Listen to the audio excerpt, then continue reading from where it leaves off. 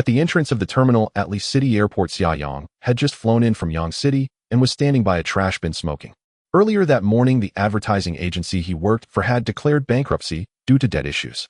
The boss had given him 2 weeks' notice, and he had been sending out resumes for the same period, but all had been met with silence. Unable to find a job, he decided to take a trip to clear his mind. After working for over 3 years, he deserved a break. And the plane ticket was cheap, only a bit over 200 yuan in the off-season economy class. He had just received a phone call from another advertising company offering a salary of only 3,000 yuan with single rest days and mandatory overtime. He hung up decisively. What era was this? 3,000 was an insult, treating people like beasts of burden. He was about to hail a taxi to the ancient city when a crisp sound suddenly rang out in his mind without warning. Ding! What was that sound? Hearing the sound, Xia Yang shuddered and turned his head to look around. Before he could react, the voice came again. Detected 100 matching candidate. Happy Tycoon system binding. Ding! System binding successful. Host Xia Yang, age 24, height 184 centimeters, weight 85 kilograms, appearance 78, physique 70, constitution, including stamina, endurance, etc. 67 charms, 67 skills, none, wealth 2866 yuan. This time, along with the ding, a translucent virtual screen appeared before him, visible only to himself, displaying the same words he had just heard in his mind. Seeing the screen before him, Xia Yang stood frozen in place. Is this a system? Yes, this system is called the Happy Tycoon system, focusing on ease and joy. Life is about enjoying pleasure. The host hasn't been happy for a long time. This system will help the host become the happiest and most fulfilled person in the world. The system function is very simple, no tricks. The host only needs to do things that bring happiness and joy to receive cash and other special rewards. The more joy, the more rewards. Additionally, interacting with those of the opposite gender whose appearance and figure score above 80, regardless of activity, will yield even better rewards as long as it brings joy. Listening to the clear voice in his mind, Xia Yang's heart raced and his body trembled involuntarily. Was this the legendary fuel in the snow? He lost his job and the system arrived. He had read many web novels and knew what a system was, but he never expected such a fictional thing to happen to him. Taking a deep breath, he calmed down for a few seconds and confirmed in his mind, am I really bound to the system? Yes, host can ask the system any questions in the future. Awesome. Ding. Detected host's accelerated heartbeat and improved mood. Reward 5,000 yuan. Cash has been transferred to the host's Huawei bank account through a special channel. The funds are legal and compliant with no restrictions. Host can use it with confidence. As soon as the system finished speaking, Xia Yang's phone vibrated in his pocket. He pulled out his phone and saw a transfer alert from his Huawei bank app. He hurriedly unlocked it, and the balance had changed from 28866 to 33866. Whoa, it's real. Looking at the bank balance, Xia Yang exclaimed excitedly, his voice startling an elderly woman walking past him. She called out, clutching her chest, and glared at him furiously, shouting, what's wrong with you? Are you crazy? Xia Yang smiled, and the woman in a hurry just rolled her eyes and hurried toward the terminal entrance. Xia Yang ignored the woman. He looked down at the bank app again, still 33866. It was real. His heart pounded violently, his body heating up, and his face flushed red. The anxiety and depression from unemployment evaporated instantly. His previously hollow eyes became clear, bright, and spirited. The system descended and his soul returned. The gloomy sky suddenly turned sunny, and a soft ray of light reflected off the terminal glass onto his face. He turned, looked up at the sky, and unconsciously smiled. Heaven has opened its eyes. Ding! Detected host enjoying the scenery and feeling a special joy. Reward 3,000. That's also a reward. Xia Yang closed his eyes and took another deep breath. His heart was racing too fast. The cigarette in his hand had burned out unnoticed until he felt the burn on his finger and snapped back. He tossed the cigarette, but into the ashtray on the trash bin, then pulled out another from his pocket and lit it to calm down. Puff. Ding! Detected host took a deep drag, feeling happy. Reward 5,000. Whoa.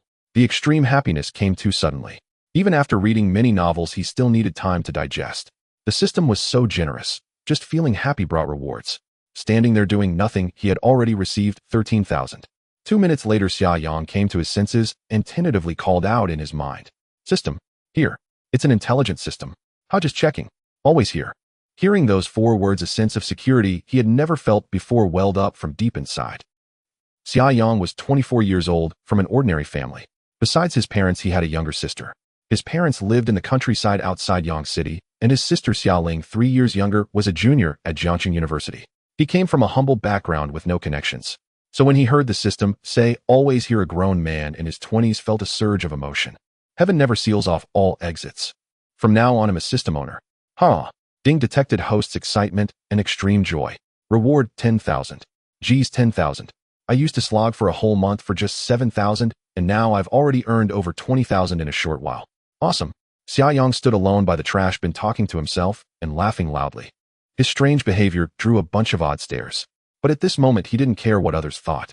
Finding a system happening to a poor kid like him, he was already being restrained not to roar wildly. It was 3:30 p.m. on September 20th, Hua time. Xiaoyang originally planned to transfer some money to his family to share his joy. But since he had just bound the system, his savings weren't substantial yet. He would wait until he had a bit more before transferring money one by one. Also, he needed to think of a good reason for suddenly getting rich, so there was no rush. But just thinking that his family would also live a good life in the future made him happy. Ding detected host's extreme happiness. Reward 15,000 plus 2 appearance points. Current appearance 80. Whoa. It can also boost appearance. He thought the system only gave money, but there were other surprises. His heart couldn't take it. He immediately opened the camera selfie mode and looked freezing in shock. Now on the phone screen his face had indeed changed somewhat. Of course the overall face shape remained the same, it was mainly the features that had shifted. His nose had become higher and more straight, the bridge slightly narrower. His jawline became more defined, sharp as if carved by a knife. Already quite good-looking, these adjustments elevated his overall aura to the next level. Ding.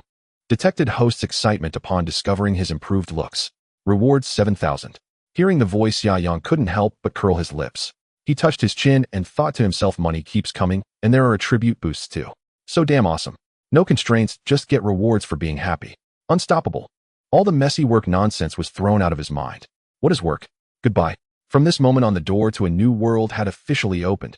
After calming down for a while, Xiaoyang smiled, pulled his luggage, and walked to the roadside to hail a taxi. An empty car quickly approached from the left. He waved it down and was about to ask the driver to open the trunk. Suddenly a girl with long flowing hair rushed out from the crowd, dragging a small suitcase. Without even glancing at Xiaoyang beside the car, she pulled open the rear door and climbed in. Witnessing this, Xiaoyang was first dumbfounded, then said angrily, "What the hell? Stealing my cap?" His expression shifted as he immediately stepped forward to stop the departing vehicle and shouted at the girl in the back seat. "Hey, what's wrong with you? I hailed the cab first, and you just got in." Inside the car, the girl, who was looking down at her phone, heard the shouting outside and frowned slightly, lifting her head. Their eyes met, and both froze for a second upon seeing each other's faces. Damn, she's stunningly beautiful. Xiaoyang's eyes darted around as he thought to himself. The girl in the car was incredibly gorgeous, both pure and alluring. She exuded strong sexual tension, and her eyebrows and eyes resembled a famous video game character, Tifa. Li Mu had a strand of side bangs falling over her forehead, and her flowing long hair casually draped over her shoulders. She wore a black off-shoulder knit top, a thin platinum necklace around her neck, her fair jade-like shoulders exposed, and dark blue wide-leg denim pants on her lower body. Her face shape was between an oval and a melon seed, with curved eyebrows, a pair of beautiful peach blossom eyes that were large, and bright long eyelashes, a high-bridged nose with a slightly upturned tip, and moist smooth lips. At this moment, she looked pitifully innocent. One word described her: top tier. The girl knew that she hadn't hailed the cab first and felt a bit guilty. She glanced at Xiaoyang and lowered her posture, saying, "Sorry, handsome, I'm in a bit of a hurry. Could you please let me have this cab? You can hail another one, okay?" The other party's attitude was quite good, and she was very persuasive with her looks. But Xiaoyang was a bit sigma. He leaned on the car window and decisively shook his head. "No way. No." The girl was a bit surprised, as she thought he would agree after she said that, but she didn't expect him to be so. Before she could say anything more, Xiaoyang spoke again. "Get out of the car now. Why don't you hail one yourself? It's not that I really have something urgent. I don't care whether you have something or not. Get out, get out." Xiaoyang beckoned impatiently. At this moment, the driver in the front seat urged, "Can you two decide quickly? There are cars coming behind. Cars are coming from behind." Xiaoyang urged, the driver urged too. The girl was young and shy, couldn't handle the pressure, and couldn't help but open the door and get out. Looking at the girl who got out of the car, Xiaoyang gave her a once-over. She was not only stunningly beautiful, but also had an incredible figure. He suddenly thought of something, and his eyelids twitched. He thought to himself, "Hey, wait, didn't the system say that spending time with the opposite sex with looks and figure scores above 80 can yield better rewards? This girl is definitely above that. Got it." Just as he finished thinking, and before he could speak, the girl huffily walked away from him. Xiaoyang turned around and shouted, "Beauty, wait." "What?" The girl turned around displeased. "Are you really in a hurry? I've said it twice. I really have something. In that case, let me give the cab to you first." "Really?" The girl frowned slightly. "You. Are you messing with me? Are you taking it or not?" "I'm taking it." The girl hurriedly ran back to the car and prepared to close the door. "Wait." Xia Yang grabbed the door she was about to close. What now? They'll give it to you, but you have to transfer 50 yuan to me, so I can get another cab. I'm a bit broke. What a... Hearing this, the girl was dumbfounded. Xia Yang showed a smile. 50 yuan for a bit of your time is not a loss. I've been standing here for half a day before an empty cab came. Oh, it's hard to wait. The girl glared at Xia Yang helplessly. She did seem in a hurry and didn't hesitate as she immediately took out her phone. All right, hurry. Straightforward. Xia Yang opened WeChat to show his personal QR code. The girl looked at it and saw it wasn't a payment code, so she frowned again. You went through all this trouble just to get my WeChat. Can you two hurry up? You can't keep parking here. The driver started urging again. Coming. The girl reluctantly added him on WeChat and transferred 50 yuan. Xia Yang's lips curled up, his goal achieved. Got it, and you can't delete me. If you do, you'll never make money in the future. What a... The girl was indeed planning to delete Xia Yang later, but she didn't expect him to suddenly say that. She clenched her teeth in anger, wanting to curse. Xia Yang casually closed the car door and leaned to look at the driver. Go ahead, driver. Sorry for delaying you. The driver didn't waste time and stepped on the gas. The girl didn't have time to speak before Xia Yang disappeared behind them. Oh, so mad. What kind of person is this? Ding host successfully tricked a beauty into adding WeChat mood improved reward 30,000. 30,000. So much. Xia Yang frowned. Right system, you said earlier that spending time with the opposite sex who have looks and figure scores above 80 can yield even more rewards, right? Yes. Then the girl just now must have been above that score, otherwise the reward wouldn't have been so high.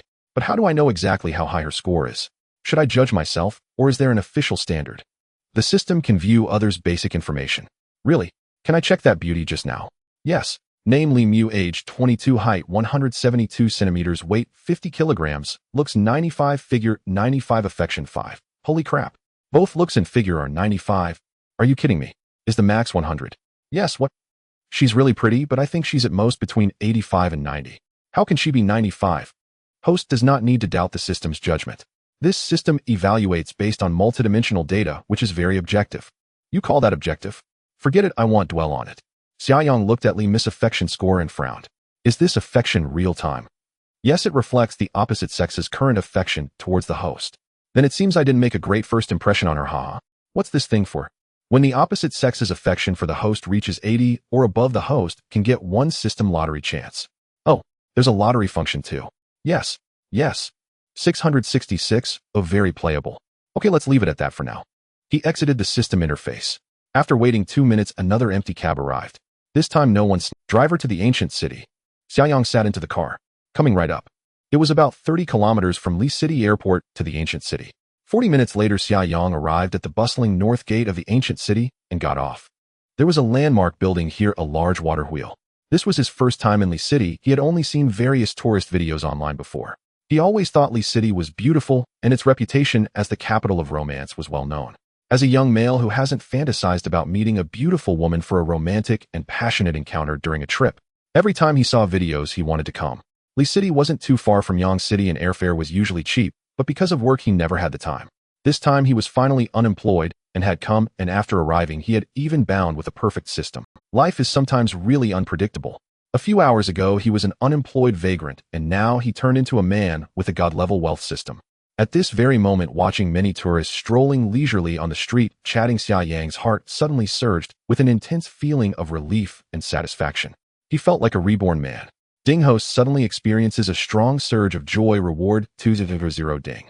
Congratulations, host obtained an exclusive skill. Strong physique increased by 10 points. Current physique 77. What the a? A skill dropped. The skill name is pretty straightforward. Does it mean my body has become strong? You could say that, but this is an exclusive skill that needs to be read separately. Exclusive skill? Read separately. Holy crap. Xia Yang's pupils contracted as he instantly understood. Damn, is it what I think it is? Yes, awesome. He hurriedly pulled out a cigarette, lit it, and took 2 deep drags. Phew, does the system understand me that well? Although I haven't had many relationships, I'm no slouch when it comes to work. I feel humiliated, but also very satisfied. How weird is that? But it's fine, it's like a fish in water, ha. Xia Yang feigned stubbornness. Suddenly I feel incredibly strong. A 80-point face and a heaven-chosen skill. You'll have to actually try it out when I get the chance and see what it's all about. After calming down for a few seconds, he asked in his mind. System, how much money do I have now? 113866. Already over 11000. Alright, let's keep going. First I'll book an inn. He exited the system, opened his phone, and started browsing for inns on an app. After scrolling a few times in an inside the ancient city called Park Maple at dusk entered his selection range. Tingche Fenglin Wan. How delightfully apt a name. It even suggests that something is bound to happen. Xiaoyang tapped into the inn's booking page and swiped through the room options. The photographs were evocative, steeped in antique charm, and all the rooms were pricier than elsewhere. The cheapest single room was $568 a night. The larger double rooms, twin rooms, and suites ranged from $700 or $800 up to over $1,000. He did not have much money at the moment, but his happiness was steady and money would continue to arrive, so price was no real concern. Xiaoyang booked a tranquil double room for 2 nights at $788 a night, then opened his navigation and walked toward the ancient city's main gate. It was 4:45 in the afternoon. The old town was alive with activity. On the broad square, a singer performed, children frolicked, and not far away, many young couples clustered in the wishing pavilion, tying wish bells and offering prayers for one another. Seeing the scene, Xiaoyang smiled. This is life, something I never used to experience. Ding! The system detected a change in the host's mood. Spirits brightened. Reward 5000. The inn Xiaoyang had booked stood in the liveliest heart of the old city, near Shifeng Street and Mufu. It would be convenient to stroll and have a drink in the evening. 10 minutes later, he dragged his suitcase to the inn's entrance.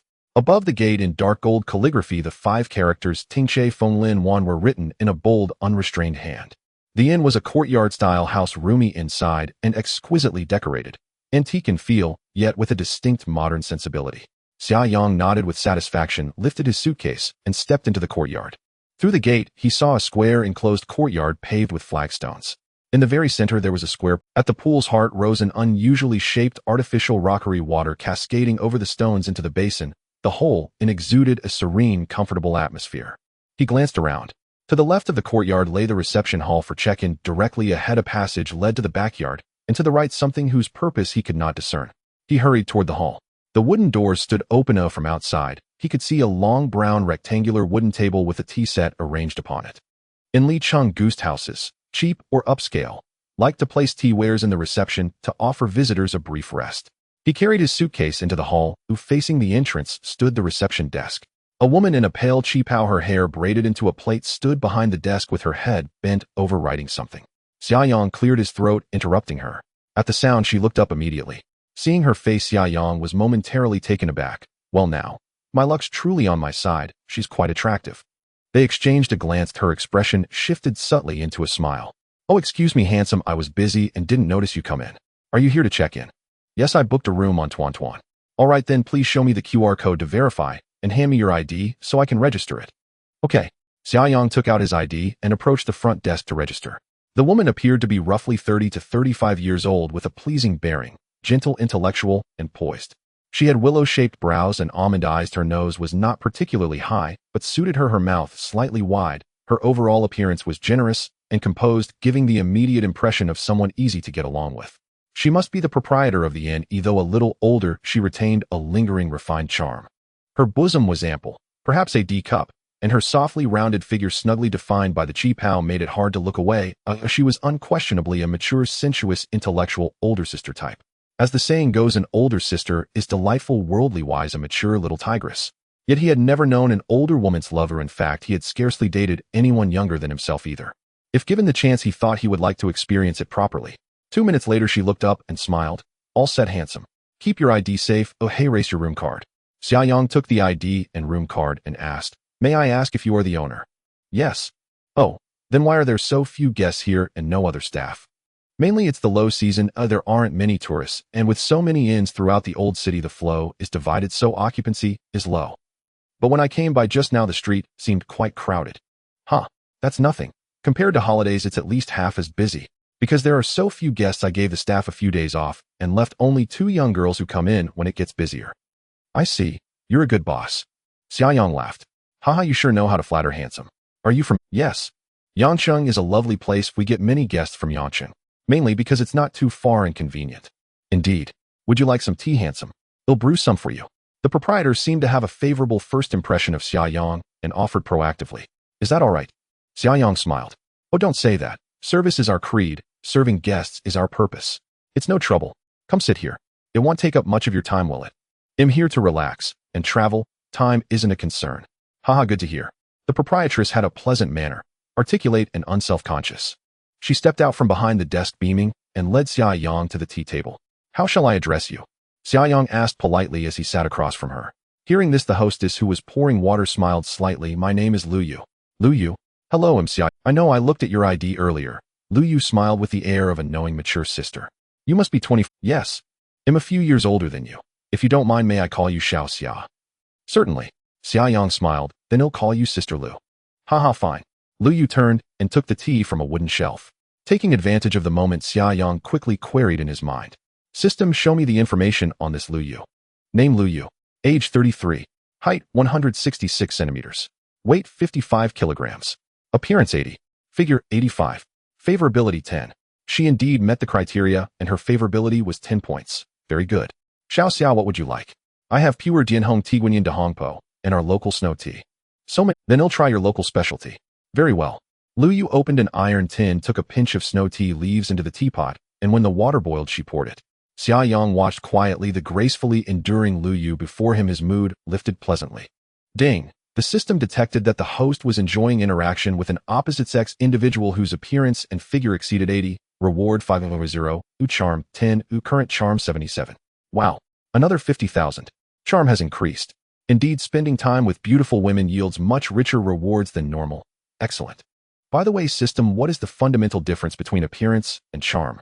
Appearance is the first impression others have of the host. A charm is the unique inner aura the host emits, which more effectively attracts the opposite sex.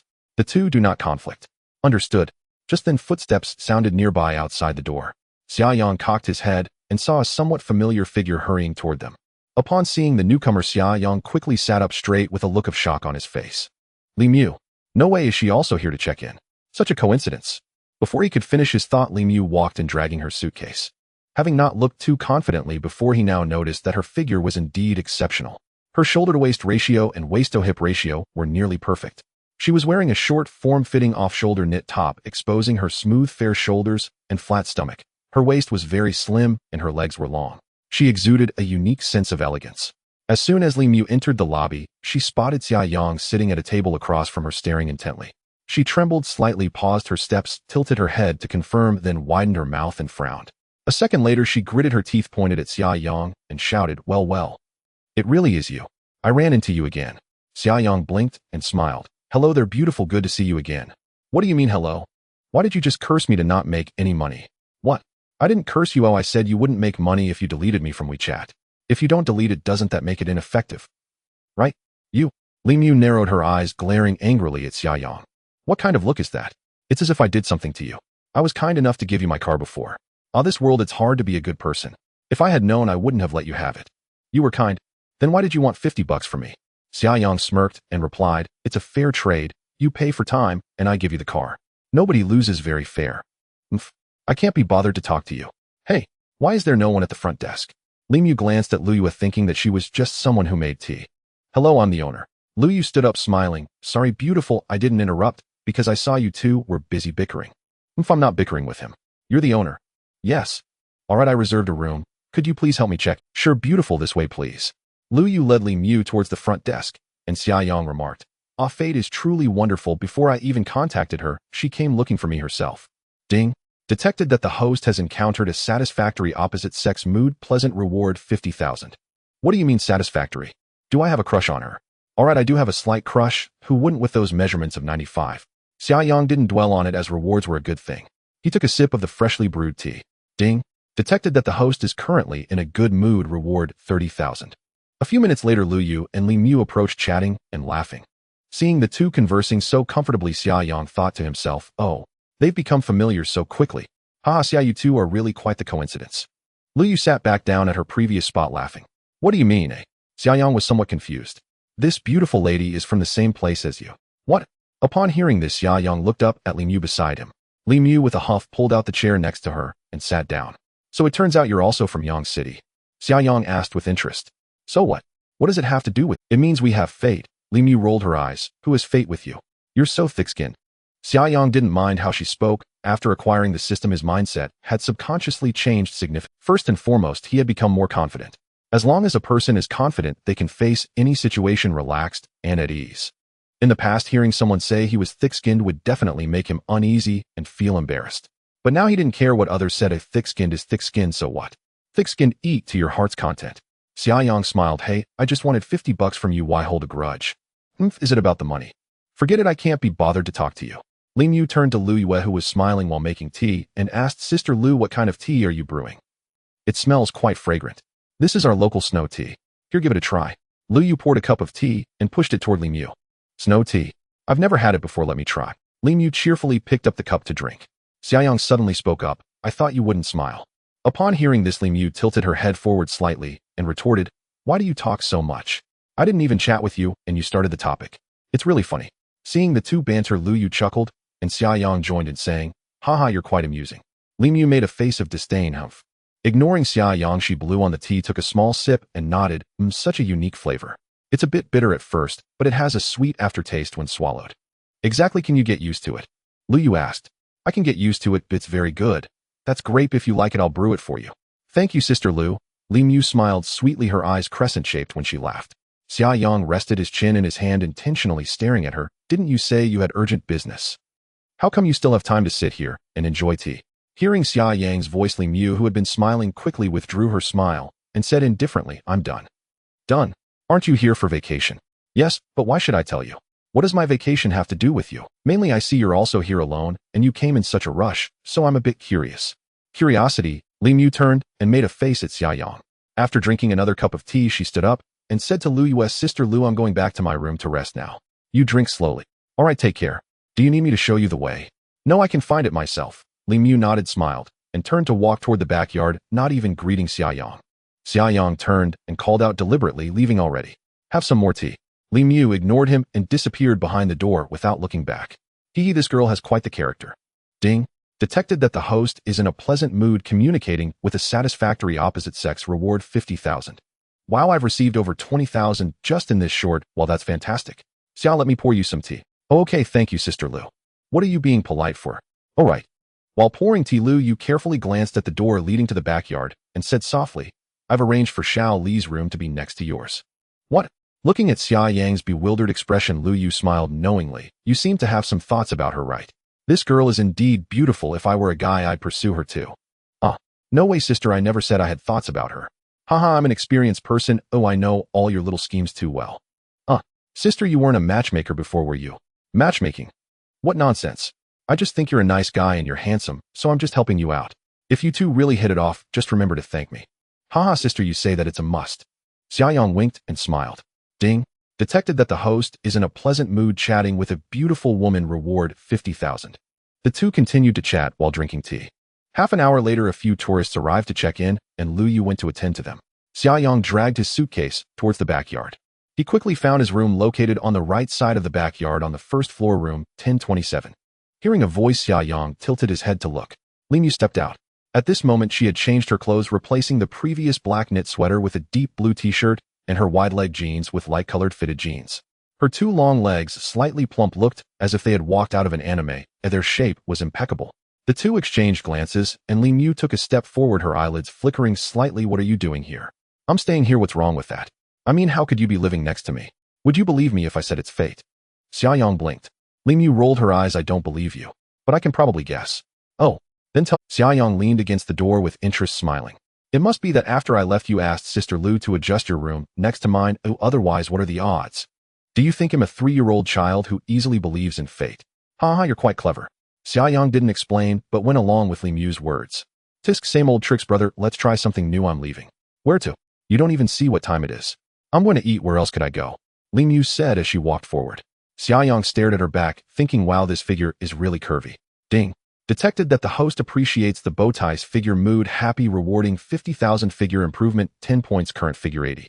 Ling Yu suddenly stopped and turned her head with a smile, blinking. Want to join me? The change at 10 o'clock is quite significant. Sensing the change in his body, Xiaoyang hurriedly walked into the room, shouting before closing the door, I don't want to. Bang. Seeing Xiaoyang quickly enter the room and close the door, left Ling Yu a bit bewildered. She stood there pouting to herself, TSK. You don't want to. I was just teasing you. If you wanted me, I wouldn't even be willing. After saying this, she turned and walked towards the front yard.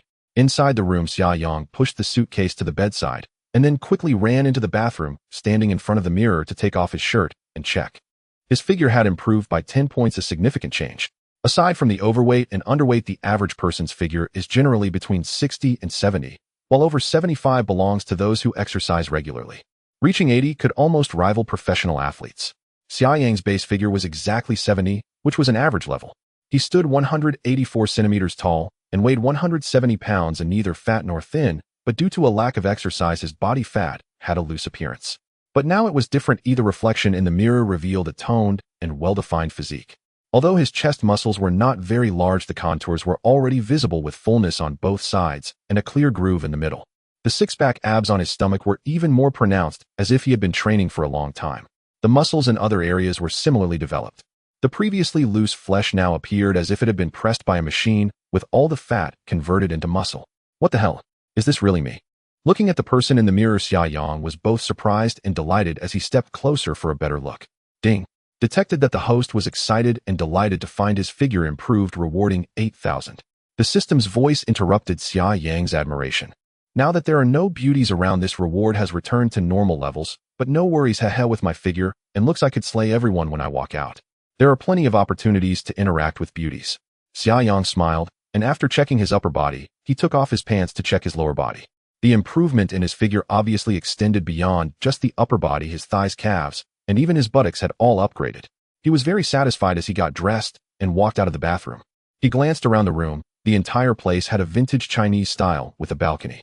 Overall, it was quite. At this time, it was already 6:20 in the afternoon, and his stomach emitted a series of rumbling protests.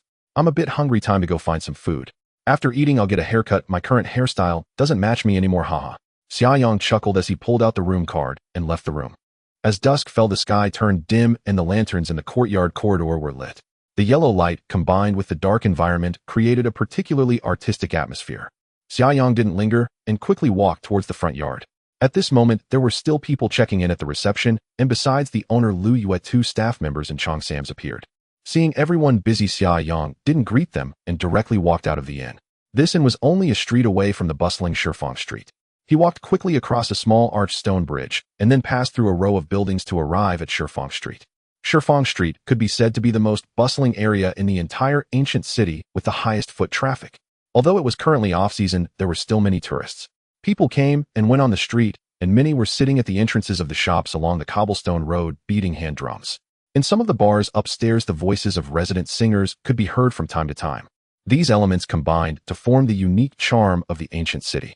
Feeling delightful, Xia Yang walked along the street. With his improved looks and figure, many girls in the crowd cast him different glances. Ding! Detected that the host felt the attention of the opposite sex, mood joyful, rewarding 6,000. Xia Yang didn't pay attention to these individuals. He was very hungry and just wanted to find a place to fill his stomach. However, it was Xia Yang's first time in leeching, and he had been in a bad mood before, so he hadn't done any research. He had no idea what specialty foods leeching had. Now he was too lazy to check. He would eat whatever looked good. After walking for a few minutes, he arrived at a bustling small square surrounded by brightly lit ancient-style buildings. Many tourists were sitting in the square resting and chatting. Not far away there was a large bar, and even from a distance one could hear the thumping sound of the music. Moreover, if you looked closely, you could see sexy dancers swaying on the stage through the bar's floor-to-ceiling windows. No wonder this is the city of romantic encounters. It's quite thrilling. Xia Yang chuckled as he casually found a yak meat skewer shop to eat. He ordered 20 yak meat skewers, a bowl of mint tea, and a serving of fried rice, happily digging in. When hungry, everything tastes good, especially since he wasn't picky and ate anything. In less than 20 minutes, he had devoured all the food. I'm about 70% full, that'll do. Xia Yang stood up, wiped his mouth, and called out to the owner, boss, check please. Sure thing, that'll be 240 handsome. Previously, he wouldn't spend more than 50 on a meal. He felt the pain if it exceeded 50. Now, hearing 240, he felt nothing. Okay, I'll scan it. All right, thank you, handsome. No problem. By the way, boss, do you know if there's a barbershop nearby? Barbershop? You can check at Yuha Square. There are many there. Where is Yuha Square? Right at the north gate. Oh, is it that big square at the north gate? That's right. Okay, thanks. You're welcome. Xia Yang leisurely walked out of the barbecue shop towards the square. A few minutes later, he arrived at the square and went into a barber shop that looked pretty good to get a stylish short haircut. After getting his hair cut, he felt that his looks had improved quite a bit. Ding! Detected that the host felt happy after the haircut, rewarding 8,000. Xia Yang smiled slightly and picked up his phone to open WeChat. Just as he was about to pay and head to the bar he visited earlier, a beautiful figure walked past the store. Seeing that beautiful profile, Xia Yang's lips curled up as he thought, hey, we meet again, plans have changed, follow her. After quickly paying, he hurried out of the barber shop and turned to look. He saw Li Mu heading towards the wishing pavilion not far away. Xiaoyang slowly caught up. The number of people in the wishing pavilion was even greater than in the afternoon, with a large group of young men and women writing blessings to hang on the wishing bells. Li Mu also bought a wishing bell. She picked up a pen and bent over to write on the wooden plaque hanging below the bell at the edge of the table. Xiaoyang stood a few meters away observing. After more than 10 seconds, Li Mu picked up the wishing bell and went to a less crowded spot to hang it up. Xiaoyang also wanted to write one, but he found that he apparently had nothing to write. What wishes are there to make when there are systems now? After hanging up the wishing bell, Li Mu turned around to leave. However, as soon as she turned, she saw Xiaoyang standing not far away. She raised an eyebrow and quickly walked up to question him. Why is it you again? Are you following me? Oh, nice to see you again. Li Mu frowned. You still haven't answered my question. Are you following me? Xiaoyang smiled. If I were following you, would you even notice? Then how come you keep asking strange questions all day long? I'm just wandering around. Can't I come here? Li Mu clearly didn't believe him. She looked Xiaoyang up and down and smiled. Did you get a haircut? You can tell that. Of course I'm not blind. Hee, you're quite impressive. Have you eaten yet? Xiaoyang asked with a smile. What else? Did you eat alone, eh? Li Mu showed a speechless expression. What do you really want to say? Nothing, just asking. Did you come alone, eh? This time it was Li Mu's turn to ask back. Yeah, just alone. Why didn't you call a friend to come with you? Xiaoyang was about to answer when Li Mu quickly interrupted. Don't say anything. I already know. Oh, you know now. He came alone. Did you break up? Then you ran over here to heal your wounds, hoping for a romance. Hearing this, Xiaoyang smiled broadly. You got half of it right. What did I get wrong? Do I look like someone who's I'm just a guy looking for a romantic encounter. So superficial. The more you cling to the idea of a romantic encounter, the less likely it is to happen. Although this place is called the capital of romance, it's just a name. There aren't that many romantic encounters. After Li Mu finished speaking, Xiaoyang smiled. You criticize me, but aren't you here alone too? I have my reasons. What reasons? Xiaoyang asked. My friend is here. Where's your friend? She has something to do. Hey, why do you have so many questions? Just chatting.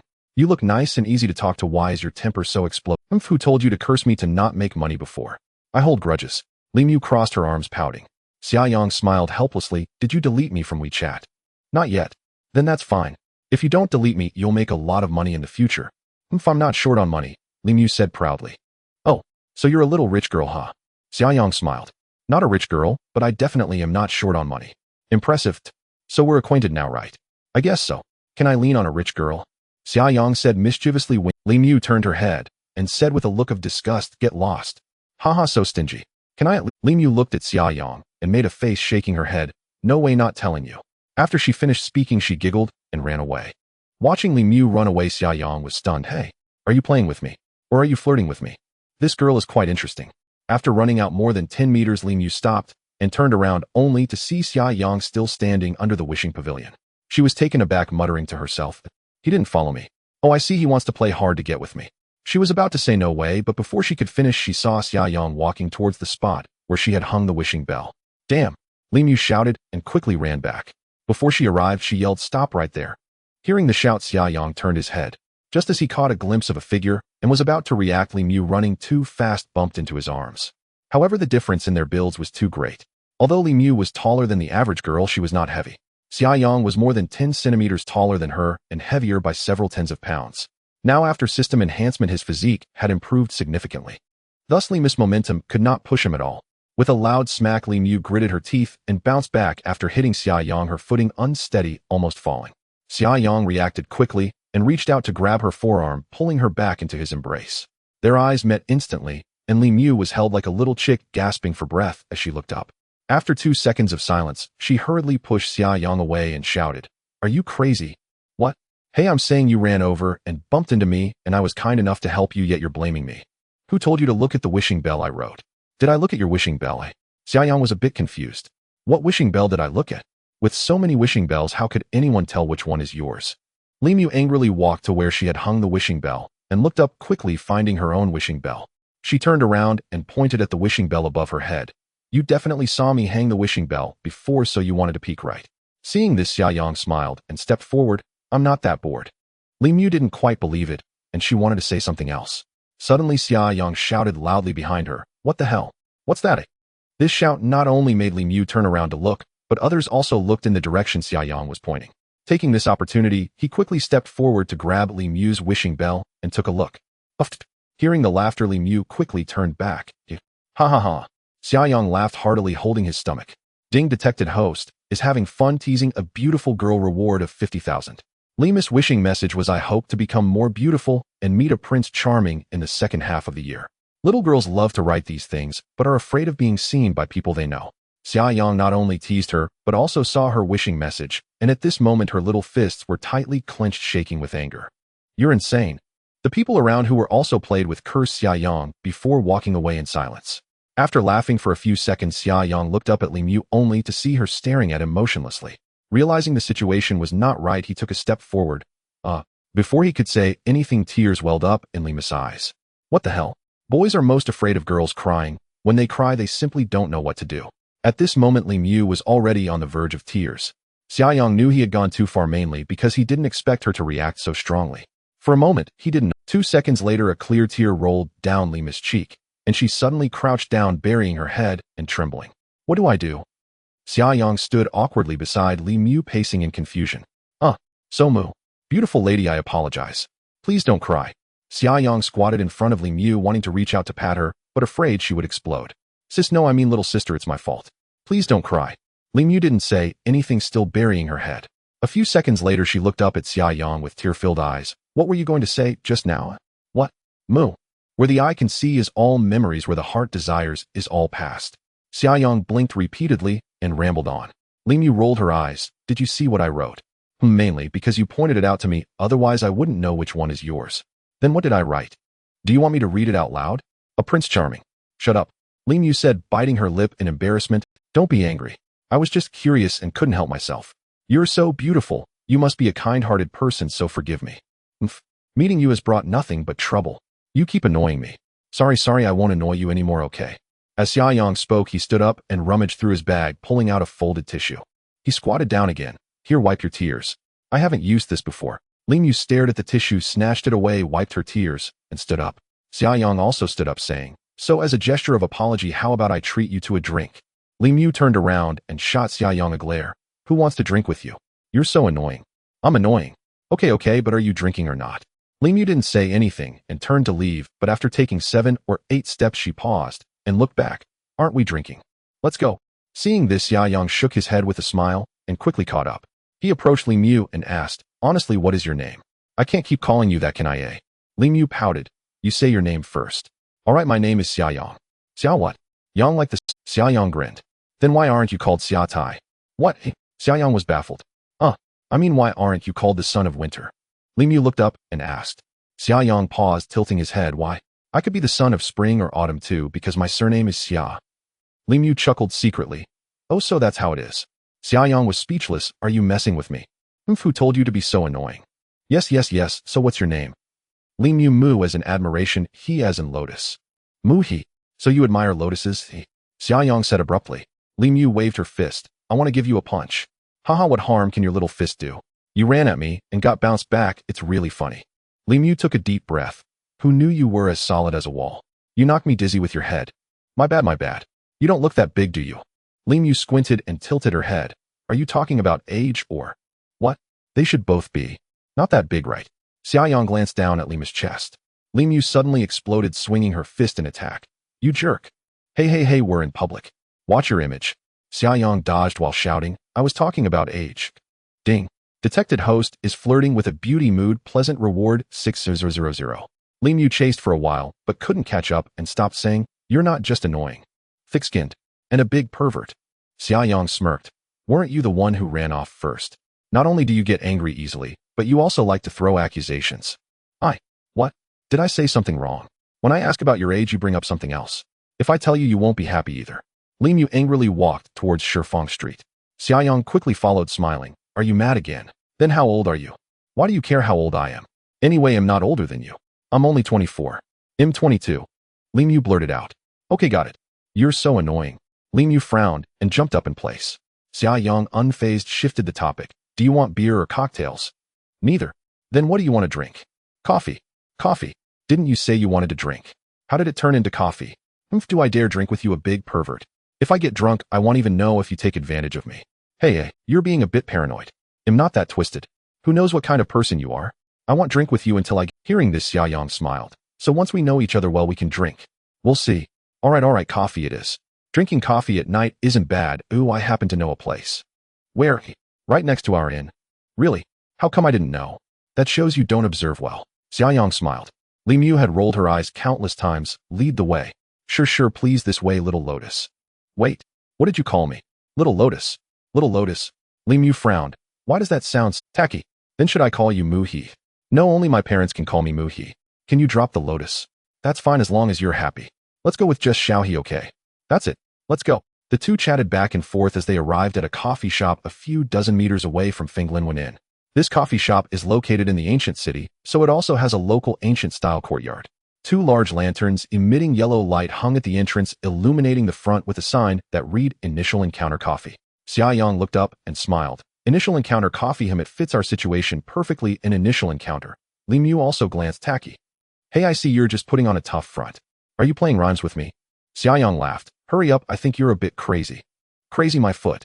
Li Mu exploded again, chasing Xiaoyang into the courtyard. As they ran inside, Xiaoyang laughed. Stop chasing little lotus. You called me again. I will call you. What can you do about it? Xiaoyang turned to face Li Mu playfully. Ding. Detected host is once again flirting mood. Excellent reward 7000. Li Mu gritted her teeth, but no matter how she chased, she couldn't catch up. Xiaoyang nimbly jumped around in the courtyard. Come on. You're so childish, I can't be bothered to play with you. Li Mu stopped chasing and turned to walk inside the shop. Xiaoyang stopped and thought to himself, after enhancing my physique, this body feels like it's equipped with springs. So light. And I've already racked up several tens of thousands. This feels amazing. Phew. He exhaled, smiling as he followed into the coffee shop. The shop was decorated very retro, mainly using dark wood and stone. The lighting inside was dim, playing soft jazz. As soon as you entered, you could smell the rich aroma of coffee beans. Spending time in such a tranquil and soothing little shop was quite a unique experience. In fact, compared to bustling bars, Xiaoyang preferred this quiet and pleasant place. At this moment, the dimly lit shop wasn't particularly crowded, with 3 tables of young men and women by the window and 2 tables along the right wall. Hello, handsome, how many people? At this moment, a waitress in a brown apron approached with a smile. Xiaoyang glanced at her. Although she was short, she looked quite cute. But she probably didn't score above 80. Xiaoyang smiled. A beauty just came in with her. Oh, I see. Thanks. You're welcome. The waitress led Xiaoyang through a small corridor to a 4-person table at the back of the coffee shop. The area was small, with only 2 tables, and at this time only Li Mu was sitting there. This is the beauty, right? The waitress asked with a smile. Li Mu was leaning back on the soft sofa with her arms crossed, looking high and mighty without saying a word. Xiaoyang chuckled. Yes, this is the beauty, pretending to be aloof. All right, handsome, please sit. What would you like to drink? The waitress placed the drink menu on the table and poured a glass of lemonade. What did she order? She ordered a latte and a tequila sunrise. Tequila? A cocktail? Correct. Hey, didn't you say you don't drink? Xiaoyang looked at Li Mu with a smile. Why do you care? Right, still angry.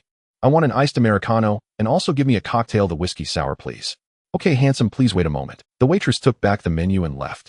Although it was a coffee shop, many coffee shops also offered various alcoholic drinks and snacks. At this moment, Xiaoyang was in a good mood because he ordered a cocktail called whiskey sour. He suddenly thought of a song and began to hum happily. She drives the neighbor's Toyota. Chasing the sunset. Scolded by her parents for being in the most dangerous of places. She walked to the bar and ordered a whiskey sour. Ding. Detected host is in a great mood. Reward 7000. Li Mu squinted at Xiaoyang. Are you crazy? What? Can I sing? It's terrible. Is it? I think it's pretty good. Self-deluded. Xiaoyang smiled nonchalantly. You don't want to hear me sing. It's not that I don't want to, it's just that it's unpleasant to listen to. Li Mu was not foolish, as she knew he was saying this on purpose. She curled her lips. Say what you want, but I will not easily sing for anyone. Why not? For no reason. All right, but speaking of which, this coffee shop has quite a vibe, huh? What kind of vibe? Li Mu asked. A romantic vibe. Look at these little lights, these small green plants. It's perfect for a date between 2 good-looking people like us. Xiaoyang chuckled. Li Mu frowned. I told you you have thick skin, yet you still won't admit it. What do you mean? Do you think you're handsome? Xiaoyang rubbed his nose and smirked. A bit handsome, I suppose. A bit. Huh. Li Mu couldn't help but laugh out loud. Finally smiling. What a rarity. Xiaoyang leaned back against the sofa and said, It's not funny at all. Xiaoyang sat up straight, supporting himself on the table as he looked at Li Mu across from him. Seriously, do you think him good-looking? Li Mu frowned again, her lips curling into a half-smile. It's not just about your thick skin, you are. What? You are a deity. I'm truly amazed, but what? Li Mu paused for 2 seconds, and then said, I admit you're decent-looking, but not to the point of being very handsome. Oh really? You are quite picky. Li Mu smiled proudly. Let me ask you the same question. Do you think I'm pretty? Xiaoyang chuckled. Speaking of me, you're quite narcissistic too. You even secretly wrote that you wanted to become prettier. Hearing this, Lima's face flushed, and she quickly interjected, stop right there. All right. But to be honest, you're not exactly beautiful. I would say you're average. What? Average? Your looks are everywhere on the streets. What the heck? Go find me one right now. Where am I supposed to find one at this late hour? There are plenty in the bars, Xiaoyang said deliberately. Bars? Please, those so-called beauties in bars either wear heavy makeup or have undergone plastic surgery. Can they compare to someone as natural as me? You're natural, huh? Xiaoyang asked with a laugh. Isn't it obvious? Look at my nose, my mouth. How could they have been altered? Wow, then that makes you quite impressive. Do you even know how to compliment someone? Saying a girl is impressive. You don't understand, in our world impressive is the highest praise. Li Mu scratched her head. I have no common language with you. No common language after chatting for so long. Li Mu rolled her eyes. I shouldn't have agreed to come out for drinks. I might as well have stayed at the inn and played on my phone. Then go back. What? Upon hearing this, Li Mu was completely stunned. What are you talking about? You said it would be better to go back to the inn to play on your phone, so go ahead. I won't stop you. Just let me enjoy this quiet moment alone. You're making too much noise. Li Mu pointed angrily at Xiaoyang. You're getting angry again. Calm down. Especially for girls, too much anger can lead to breast cancer. What? Oh, I really want to hit you. Li Mu gritted her teeth, pounding the table with her small fist. Be gentle. If you break it, you'll have to pay for it. Forget it. I can't go against you. You're too cunning and know how to mess with people's minds. Li Mu leaned back against the backrest, closed her eyes, and stopped talking. I mess with you and you mess with me. Xiaoyang thought, deliberately staring at Li Mu. Ding. Detected that the host admires beautiful women. Mood enhanced, reward of 50,000. Attractiveness increased by 5 points. Current attractiveness 85. The sudden enhancement caused Xiaoyang's face to twitch painfully. The first time he experienced a boost, there was no reaction at all, but this time was different. The veins on his face throbbed intensely. Damn. He quickly pressed his hand against his face. Fortunately, the pain didn't last long, and it faded after 5 seconds. Hearing the noise, Li Mu opened her eyes and looked over, seeing Xiaoyang with both hands covering his face, seemingly in pain. She sat up and asked curiously, what happened? Nothing. Xiaoyang quickly returned to normal, releasing his hands. Li Mu glanced at him, preparing to lean back again, but suddenly sensed something was off and leaned forward, her eyes widening. Hey. Wait. What? Xiaoyang was stunned. You? How did you suddenly change? What do you mean? Xiaoyang quickly pulled out his phone and opened the camera in selfie mode. Upon seeing himself, he widened his eyes and silently screamed, holy crap. The face in the camera had changed significantly compared to the first time his attractiveness increased. The facial contours remained mostly the same, but his eyes had become a bit deeper and the distance between his eyes. His nose had upgraded again. The originally slightly large tip had shrunk a bit, making it look more harmonious, and from the front his nostrils were almost invisible. However, it didn't turn into a hooked nose. It was still straight, but it was nearing perfection, like a game character model. His skin had improved as well. Although it wasn't overly fair, men don't need to be too pale. All the pores and blackheads had disappeared. The jawline had slightly shrunk and his mouth had not changed much because it was already attractive and didn't need. The cheekbones beneath both eyes had also become more even. Suddenly increasing 5 points in attractiveness was indeed a significant change. I'm joking. This change was quite substantial. After taking a few selfies, Xiaoyang, feeling slightly excited, turned off his phone and placed it on the table. Ding. Detected that the host found himself handsome again. Mood excited, reward of 50,000. Huff. Xiaoyang pretended to be calm, trying to appear less excited. However, Li Mu was still frowning, staring at him with a puzzled expression.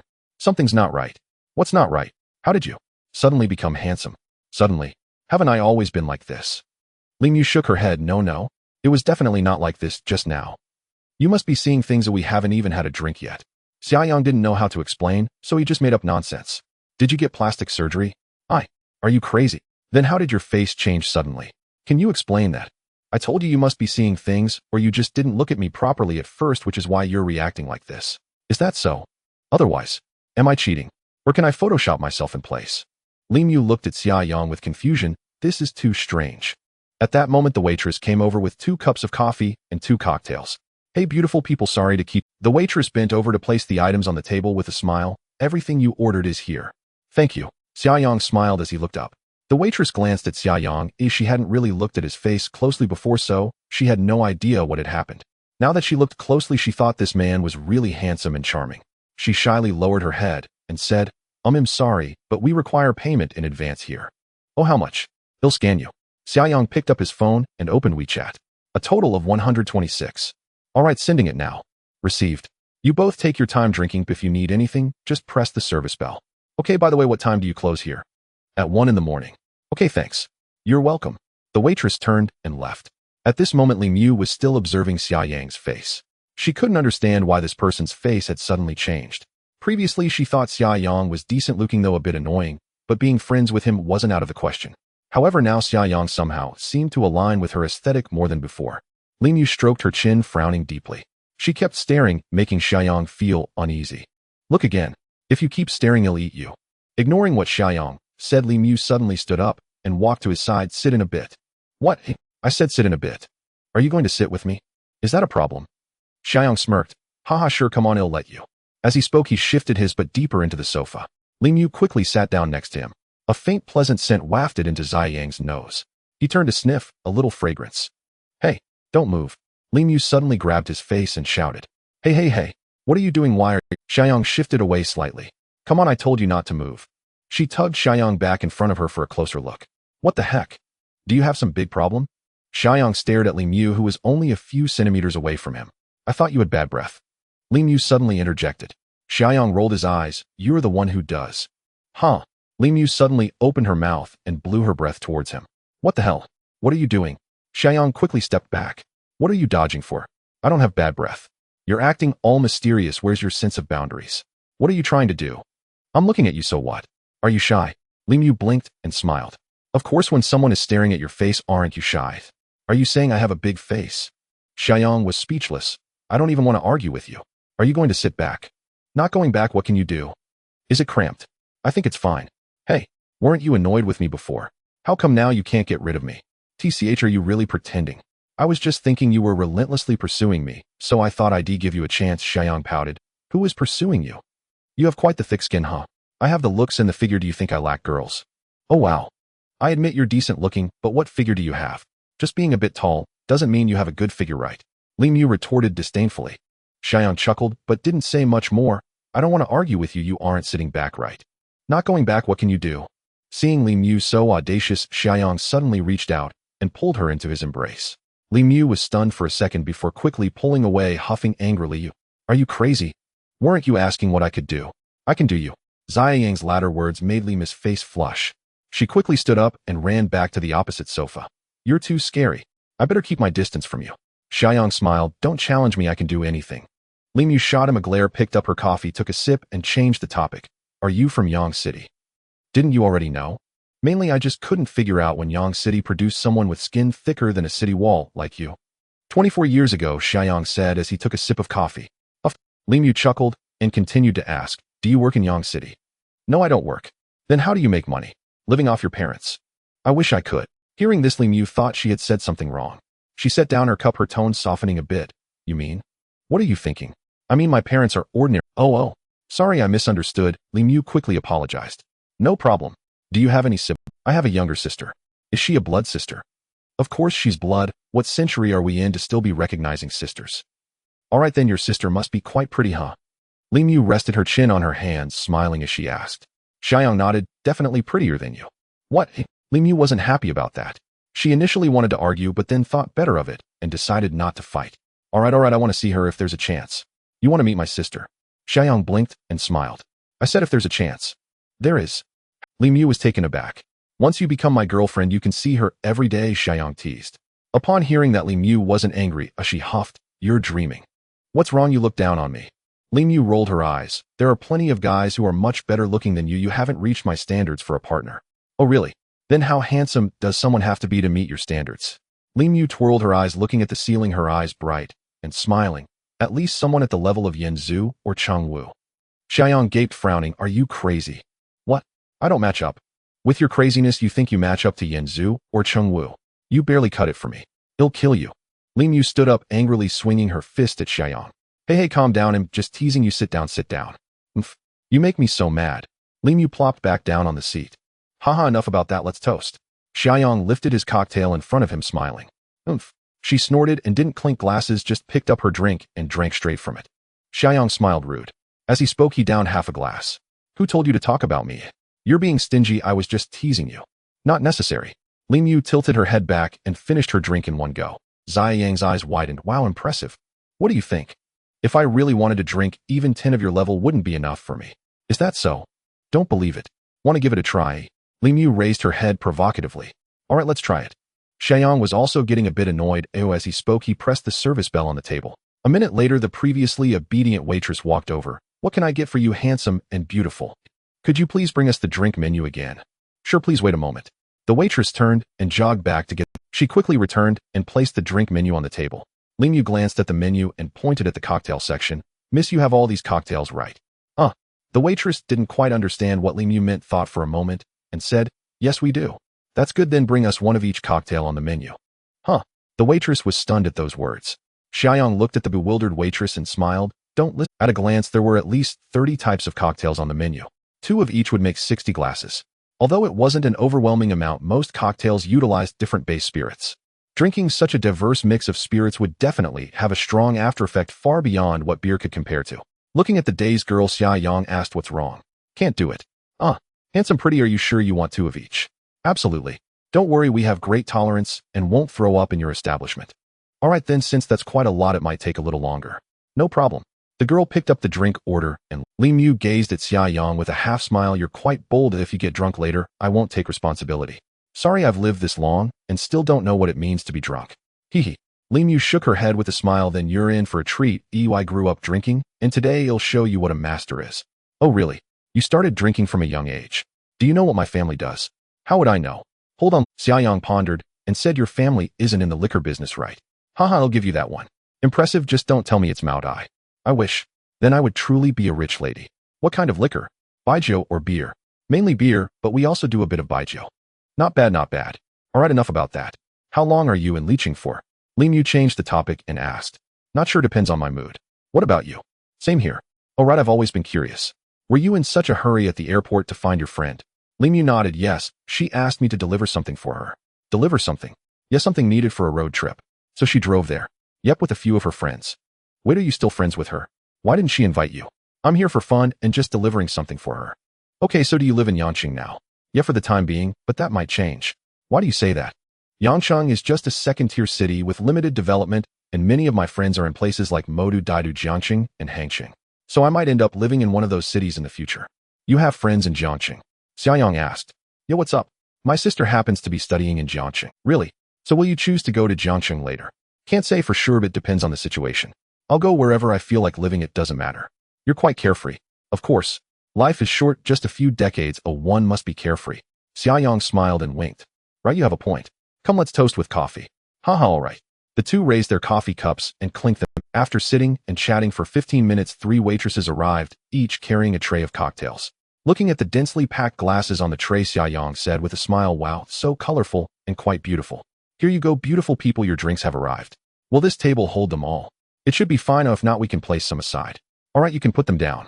The 3 waitresses quickly arranged the cocktails neatly on the table. One table was not enough, so they also placed half on the next table.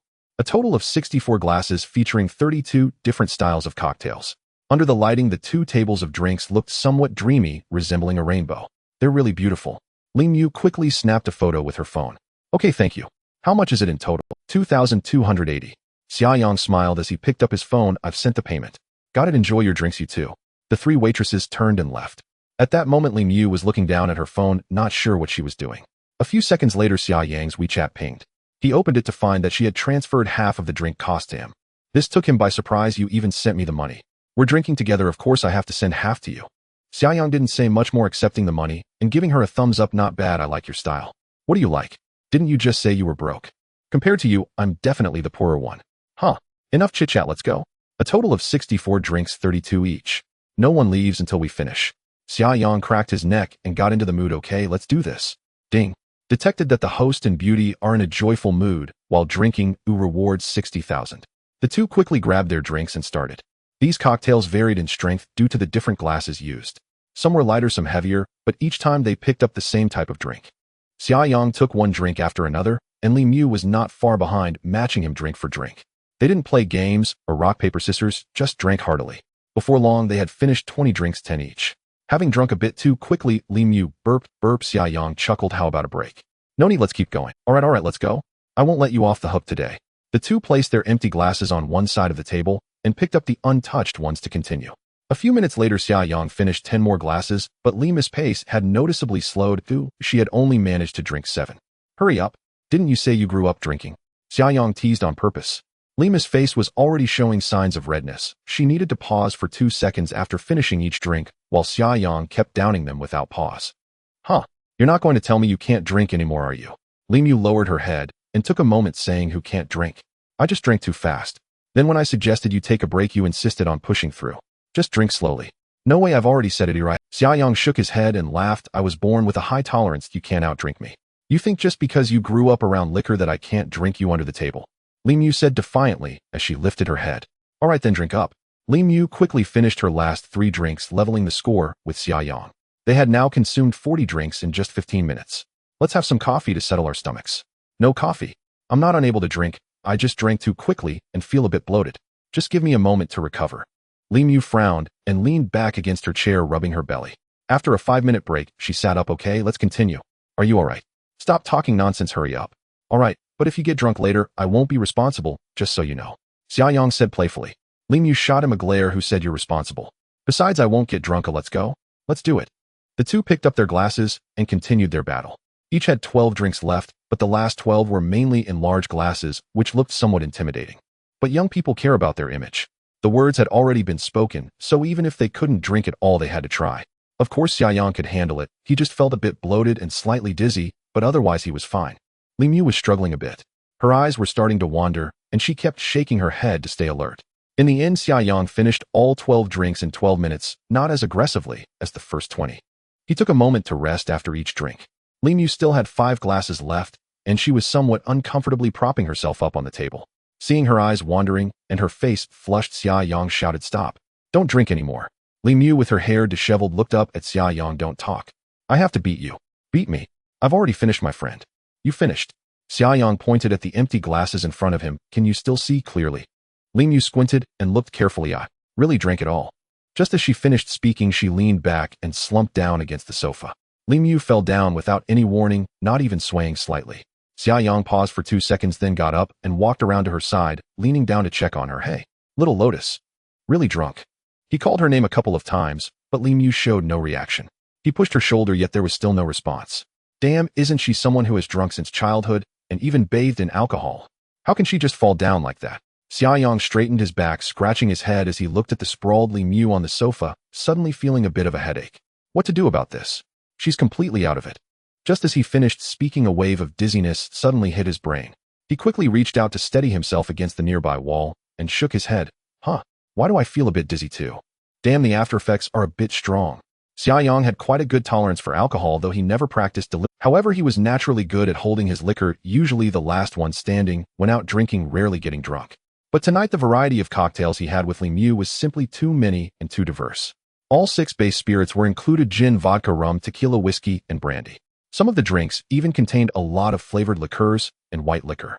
When drinking, it didn't feel like much. A sip and a glass were quite enjoyable, but after consuming so many types of alcohol, the mixed effects could be quite overwhelming.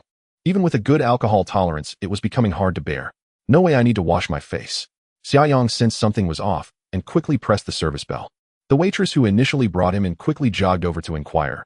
"Handsome, is there anything you need?" "Beauty, my friend is drunk. Can you please watch her for 2 minutes? I need to use the restroom." "Oh sure. You just go out past through the hallway and turn right to see it." "Got it, I'll be right back." Xia Yang quickly headed. Looking at the pile of empty glasses on the table, the waitress showed a surprised expression. So scary, only 7 glasses left after just over half an hour. On the other side in the restroom, Xia Yang finished using it and walked to the sink. He turned on the faucet and splashed water on his face repeatedly. "Ugh, why do I feel more dizzy? No, I need to hurry back to the inn before everything goes black." He didn't bother to dry his face, turning off the faucet and swaying back. At this moment, the waitress was standing beside Limu. He walked over and smiled. "Thank you. No problem. Are you two going to drink the rest?" Xia Yang shook his head. "If I drink more, I'm going down too." As he said this, he went over to Limu, lifting her by the arms. Limu had now completely turned into a pile of mud, her head drooping as Xia Yang lifted her. The waitress asked from the side, "Handsome, do you need help?" "That would be great. Please help me steady her while I lift her up." "Sure." The waitress quickly moved to Lima's side to support her, preventing her from collapsing again. Xia Yang turned. "Could you please pass me her hands?" "All right." With their cooperation, Xia Yang successfully lifted Limu onto his back. Thanks. Xiaoyang smiled and nodded, casually picking up their phones and Lima's bag. No problem, I'll see you out. Okay. Soon, under the envious gazes of other guests, Xiaoyang carried Li Mu out of the cafe. Handsome, I won't see you off too far. No need, thank you. He'll come again sometime, bye. Xiaoyang said as he hurriedly walked out carrying Li Mu. It was now 11:30 at night, and the evening breeze in the city was slightly cool. Once outside, the wind became stronger and kept blowing at both of them. Without the wind it was fine, but with it blowing, Xiaoyang felt even dizzier, as if he might fall at any moment. He walked to the wall and stopped, lowering his head and closing his eyes to steady himself.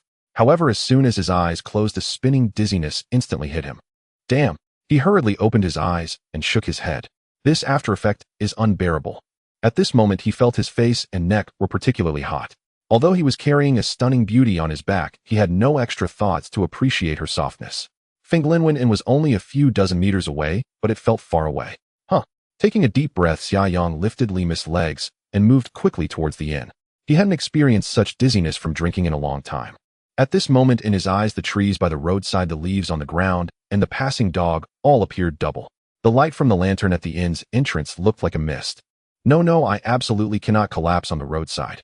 Xiaoyang kept taking deep breaths as he hurried towards the inn. He didn't know how long he had walked, but he finally entered the inn with Li Mu on his back and arrived at the lobby. At this time, the lobby was quiet with no tourists. Lu Yu was nowhere to be seen. Only one staff member on duty was standing behind the front desk playing with her phone. Upon seeing him, she quickly ran out to inquire. However, at this moment, Xiaoyang was feeling very dizzy and could hardly hear what she was saying. He kept replying, it's fine, I want to go back to my room. As he spoke, he walked, and the staff member followed him closely, worried something might happen. Relying on his memory, Xiaoyang found his room. He hurriedly fished out the room card from his bag to open the door. Seeing that he had opened it, the staff member turned and left. As soon as he entered the room, a wave of nausea hit. Ugh, damn, I'm almost at the bed, I can't throw up, hold on. Xiaoyang frowned and forced himself to keep going as he struggled to carry Li Mu to the bedside. Just as his legs touched the edge of the bed, he could no longer hold on, and his whole body went limp as he collapsed. The nightlife in the city had just begun, but these two had already lost consciousness. The lights in the room were still on, and the curtains on the balcony swayed continuously in the evening breeze. They slept soundly until 4:30 in the morning, and Xiaoyang smacked his lips and turned over to face Li Mu. A few seconds later, the two opened their eyes simultaneously as if they had agreed upon it. Since the room lights had never been turned off, they both looked into each other's faces up close as soon as they opened their eyes. However, upon seeing each other, neither made any reaction, just locking eyes. After 10 seconds of silent gazing, Xiaoyang suddenly reached out, grabbed Li Mu, pulled her into his arms, and kissed her. Outside the window, the sound of crickets chirped incessantly, and the evening wind rustled through the leaves. It was as if the surroundings were providing a soundtrack for this battle. Li Mu, who was forcefully kissed, did not resist. She was even more proactive than Xiaoyang. At this moment, the two had entered a state of oblivion. Leeching hangover, early morning, and a lone man and a woman. All conditions have been met. However, the specifics of the battle will not be elaborated. Here, 8 words are omitted. At 9 in the morning, Xiaoyang woke up with sleepy eyes. His head didn't hurt at all, probably due to his improved, but he was still a bit dazed. He could only remember collapsing onto the bed in the inn. The subsequent memories had yet. However, thinking about the scene of carrying Li Mu onto the bed, he immediately turned to look beside him. Upon doing so, he was instantly bewildered. He saw Li Mu sleeping soundly, covered by the blanket, but her shoulder was exposed. Just by looking at her fair and smooth shoulder, he knew that something significant must have happened last night. What the heck? Xiaoyang looked down at his own upper body, which was also bare. He held his head and desperately tried to recall, wait a minute, weren't we both drunk last night? Why can't I remember anything at all? Damn, I need to get out of here. If she wakes up and finds out, this room will probably be torn apart. With that thought, Xiaoyang tilted his head to glance at Li Mu, and seeing her not move at all, he gently lifted the blanket to get out of bed. However, as soon as he lifted the blanket, he saw something on the inside. His hand immediately froze, and his mouth unconsciously opened wide. What is this? He thought, slightly lifting the blanket more. It was confirmed. What the heck? Before he could think further, he caught a glimpse of the right side of the floor, which seemed a bit messy, and turned to look. The sight was a complete disaster. His t-shirt was inexplicably at the door, and his pants had vanished without a trace. His shoes were by the sofa, and his innerwear was on the backrest of the sofa. Lima's jeans lay on the floor near the foot of the bed, while her t-shirt was on the balcony side, where she had been sleeping.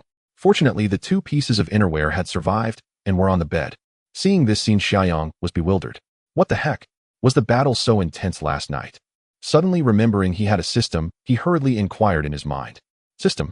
Is there a replay? System? No, wait, what am I saying?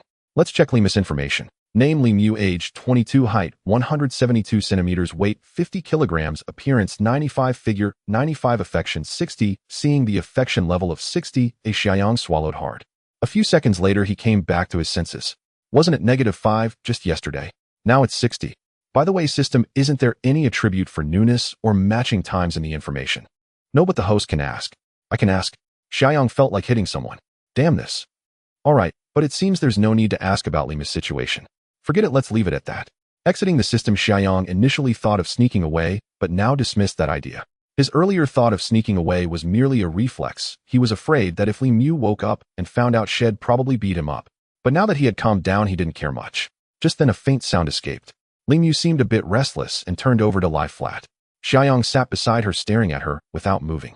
After a few seconds, Li Mu slowly opened her eyes. She lay still, looking at the ceiling, while Xiaoyang nervously sat on the edge of the bed, ready to face the storm.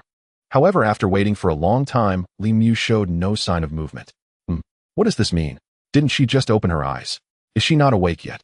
No, it's usually calm before a storm. She should explode any moment. After staring at the ceiling for half a minute, Li Mu suddenly spoke, "My head hurts." What? Xiaoyang's body jolted, nearly falling off the bed. What? What did you say? "My head hurts, I want some water." You want water, right? I'll get it for you. Xiaoyang prepared to get off the bed to fetch water, but he realized he was still in an awkward situation. He stopped, turned his head. Do you know who I am? Li Mu turned to look at Xiaoyang with a blank expression. What do you think? Hearing this, Xiaoyang awkwardly smiled. Just as he was about to continue speaking, Li Mu interjected. Can you get me a bottle of water first? Okay, right away. Now Xiaoyang was a bit confused about the situation. He thought Li Mu would explode, but unexpectedly, she was acting quite unusually. Not wanting to think too much, Xiaoyang picked up a pillow to cover himself and quickly ran to the table to grab a bottle of water, returning to the bed here.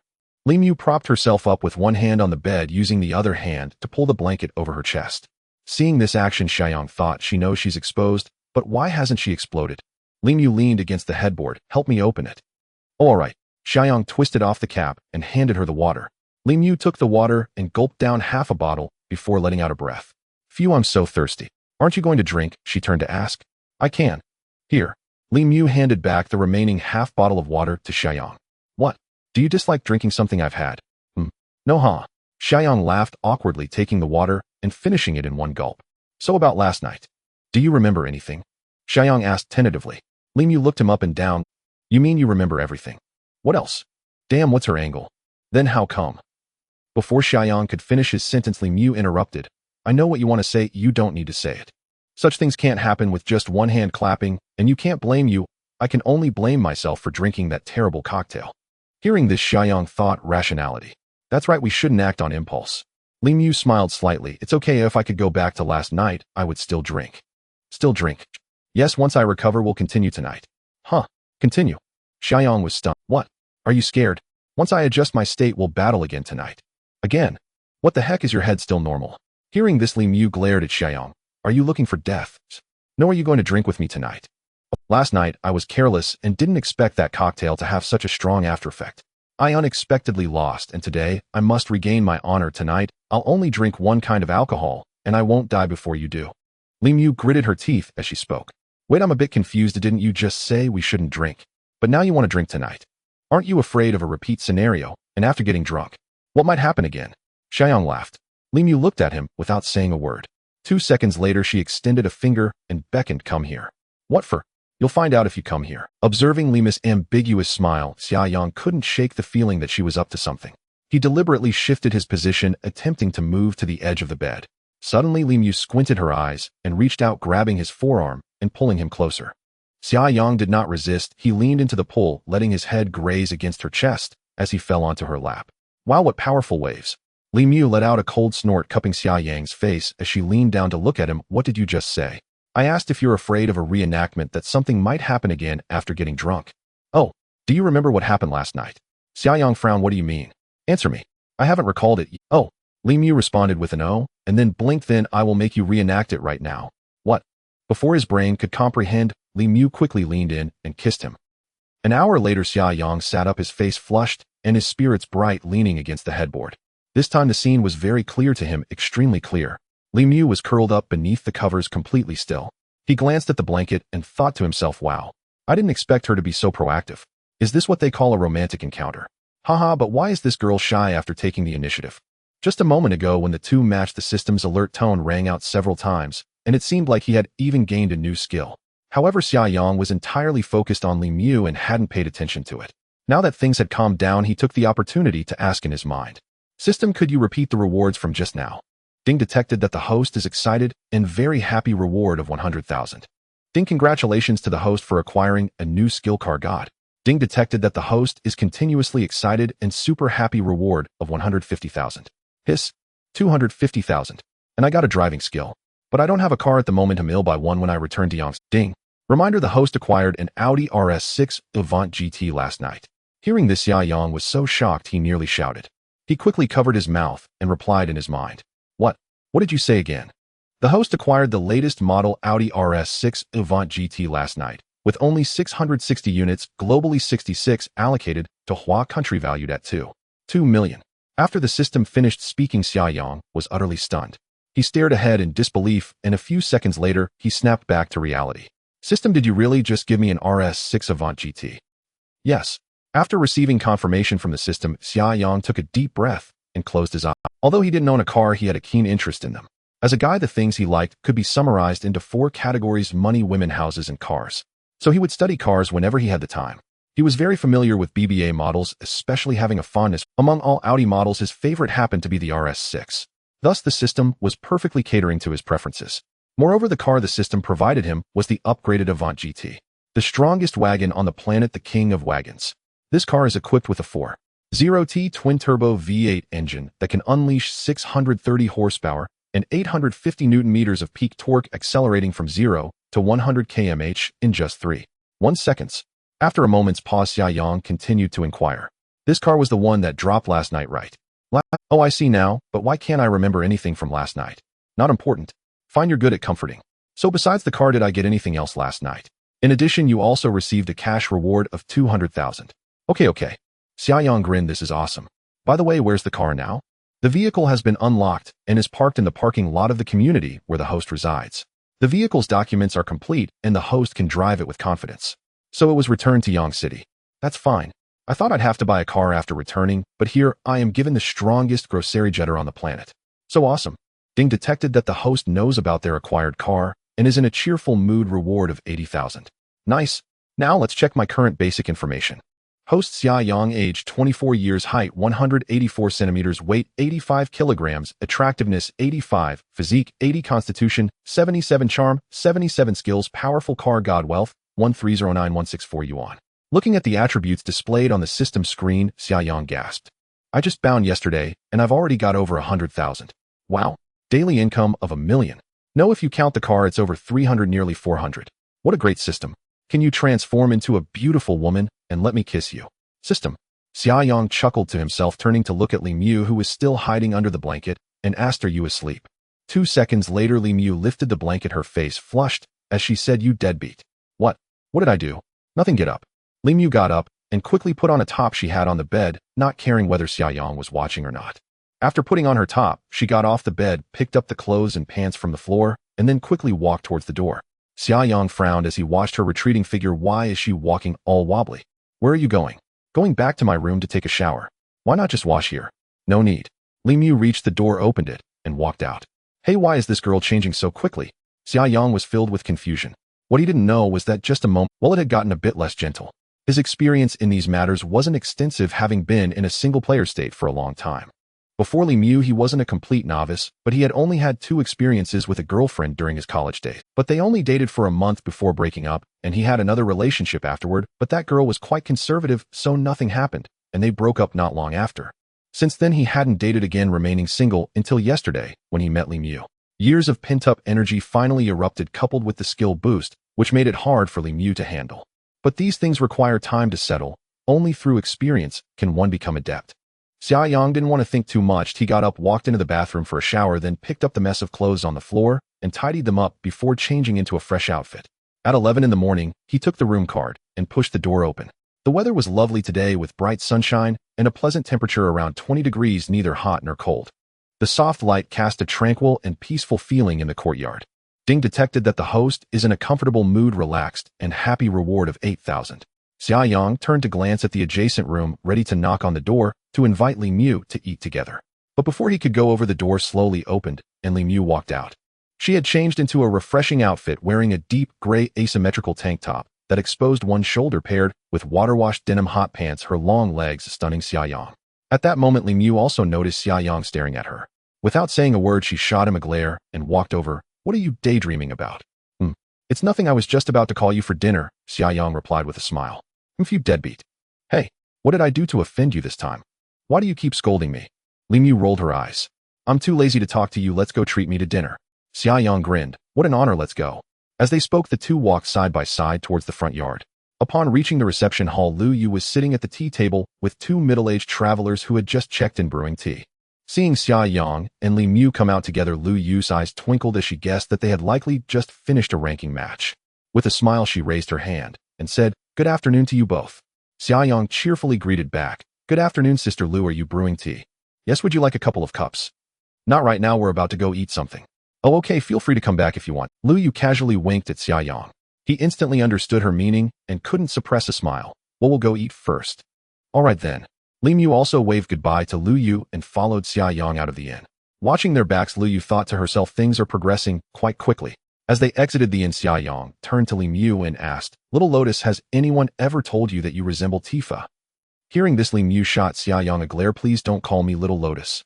It's so lame." "Hee, it's not lame, it's quite cute." Li Mu was speechless. "Who did you say I look like?" "Tifa, a character from a game, Final Fantasy." "I don't play games, never heard of her." "She looks just like you." Li Mu frowned. "Is she pretty?" "Pretty, she's the goddess of many older gamers." "So, does that mean she's also your goddess then?" Xia Yang teased. "I guess so." "Do you admit you're an older gamer?" "I used to be quite reclusive, but not TCH. Whether you're reclusive or not, what are we eating?" "What do you want to eat?" "I want to eat chickpea cold noodles." "Chickpea cold noodles? Is that a specialty of Licheng?" "Yeah, it's one of them." Xia Yang nodded. "All right, but it sounds similar to the cold noodles from Yangqing, right?" "It's a bit different, each has its own flavor." "Will it fill us up? Should we go for hot pot or local stir-fried dishes instead?" Xia Yang suggested. Li Mu decisively shook her head. "I just want to eat chickpea cold noodles." All right, let's go," Xia Yang replied, not wanting to argue with her. The two walked side by side over a small stone bridge and through a narrow alley to Shifeng Street. At noon, there weren't many people around. Li Mu had been to Licheng a couple of times before, so she was somewhat familiar with the ancient city. Relying on her memory, she pointed to the left side of the road and said, "It should be over there." "You've been here before?" "Yeah, I've been here twice." "Looks like you really like Licheng then." "It's alright, I mainly like the slow-paced vibe of the ancient city. Oh, I can just sit in a small coffee shop for the whole afternoon." "Then your personality should be quite calm, right?" "I naturally am quite calm." "You calm? If you're calm, then I'm a mute." Li Mu rolled her eyes. "That's only because of you. Otherwise I would be a quiet and beautiful lady." "Haha, is that so? It'll kill you." Li Mu suddenly jumped up and started playfully punching Xia Yang's back. "Ouch! Ouch! Use a bit of force, my back really needs someone to pound it." Xia Yang laughed as he ran. Ding detected that the host is teasing a beauty mood. Pleasant reward 50,000. Li Mu gritted her teeth, running a few steps before stopping. "You deadbeat. I'm not going to mess around with you anymore. There's an ice cream shop over there I want to eat." Xia Yang looked in the direction Li Mu pointed and smiled. "Just in time, I want some too." "What flavor do you want?" "Vanilla." "Okay," he replied quickly and walked to the ice cream shop door. "Beautiful lady, we'll have 2 ice creams, 1 vanilla and 1 chocolate." "Sure thing, handsome." Li Mu didn't follow him. She walked towards a shop across from the ice cream place that braided hair. Xia Yang turned around, took out a small happy stick, and lit it up. A few minutes later, he bought the ice cream and reached the braiding shop's entrance, only to see Li Mu chatting with the owner about something. Xia Yang called out, "What are you doing?" "I want to braid my hair." "Aren't you going to eat cold noodles first?" "Eat first, and then come back." "All right, they'll come back later." Li Mu smiled at the owner and turned to walk to the door. "Let's go, let's eat first." "Aren't you getting the ice cream?" "All right." Li Mu happily took the ice cream and took a delicious lick. This is the flavor. Their ice cream is really delicious." Xia Yang chuckled and took a big bite of his smooth and creamy. "It's indeed good." "Why are you taking such a—" Li Mu stopped and turned her head to glare at Xia Yang. "What? It's mine and I can eat it however I want. I just want to taste your chocolate." "You want to taste it? But I've already eaten it." "If you don't mind, you can have some." Xia Yang grinned and held the ice cream to her. Li Mu glanced at the ice cream and without hesitation took a bite. It's not as good as my vanilla." "Wait, are you really eating it?" "We've both slept in the same bed. Do I really care about these things?" She winked and smiled, turning to walk ahead. Xia Yang was stunned for a moment, then suddenly shouted in his mind. "System, what is her current favorability towards me?" Why is it rising so fast? It's about to reach 80. Okay, let's leave it at that. Just after exiting the system, Li Mu turned and shouted, "What are you doing? Hurry up. Coming." Xia Yang quickly caught up and walked beside her, saying, "Let me have a taste of your vanilla." Li Mu, without hesitation, directly held the ice cream in front of Xia Yang's mouth. Xia Yang lowered his head and took a big bite. "It's definitely better than my chocolate." Watching her ice cream being almost entirely bitten off by Xia Yang, Li Mu glared angrily. "Didn't you just say to have a taste? Why did you take such a big bite? Hey, why are you so stingy? It's just a bite of your ice cream." Xia Yang laughed. "I am stingy. How about I buy you another one later?" "That sounds better." The two of them chatted idly as they walked for 7 or 8 minutes, arriving at a slightly less crowded street. The chicken pea jelly shop is located on the left side of the street. At this moment, there were 3 tables set up on a small patch of open space at the entrance, with 3 boys and 2 girls sitting at one of the tables. Li Mu looked up at the shop's name and smiled. "This is the one," she said, stepping forward to shout at a middle-aged woman who was busy inside the shop. "Hello, boss, there are 2 of us." The middle-aged woman turned to look and smiled. "All right, please wait a moment. You two can find a place to sit first. It'll be right." "Okay." At this time, several boys sitting not far away fixed their gaze on Li Mu. As they looked, their eyes brightened and their lips involuntarily curled up as they whispered to each other. The 3 boys looked carefree, and their dressing style was very consistent: tight t-shirts, snug 7-point jeans, along with loafers and flip-flops. They had some incomprehensible tattoos on their arms, and the 2 girls sitting beside them also had tattoos with lip piercings. Xia Yang glanced at them and thought, "Wow, it's been a long time since I've seen such spirited young men and women." At that moment, the store owner brought 2 bowls of chicken pea jelly to the table of the young men and women. "Enjoy your meal, everyone." Xia Yang and Li Mu walked over to an empty table and sat down. The shop owner approached with a beaming smile and asked, "Handsome guy and beautiful girl, do you want 2 bowls or more?" "2 bowls. All right, can you both handle spicy food?" Xia Yang nodded and looked at Li Mu. "I can eat it. What about you?" "I can too. Both can eat, so we can add more chili." "Okay, please wait a moment." The shop owner turned and walked towards the store. At that moment, a spirited young man from the next table walked over. He walked straight up to Li Mu, showing off his big yellow teeth, thinking he looked very cool, and then, with a not-so-standard Mandarin, he smiled, "Beautiful girl, let's add each other on WeChat." Hearing this, Xia Yang looked up at the spirited young man. However, the young man directly ignored him and continued to flirt with Li Mu. "Why aren't you speaking, beautiful? Let's get to know each other and add each other on WeChat. You must be a tourist, right? I'm very familiar with Li City. I'll show you around." Li Mu coldly snorted, feeling somewhat speechless. It was the first time she had been approached by such a spirited young man. At that moment, Xia Yang spoke up. "Hey, young man, look over here." Hearing the shout, the young man turned his head to glance at Xia Yang and impatiently said, "What do you want? Who are you? Who am I? Is your eyesight blind? Can't you see him with this beautiful lady?"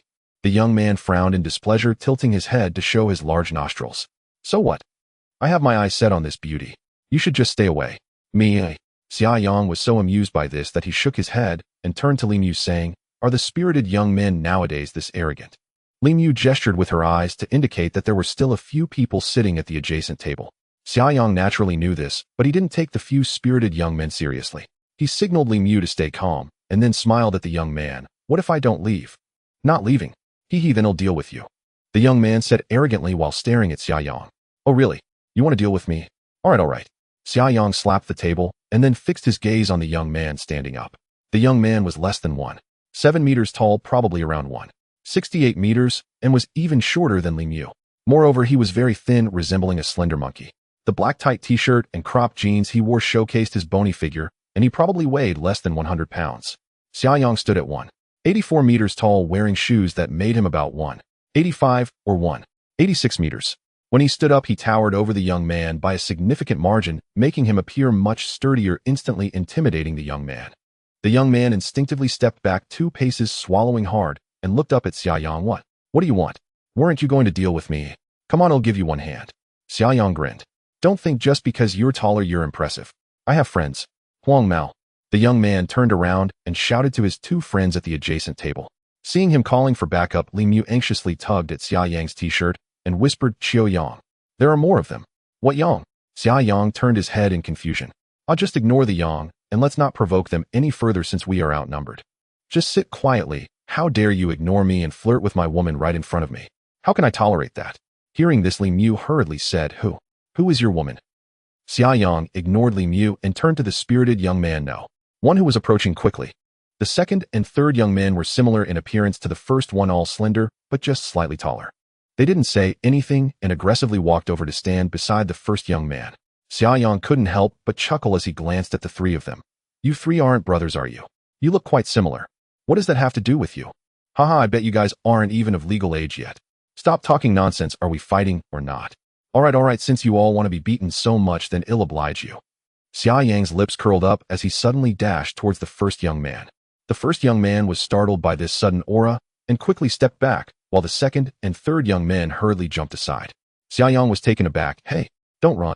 As he said this, he lunged forward and grabbed the thin arm of the first young man. The young man tried to break free, but Xiaoyang's grip was like a vice holding him tightly. Damn, you let me go.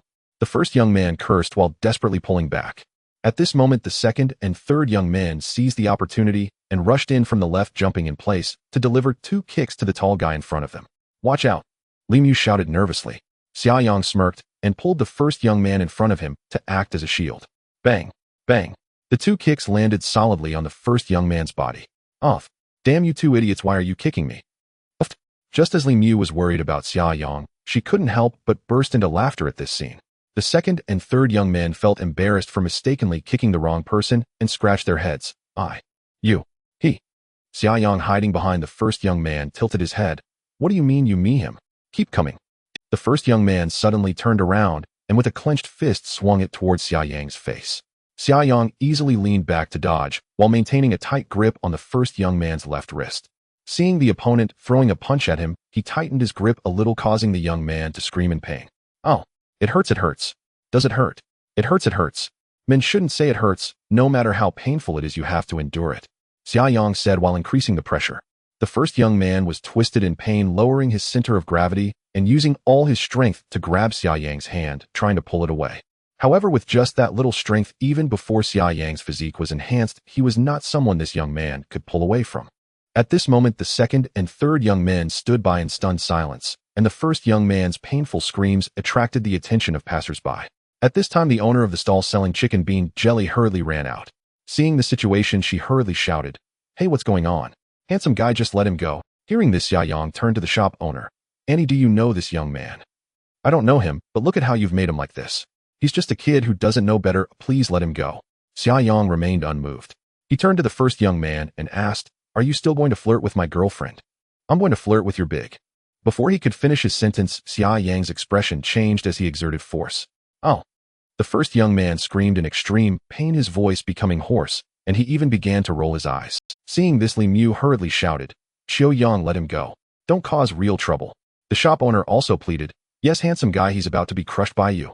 Xiaoyang slightly loosened his grip, staring fiercely at the young man. I'll ask you one more time, do you dare? Although the young man was stubborn, he also realized that he was not on the same level as the man in front of him. Just now he genuinely felt like his bones were about to be crushed. He hurriedly shouted, I don't dare, big brother. I was wrong, I was wrong. You know you were wrong. I know. Big brother, be gentle, I'm going to break. Ding. Detected that Li Mu's favorability towards the host has increased to 80. The system lottery has been unlocked and the host can draw at any time. Hearing the system's prompt, Xiaoyang finally released the grip on number 1's hand. Number 1 collapsed to the ground with a thud, his wrist red and swollen with protruding veins and his fingers slightly pale due to insufficient blood supply. He clutched his wrist in pain, sitting on the ground, gasping for air. Xiaoyang looked up and noticed that the 2 girls who had been sitting next to the 3 guys were no longer at their seats. Where did those 2 girls go? Did they get scared away? Or did they go to call for someone? While he was thinking, number 2 and number 3 quickly ran to help number 1 up. The 3 said nothing and turned to run, leaving 2 bowls of cold noodles untouched on the table. Seeing them run away, Xiaoyang couldn't be bothered anymore. He turned to the proprietress and smiled, Andy, it's fine. These kids needed a lesson for daring to flirt with my girlfriend in front of me. The fact that I didn't hit them shows I've let it go. These little kids have no adults to supervise them, just loitering around all day. What can we do? Forget it. How much for the 2 bowls of cold noodles? He'll settle it. 24, handsome. Sure thing. Xiaoyang took out his phone to scan the payment code, and after paying, he walked over to sit next to Li Mu. At this moment, Li Mu was frowning and staring at him. What kind of look is that? When did I become your girlfriend? Xiaoyang chuckled him, just finding a suitable excuse to drive them away. Li Mu rolled her eyes at him and turned to pick up a pair of disposable chopsticks to stir the cold noodles. Aren't you going to thank me? Thank you for what?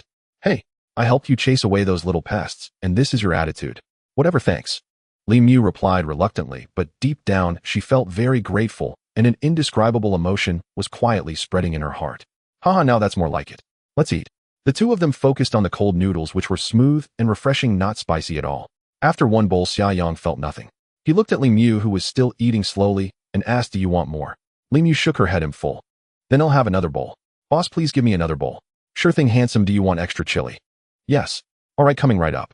"You have quite an appetite," Li Mu said at this time. "It's mainly because there's not much here. If I eat freely, I could finish at least 5 bowls." Xiaoyang extended his palm. "How many?" "5 bowls." "Don't believe me." Li Mu shook her head. "You really can eat." "Hey, why do you have to speak so harshly? I'm just targeting you specifically. Oh, I talk very sweetly to others." Xiaoyang smiled with a frown, too lazy to argue with her. All right. A few minutes later, the proprietress quickly walked over with a bowl of freshly made chickpea cold noodles and placed it on the table. She casually picked up the finished bowls and chopsticks, saying, "Take your time, handsome." "All right, this cold noodle tastes great. Whenever I come to Licheng, I must eat here." "Haha, thank you, handsome. I'm glad you enjoy it." The proprietress smiled brightly as she turned and walked back into the shop. Xiaoyang pulled out a pair of chopsticks, mixed the noodles evenly, and started eating heartily again. This bite is satisfying." Ding. Detected that the host took a big bite of cold noodles. Mood improved. Reward 30,000. Ding. Congratulations, host. You have acquired a rare skill, Master of Combat, Active Aura Suppression. Physical attributes increased by 10 points. Current physical attributes 87. What is this? Xiaoyang's hand holding the chopsticks trembled. Master of Combat. There's an active skill too. Introduction to the Master of Combat skill. Acquiring this skill allows mastery of all combat techniques in the world. The host can activate the active skill Aura Suppression when encountering weaker opponents, increasing the pressure felt by the opponent. The weaker they are, allowing them to retreat without a fight. Wow, that's amazing. Yes, it truly is amazing. Wow. System, you really surprise me everywhere and every time. While eating, Xiaoyang laughed, his face full of excitement. Li Mu turned her head, wearing a strange expression as she stared at him. "Why are you laughing while eating cold noodles? It can't be that delicious, can it?" Xiaoyang rolled his eyes at her. "You wouldn't understand. TCH boring. I'm done eating. Do you want water?" "Yes, I want some oolong tea with oriental leaves iced, please." "Thank you. You're really not polite. You haven't been polite to me either." TCH. Li Mu wiped her mouth and stood up, walking towards a convenience store diagonally across. She quickly bought a bottle of mineral water and a bottle of iced oolong tea and returned. By the time she bought the water, Xiaoyang had already finished the second bowl of cold noodles. He took the tea, opened it, took a sip, and looked content, full and satisfied. "Comfortable. Let's go." Just as the two of them were about to leave, 4 or 5 people came running from not far away. "Konggu, that's the guy. Quickly, they want to run, go block them." Hearing the voice, Xiaoyang turned to look and saw the 3 guys he had taught a lesson earlier, now accompanied by 2 burly versions of themselves. Li Mu also noticed, and seeing the large number of opponents, she anxiously grabbed Xiaoyang's arm, saying, "They are back." Seeing this situation, Xiaoyang felt delighted. He had just acquired a new skill and was worried about not being able to showcase it. Now 5 little troublemakers had delivered themselves to his door. He smirked and said nonchalantly, "Hee, no worries, you step back." "What are you going to do?"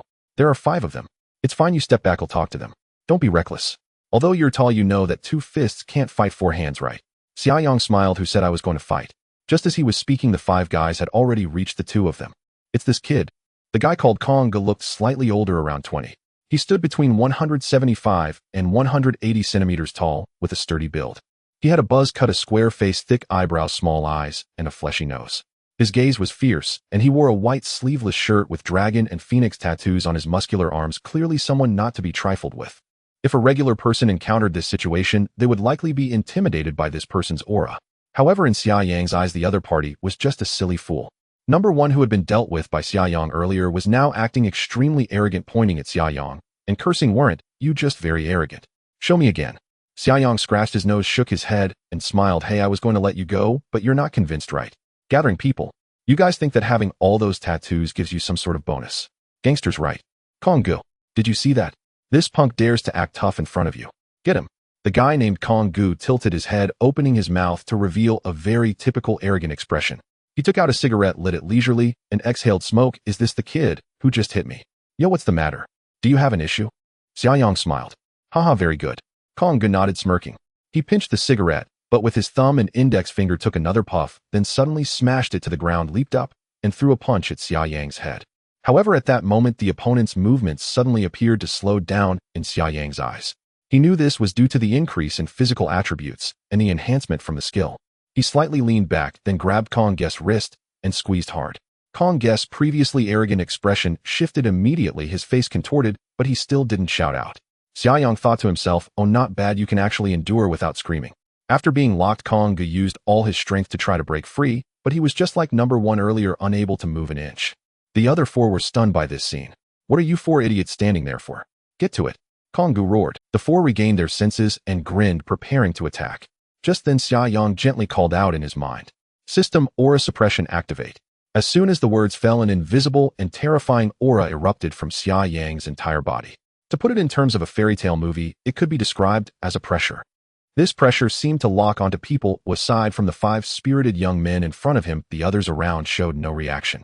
The 4 young men preparing to rush at Xia Yang suddenly halted in their tracks. Xia Yang released his grip on Kong Gu and shot a sharp glare at the few of them. Upon seeing his murderous gaze, the 5 young men felt their hearts race, their legs weakened, and they froze in place.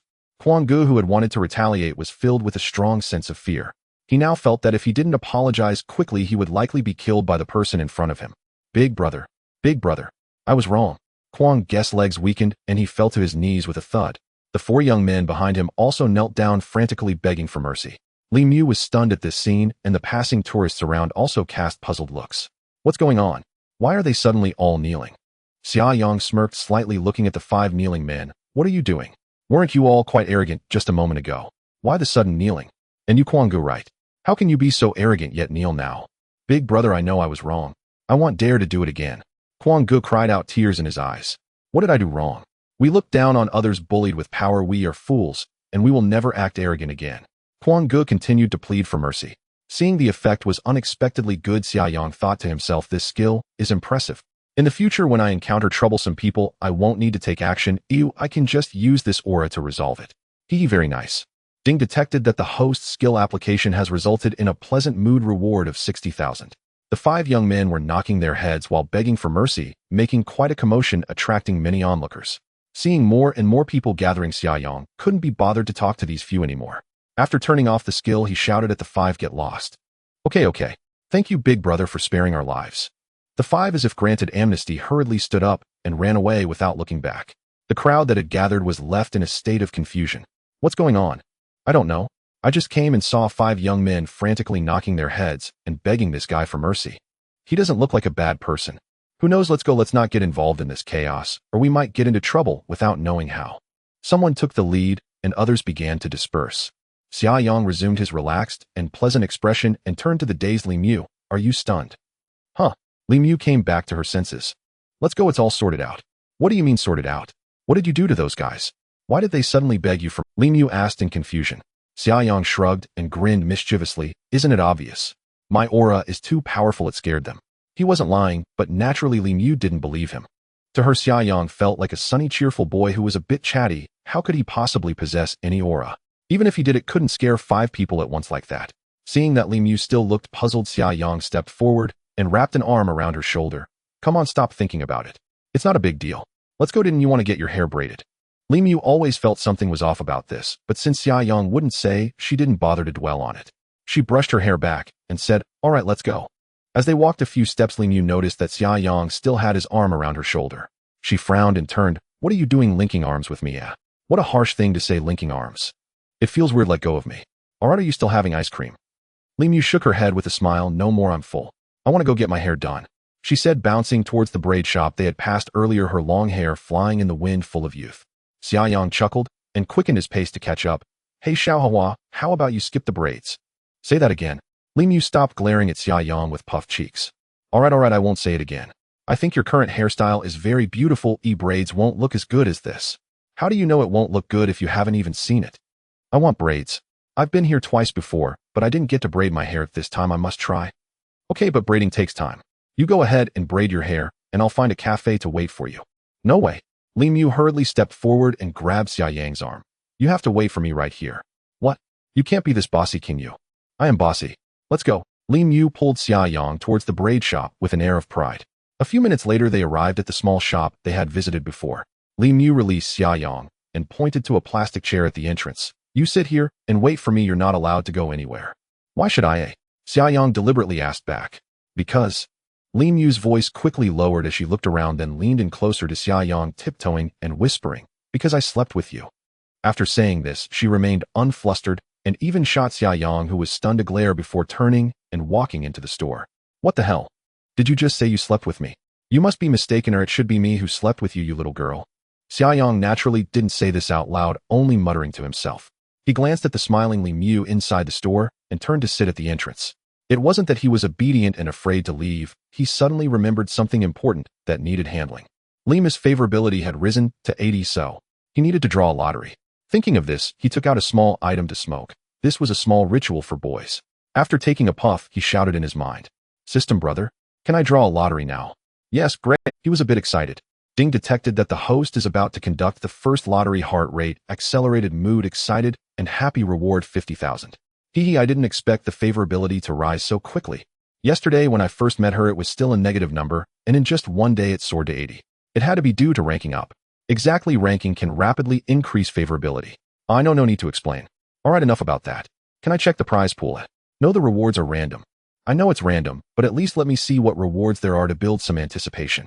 After the host draws they will know, the rewards are very rich. Very rich. Alright, let's just do it. Host, please confirm if you want to start the system lottery. Confirm. Draw. Received, please wait a moment. As the system's voice fell, Xiaoyang nervously took a breath, feeling more nervous than during the college entrance examination. 5 seconds later the system's voice sounded again. Upon uttering those words, a reward settlement interface appeared before Xiaoyang, accompanied by the system's announcement. Congratulations to the host for receiving a cash reward of 5 million. Congratulations to the host for receiving a Rolex Ice Blue Daytona, current market price 86000. Congratulations to the host for receiving a Patek Philippe Nautilus Series Rose Gold watch, current market price 192 million. Congratulations to the host for receiving an Audemars Piguet Royal Oak Series watch, current market price 245 million. Congratulations to the host for receiving a Ferrari 296 GTB, landed price 4 million. Congratulations to the host for acquiring a high-end private restaurant in Yangqing. Congratulations to the host for acquiring a boutique coffee shop in Yangqing. Congratulations to the host for obtaining a rare item, a health potion, which when consumed can eliminate all diseases and restore health, ensuring no further ailments.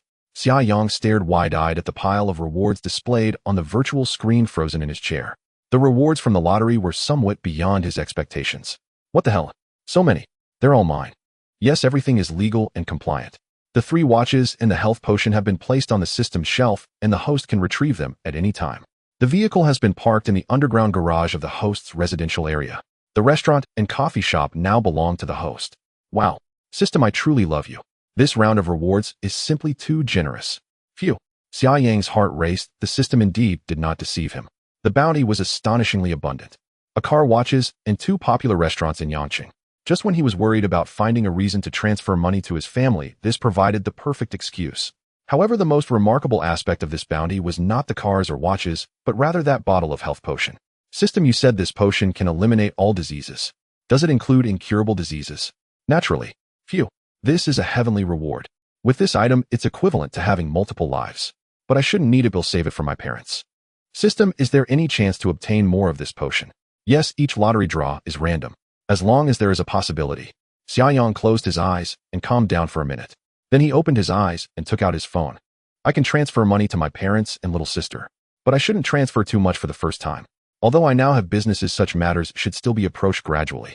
Transferring too much at once might make them overthink. Let's start with 5,000 each. After deciding, Xiaoyang opened his phone and found his parents' WeChat. He first transferred 5,000 to his father Xia Qingming, then quickly sent another 5,000 to his mother Yang Yuzhen. Both were likely busy as they did not receive or respond immediately. Ignoring that for now, Xiaoyang found his sister Xiaoling's WeChat and transferred 5,000 to her as well. As soon as the money was transferred, Xiaoling replied instantly.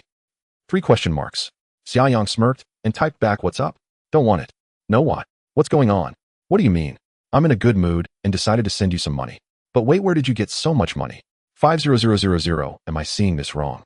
"You're not seeing it wrong, it's indeed 5,000. After a few dozen seconds, Xiaoling's message came. "Bro, did you win the lottery?" "What lottery? That kind of thing isn't so easy to win. Forget it, I won't hide it from you. It's like this, I opened a coffee shop with friends last year, and the business has been quite good lately." "A coffee shop? Aren't you working at an advertising company? When did you open the coffee shop?" "How come I know nothing? Not just you, even our parents don't know. I didn't tell you because I was afraid of worrying you. Mainly I wasn't sure if I could make money in the beginning, so I had to hide it from you." "Oh, come on. You kept this from us for a whole year." "I had no choice, you know how our parents are. If I make money, that's fine, but if I lose, they might not handle it well." "That's true, but how could you hide it from me?" I'm angry. I was also trying to keep you from worrying. You're still in school, just focus on your studies. Let me handle the money-making. Even though you say that I'm still very angry. So do you want the money or not? Xiaoyang laughed. Of course. Why wouldn't I want it? I'm almost going broke. He then accept it. I may not be rich, but I'm doing well enough. Our family's living conditions will undergo a tremendous change from now on. Wait, how much exactly did you earn? Can a coffee shop make this much? Not just one. I also opened a Chinese restaurant recently and business is gradually improving. You just need to know that you won't lack money in the future. Really? Xiaoling, who was far away in Jiangqing, typed back excitedly. When have I ever lied to you? Didn't you just deceive me about the coffee shop? How is that a deception? I never even mentioned it to you. Fine, but why do I feel like this isn't quite real? A coffee shop and a restaurant, and suddenly you transfer so much money to me. My monthly allowance is only 1500, receiving 500 like this. Xiaoyang sighed. He understood Xiaoling's feelings better than anyone, and he was 1,000 times more shocked than she was. He replied, it's real. Don't overthink it, just accept the money quickly. Okay, by the way, did you transfer money to mom and dad? What do you think? You're the best. Of course, if I'm not, Xiaoyang said with a happy smile. A notification pinged. Ding detected that the host is happy about transferring money to family reward 8000. What are you doing? Xiaoyang asked. I have no classes this afternoon, just reading in the dorm. Alright, keep reading. Buy whatever you like, don't hold back. Okay, got it. That's it. I'll come to Jiangqing to see you another day. Okay, exiting the chat, Xiaoyang felt a sense of ease wash over him. He looked up at the blue sky and smiled. Comfortable. 2 minutes later, he turned to look inside the shop, where he saw Li Mu sitting in front of a mirror with a woman in her 30s behind her styling her hair. The two seemed to be chatting happily. Xiaoyang stood up and walked into the shop. Hello, beautiful. How long will it take to braid her hair? The woman smiled and replied, not long, but should be finished in about half an hour. All right. Li Mu looked at Xiaoyang through the mirror and said, don't be in a hurry. When you come to Liqing, you should slow down and enjoy life. I'm not in a hurry, just asking. You all take your time. I'll go buy something to drink. What do you want? I'm not drinking right now. After finishing my hair, I want to go to that coffee shop from yesterday for coffee. You really know how to enjoy. What would you like to drink, beautiful boss? I'll buy it for you. You're too polite, handsome. You don't have to worry about me. The woman turned and smiled. All right, then I'll just buy it myself. As he said this, Xiaoyang turned and left the small shop, strolling along the street. In fact, he was particularly eager to fly back to Yangcheng to check on those two cars. And he also needed to accomplish a significant life event, buying a house. Previously, he had rented a small one-bedroom apartment in a regular complex near his company due to work with a monthly rent of 800. Just in time, the lease would expire at the end of this month. Therefore, buying a house after returning was essential. Now he could be considered a person with a net worth of several million, so purchasing a nicer place was quite necessary. Moreover, the housing prices in Yangcheng are not very high. Several million is completely sufficient. Ding. A notification detected that the host has planned to buy a house, feeling beautiful, reward of 10,000 granted. After Li Mu was no longer by his side, the rewards decreased significantly. But it doesn't matter. Mainly, Xiaoyang discovered that even without a suitable partner by his side, his rewards were gradually increasing. At first, it was only 4,000 or 5,000, but now it has reached over 8,000 or 9,000, even exceeding 10,000. As time goes by, his basic rewards will only continue to rise. Xiaoyang hurried to a convenience store and bought a bottle of cola. He was running low on cigarettes. Previously, he smoked packs costing over 10 yuan, but now he must go for the expensive ones. Boss, give me a pack of Dechongjiu. Sure thing, handsome. That'll be 103 in total. Okay. After scanning and checking out, Xiaoyang took his items and exited the convenience store. At that moment, a WeChat notification sounded. He thought it was from Li Mu, but upon opening it, he found it was from a female colleague from his previous company who had hinted at him before. Xiaoyang, have you found a job yet? No, why? Well, my friend works in a client company as a copywriter. Our company is going under and she knew that, so she introduced me to this position. The design department here has an opening due to a resignation. Would you like to take a look? Seeing this message, Xiaoyang felt quite grateful. Although this girl was rather ordinary in appearance, she was genuinely nice. She often treated colleagues to milk tea in the past, and now she still thought of him when there was a job opportunity. Xiaoyang typed back, thank you, Lin, but I'm not in Yang City right now. Not in Yang City. You didn't go out of province to look for a job, did you? Haha, no, I'm just out having fun. You've got quite the spirit. Unemployed, and still have the leisure to go out and play. So when will you be back? Do you need me to tell the design director here to keep the position for you? No need, but I still appreciate you thinking of me. Xiaoyang sincerely replied. Don't mention it. Since that's the case, I won't bother you anymore. No need to worry about me. Focus on your job at the client company. Wishing you wealth soon. Haha, alright. If there's a chance, I'll call Xiao Hai and a few others out for a gathering. Xiaoyang smiled, sure. Although he said so, he knew that colleagues and friends were not the same. Once you're no longer in the same company over time, you slowly lose contact, eventually becoming complete strangers. Of course, this isn't absolute. However, most colleague relationships are like this. Although Xia Yang got along well with his colleagues, it was only limited to their time in the office. Once they stepped out that door, everyone went their separate ways. This also marked a farewell to his past self. Not wanting to dwell on it, he quickly returned to the braiding shop. At this moment, Lima's braids were almost done, her long hair woven into colorful strands tied up into a high ponytail. Originally covered by a diagonal fringe, her forehead was now fully exposed, appearing particularly striking. Indeed, as long as one is good-looking, any hairstyle can be easily pulled off. While looking good, Xia Yang smiled as he stood behind Li Mu looking at the mirror. Li Mu rolled her eyes. What do you mean? What style can I pull off? Hey, you're really not modest at all. I'm not modest. Huh. At this moment, the woman finishing up Li Mu's hair smiled and said, the main reason is that your girlfriend is too beautiful and her hairline isn't high, so showing off her forehead naturally looks good. Hearing this, Li Mu frowned. Sister, don't say that I'm not her girlfriend. Huh. You're not a couple. Of course not. We're just ordinary friends. Xia Yang stood aside smiling, thinking, yes, just ordinary friends sharing a bed. A few minutes later, once her hair was done, Li Mu stood up very satisfied and leaned closer to the mirror to admire it. Sister, your skills are really good. I'm very satisfied. Haha, as long as you're satisfied. Looks good, looks good. By the way, how much? 280. After quickly paying, Li Mu looked at Xia Yang and said, let's go, Xia Yang. Xia Yang, slightly speechless, pursed his lips. My surname is Xia. I know, but I like autumn, and Xia Yang sounds smoother to say. All right, thank you, little Hua Hua. You're welcome, Xia Yang. The two of them loved to banter whenever they had the chance. After leaving the braiding shop, Li Mu took out her phone and found a slightly open space to take a selfie. Does it look good, Oi? Looks good, but I still prefer the previous Tifa style. Li Mu replied, speechless. What does this Tifa even look like to make you like it so much? Can't you just search it yourself?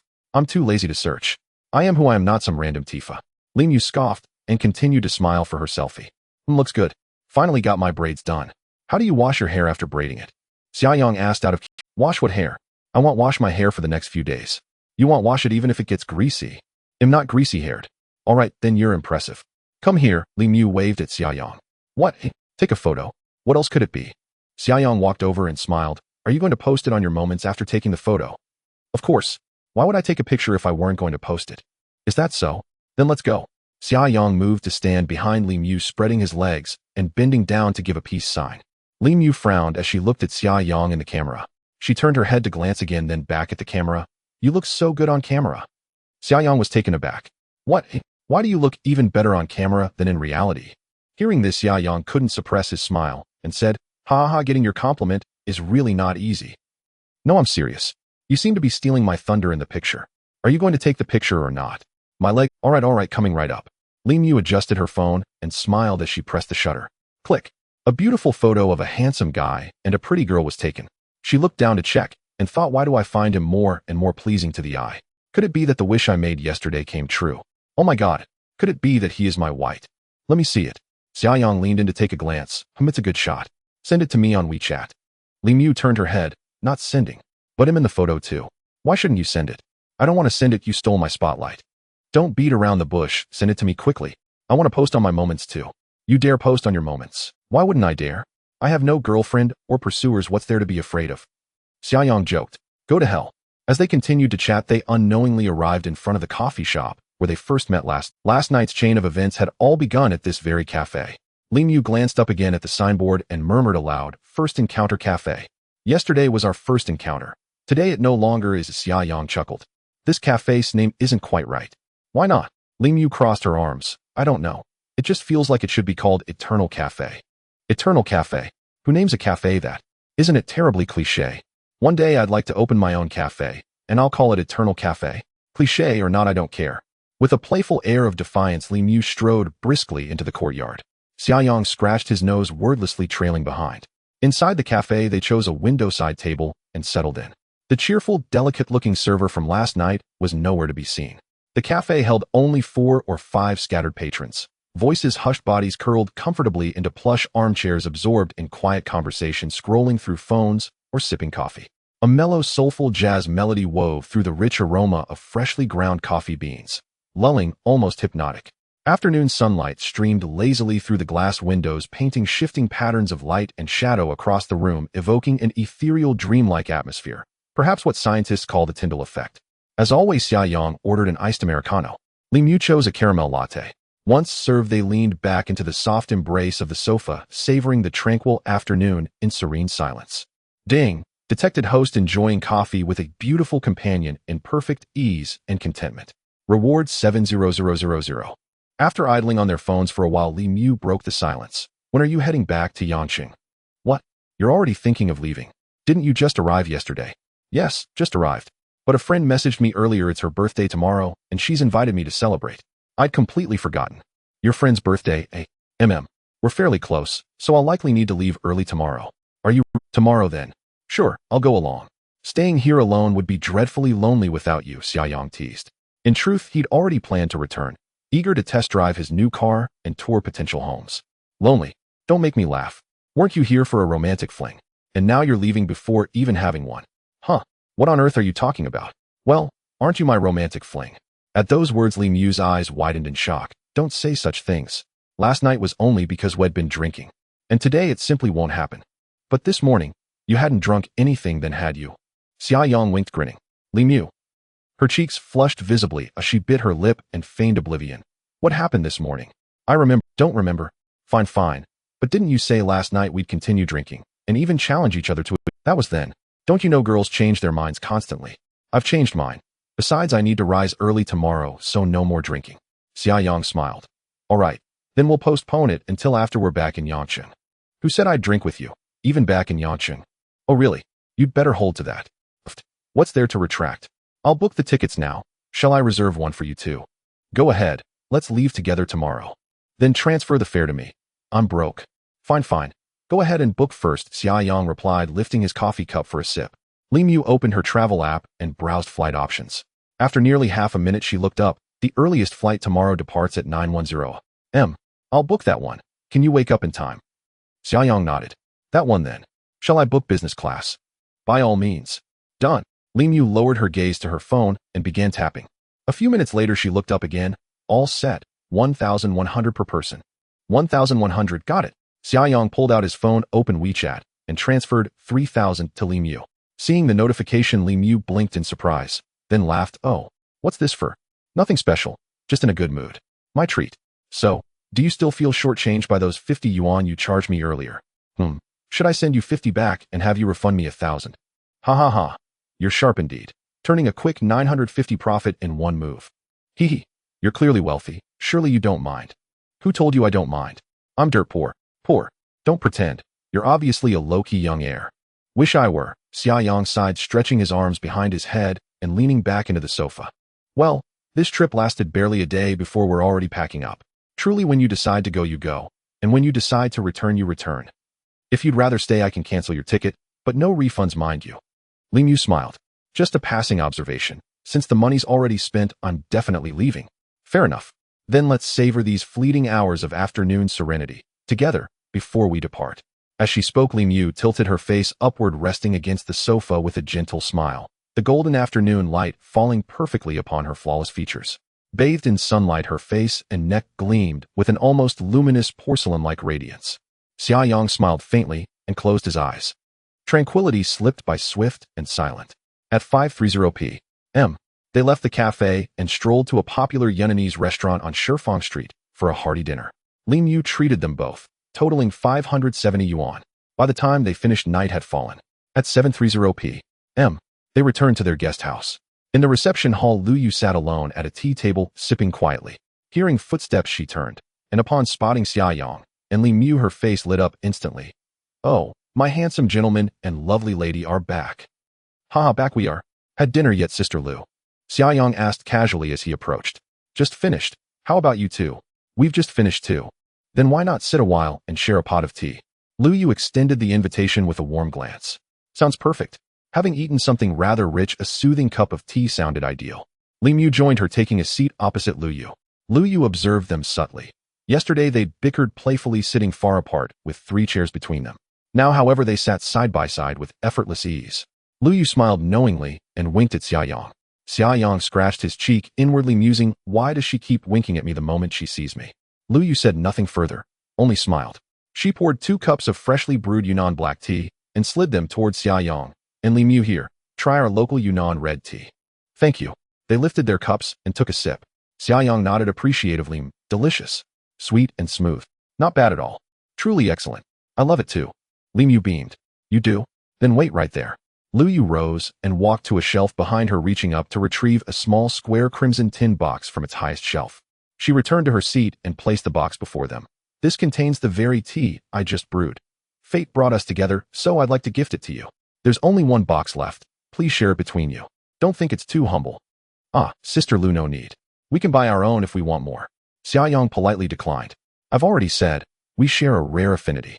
Refusing this gift would mean rejecting that bond, so choose wisely. Lu Yu grinned mischievously. Li Mu chuckled softly. Oh, come on. You heard her. Accept it already. If you want, I'll take it myself. Xiaoyang shook his head, smiling. All right. I'll accept. Thank you, Sister Lu. No thanks needed. It's merely a box of tea. They chatted and sipped tea for over 10 minutes, until Li Mu suddenly excused herself. Xiaoyang, you and Sister Lu keep enjoying your tea. I need to use the restroom. I'll head upstairs first. Not drinking anymore. No. I'll leave you two to it. She rose quickly. Will you be coming back? No. I'll just freshen up and get some rest. Tomorrow's an early start. Hearing that, Xiaoyang simply nodded. All right then. Go ahead and rest. I'll stay a little longer. Okay. Sister Lu, you too savor your tea slowly. Lu Yu smiled warmly. Yes, rest well. Li Mu nodded, smiled, and hurried off toward the courtyard. Once she'd gone, Lu Yu refilled Xiaoyang's cup and smiled. Xiao Xia. So the two of you. Ah, Sister Lu, please, don't speak what's already obvious. You clearly know already, yet you keep asking.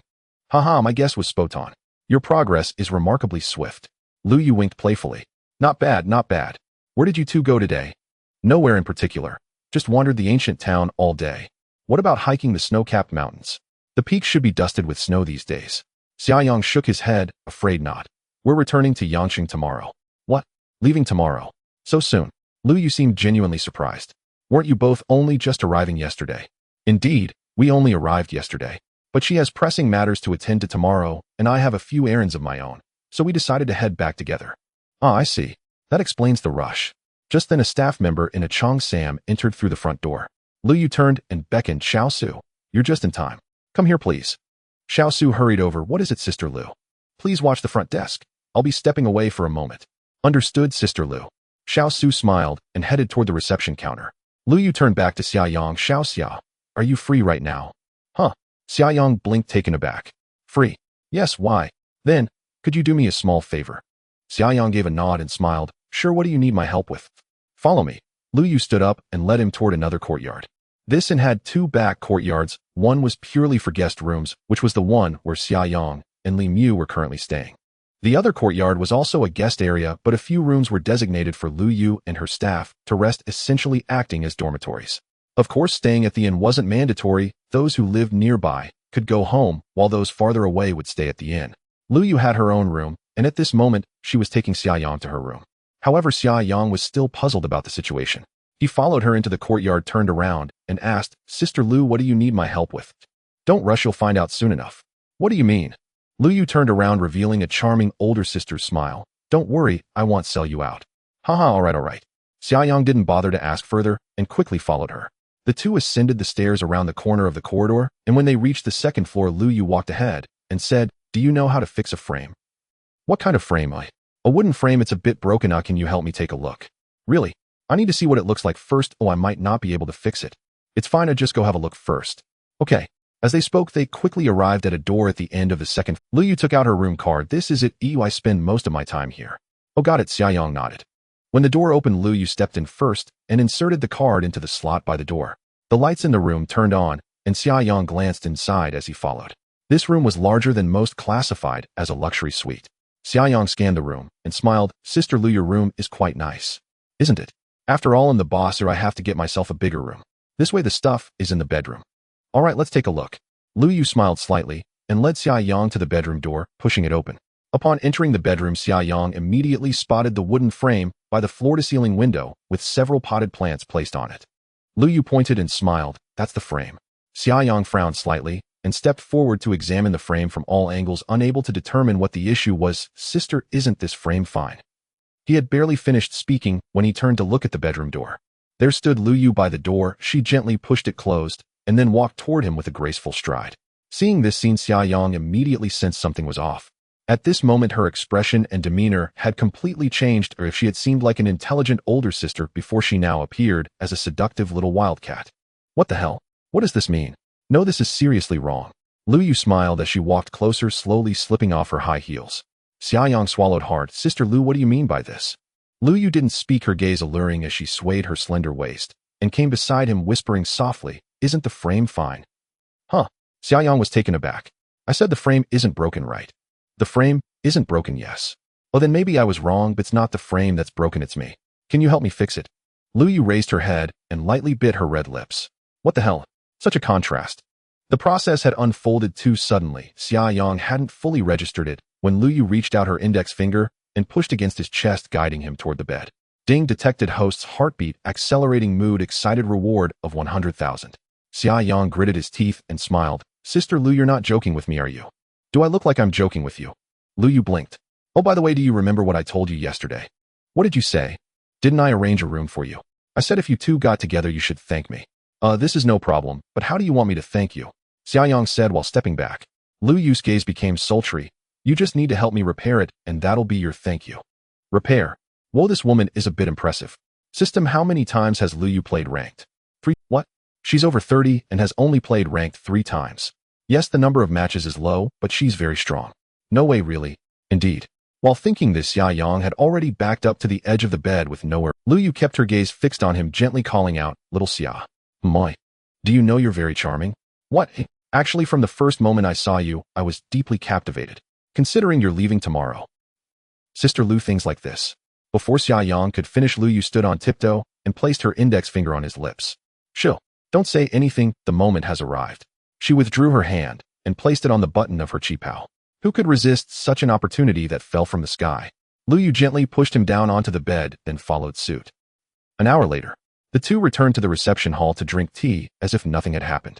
Lu Yu's face showed no flush, her heart steady, as if nothing had occurred. However, Xiaoyang seemed to have gained some insight after this impromptu match. Previously, he had only known to frantically press skills, but now he had learned how to chain combos. If his rank was silver gold, Lu Yu's lower limit was grandmaster, and her upper limit was king. In that sense, she could be considered his mentor. He had learned a lot, which was great. Here, try our pure tea. Do you usually drink pure?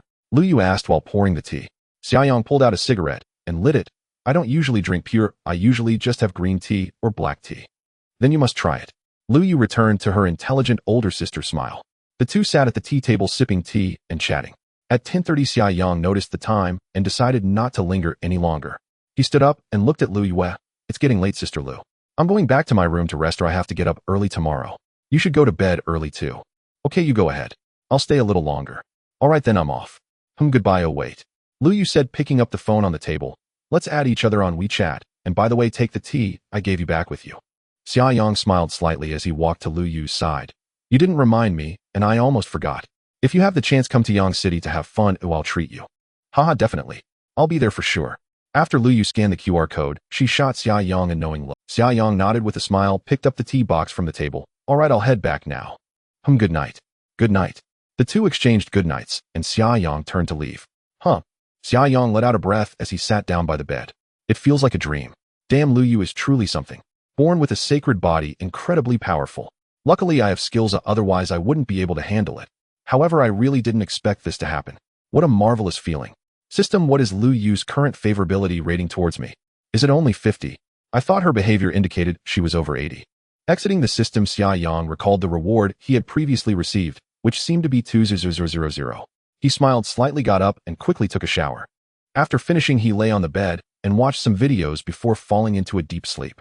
Although he had only been in Li City for a little over a day, so much had happened that he could never have imagined. Li City, what a wonderful place.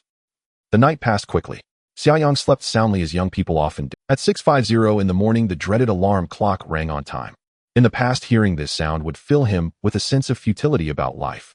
Now with the system, he no longer had to work, but hearing this sound still felt terrifying. Xiaoyang shivered and hurriedly turned off the alarm. Damn it, can we change this awful ringtone now? After that, he rubbed his eyes and sat up against the headboard. After a 2-minute pause, his phone rang again with a message from Li Mu. Get up, Xiaoyang. I'm up, no rush. Hurry up, we have to leave by 7:30. Got it. After hanging up, Xiaoyang got up and went into the bathroom to wash up.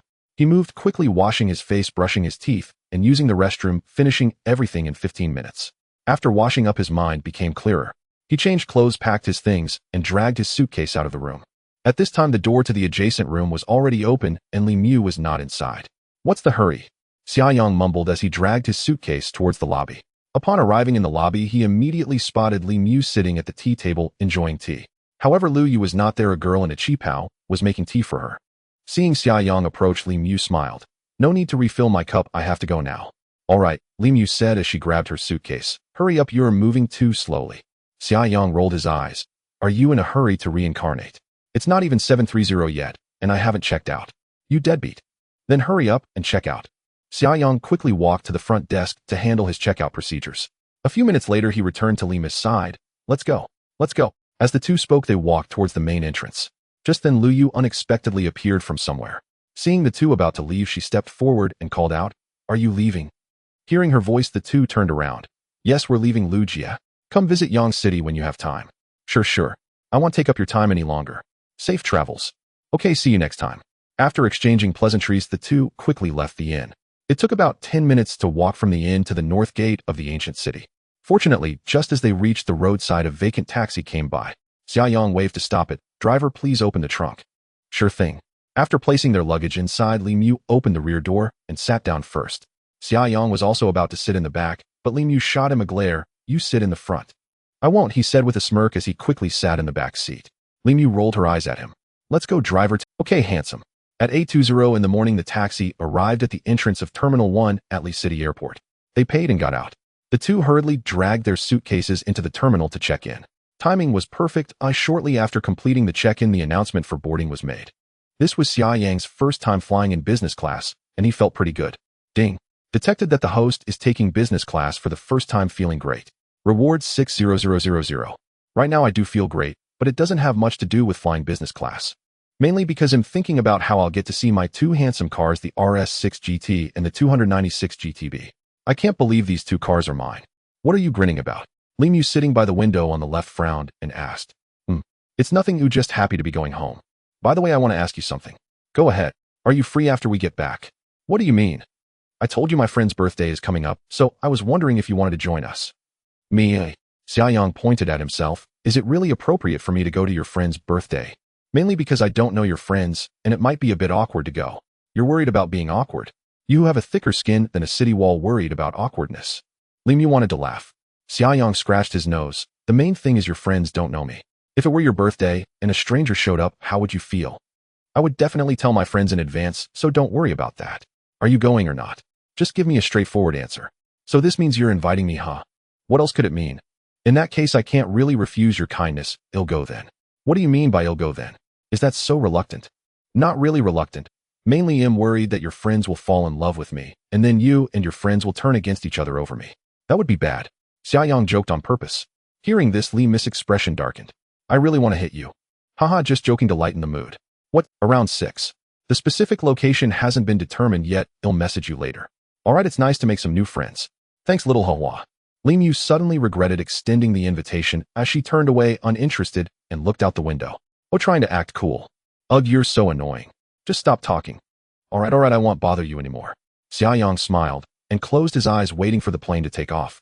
At 9:15, the plane accelerated on the runway, lifted its wheels, and soared into the clouds. Li City is about 100 kilometers from Yang City, and the plane safely landed on the runway of Yang City International Airport in less than 2 hours. After getting off the plane and collecting their luggage, the two walked out of the terminal together. At the entrance, Li Mu turned to Xia Yang and asked, Where are you staying? In the Western District. That's not on the way. I live in the Dian District. You can take a taxi by yourself. I'm leaving now. I'll see you tonight. Aren't you taking a taxi? Xia Yang asked. My dad's driver is waiting for me in the parking lot. Li Mu. Wow. Impressive. You even have a personal driver. And you still say you're not a rich girl. Cut it out. I'm too lazy to argue with you. I'm leaving. Li Mu pulled her suitcase and walked towards the parking lot across the street without looking back. Xia Yang smiled and didn't look back either. He flagged down a vacant taxi. Driver to Linen Road, a genuine new city. Sure. The taxi started moving forward, leaving the airport and passing through parking lot 2. As the car reached the entrance of the parking lot, Xia Yang saw Li Mu getting into a dual-tone Maybach S680 not far away. Indeed, a rich girl with such treatment. I should also hire a driver to drive me around in the future. The distance from the airport to Jinwen New City is about 20 kilometers. At noon, the taxi arrived at the entrance of the residential complex and stopped.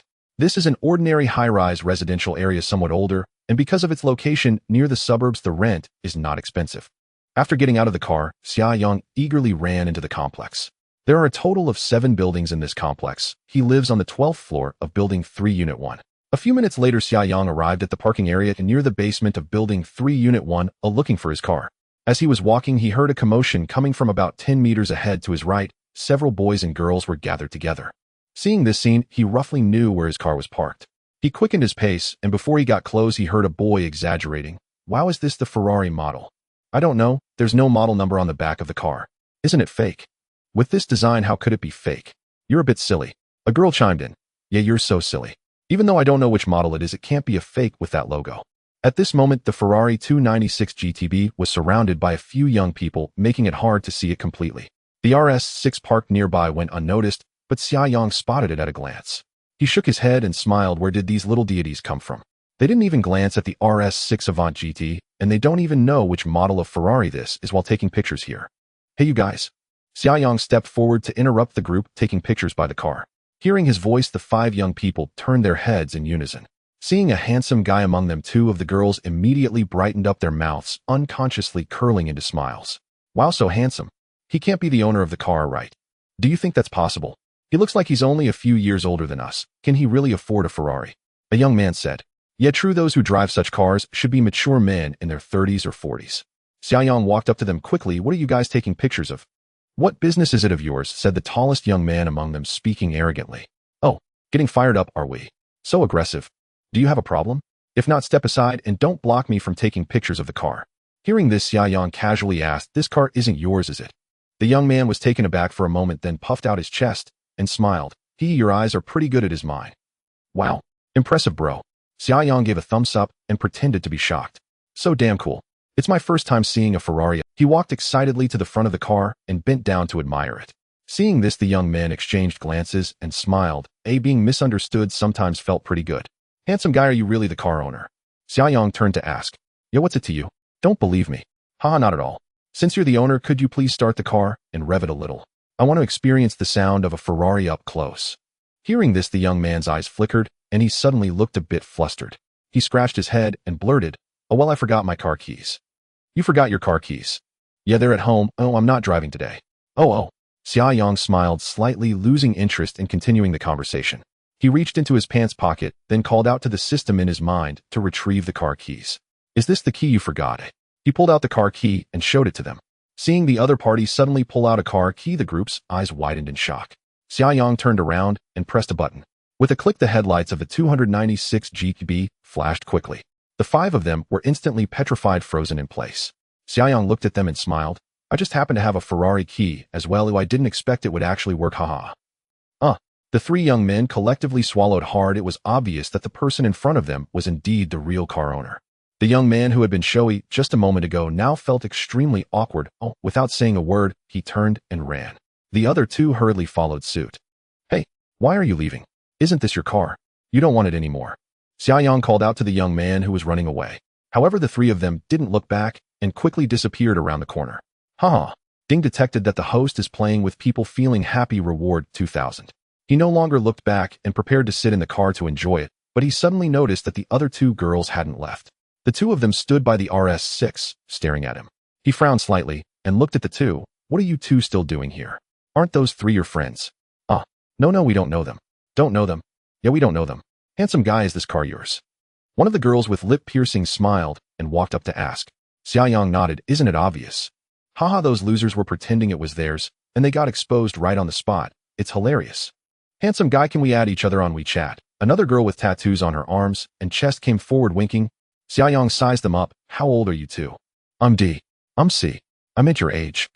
Haha, sorry, handsome, I'm 17. "I'm 17 too. Underage. One with lip piercings and one with tattoos. Why don't you learn something good instead of these things?" "Oh brother, I'll be 18 next month." "Me too," the 2 hurriedly said. Xiaoyang was somewhat speechless. He just wanted to look at the car and had no mood to chat with these young girls. He said impatiently, "Can you 2 do something productive? You're young, yet you're not learning anything good. Come on, go away, stop bothering me." Hearing this, the 2 girls pouted in displeasure. "TCH, just because you have some money you think you can educate us?"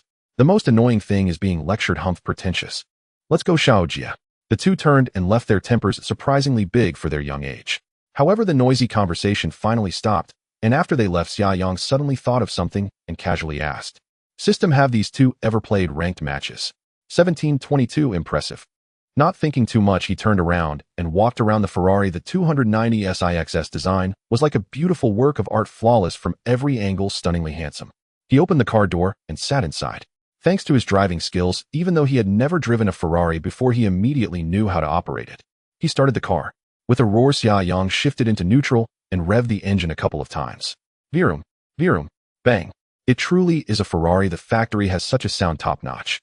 Ding detected that the host is excited while driving his beloved car, feeling extremely happy. Reward 15,000. So damn cool, my brother is also driving a Ferrari now. I heard the 296 GTB is the easiest Ferrari to drive. Let me see how it is. He closed the car door, fastened his seatbelt, and gently stepped on the gas to drive out of the community.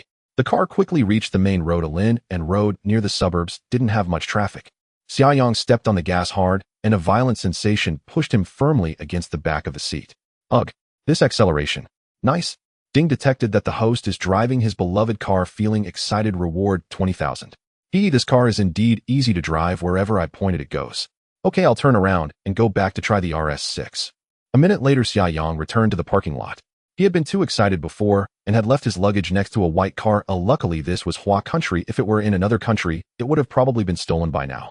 After parking the car, Xia Yang temporarily placed his luggage in the trunk of the RS6. The Ferrari had its turn now. It was time for the RS6. This RS6 GT has a much improved appearance compared to the standard version of the RS6. The GT exclusive front bumper, unique body decals, carbon fiber side skirts, 22-inch white forged wheels, high-performance tires, and so on. In short, it looks stunning and very sporty. He eagerly took out the car key, opened the door, and sat inside. The feeling was completely different from the Ferrari. That car was a supercar, and its body was very low, almost lying on the ground. The RS6 GT, on the other hand, is much taller. After all, it's a performance car, and there's a significant difference from a sports car. Xia Yang started the car, and it also erupted with a deafening roar. He revved it a couple of times. Although the RS6 GT has 2 more cylinders than the 296, in its stock state, the 290 SIXS sound is still more explosive. But it doesn't matter, they're both cool, and that's what counts. Xia Yang took the RS6 GT for a quick spin. The driving experience of the two cars is completely different, each with its own characteristics. A few minutes later, he parked the car back in the parking lot, took out his luggage, and walked in front of the two cars to take a photo, which he posted on his social media, then turned away satisfied.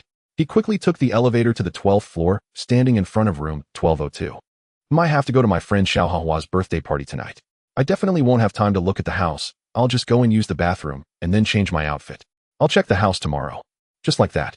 He opened the door and walked into the familiar house. This was a small one-bedroom apartment with a rectangular layout resembling a studio. Upon entering, there was a corridor with the kitchen on the right and the bathroom on the left. Walking further inside, the middle area was a small living room, and at the very back was the sleeping area. The entire apartment was about 40 square meters, small but complete, suitable for a single occupant. Since graduating and joining a now-defunct advertising company, he had been living here for 3 years. The landlord was an old man nearing 70 who was quite nice and had never raised his rent in those 3 years. So he hadn't moved out and continued living here. But now his connection with this small apartment was about to come to an end. After using the bathroom, he did not linger and turned to pull open the door and stepped outside. He quickly returned to the parking lot, took out the key to his RS6, walked to the car and got in. It was almost 1 o'clock and he hadn't eaten yet. He decided to grab some lunch before buying new gear. Vroom. The car started and he expertly pressed the accelerator and drove out. Yang City was the capital of Qian province, divided into 9 districts, 5 suburbs, and 4 main urban areas. Unlike reality, many aspects were fictionalized. Xia Yang lived in one of the 4 main urban areas, Xishan district, with the other 3 being Fushan, Nanyue, and Dian district. Although it was a main urban area, his location was not ideal, being close to the suburbs with no large shopping malls nearby. He had to go to the city center for shopping. Jingwenu City was about 12 kilometers from the city center, not too far. He quickly drove to the Nanxiu Road pedestrian street, in the city center, the largest and most prosperous commercial area in Yang City. By evening, there would be countless handsome men and beautiful women, and even in the afternoon, the foot traffic was already significant. Xia Yang arrived here in his stylish RS6 GT, and many street-style car bloggers pointed their cameras at him. Wow, look, RS6 Avant GT. Amazing, this is the first time I've seen this car in Yang City. So flashy. Ding. Detected that the host feels envious gazes mood pleasant reward of 10,000. Haha, I've become a target for street-style bloggers, and it feels pretty good. He lowered the car window, intentionally showing off his handsome profile, with his right hand on the steering wheel and his left resting on the door, casually turning into the underground parking lot of Xinjiang City. After parking the car, he left the mall and casually found a place to eat a large bowl of noodles. After finishing his meal, he returned to the mall. Inside, there were many international luxury brands. Although he wasn't very concerned about clothes, he felt that now that he had money, he should keep up with his attire. As the saying goes, a person relies on their clothes, a horse relies on its saddle. Of course, this doesn't mean cheap clothes look bad. As long as one knows how to match the price, doesn't matter much. It still depends on the person. Many celebrities wear inexpensive clothes, yet they look good because of their styling. Xia Yang wasn't particularly fond of luxury clothing. He preferred luxurious watches and cars. However, he had never worn them, so buying a few pieces wouldn't be a bad idea. He took the elevator to the second floor and first saw a Supreme store. He knew the brand, and although the items weren't cheap, he didn't particularly like it, feeling it was too flashy and hip-hop. He preferred something more simple and casual with less vibrant colors. He quickly browsed and soon spotted an LV store. Without much thought, he walked in. Male shopping are usually quite focused, and Xia Yang swiftly selected 3 t-shirts, 2 pairs of pants, and a men's bag. He didn't buy shoes as he wasn't fond of LV's footwear. The salesperson cheerfully led him to the checkout, and the total for 6 items came to 58,000 with the bag costing 30,000. It took 10 minutes to complete the transaction. Luxurious. After paying, he turned and walked out of LV, continuing to browse. It had been a long time since he had shopped so freely. No, it wasn't that long. This was indeed his first time. After walking for a while, he spotted a shop nearby. He quickly entered and purchased 2 pairs of classic Dunk sneakers. Among all Nike models, Dunk was his favorite for its simple and elegant design and comfort. Besides the shoes, he bought 2 t-shirts, and the total at checkout came to 3,002. After another half hour of browsing, he went to Prada and bought a retro light luxury denim jacket and a pair of white sneakers, spending a total of 29,000. He intended to browse some more, but with all his bags, he couldn't carry any more. He returned to the parking lot and tossed the shopping bags into the spacious trunk of his RS6.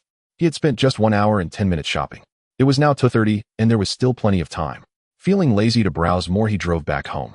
At 3 o'clock, Xia Yang returned to his residence with a load of shopping bags.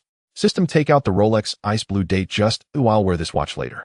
As soon as he finished speaking, a square box appeared on the table before him. He opened the box to find a beautifully luxurious Ice Blue Date Just wristwatch.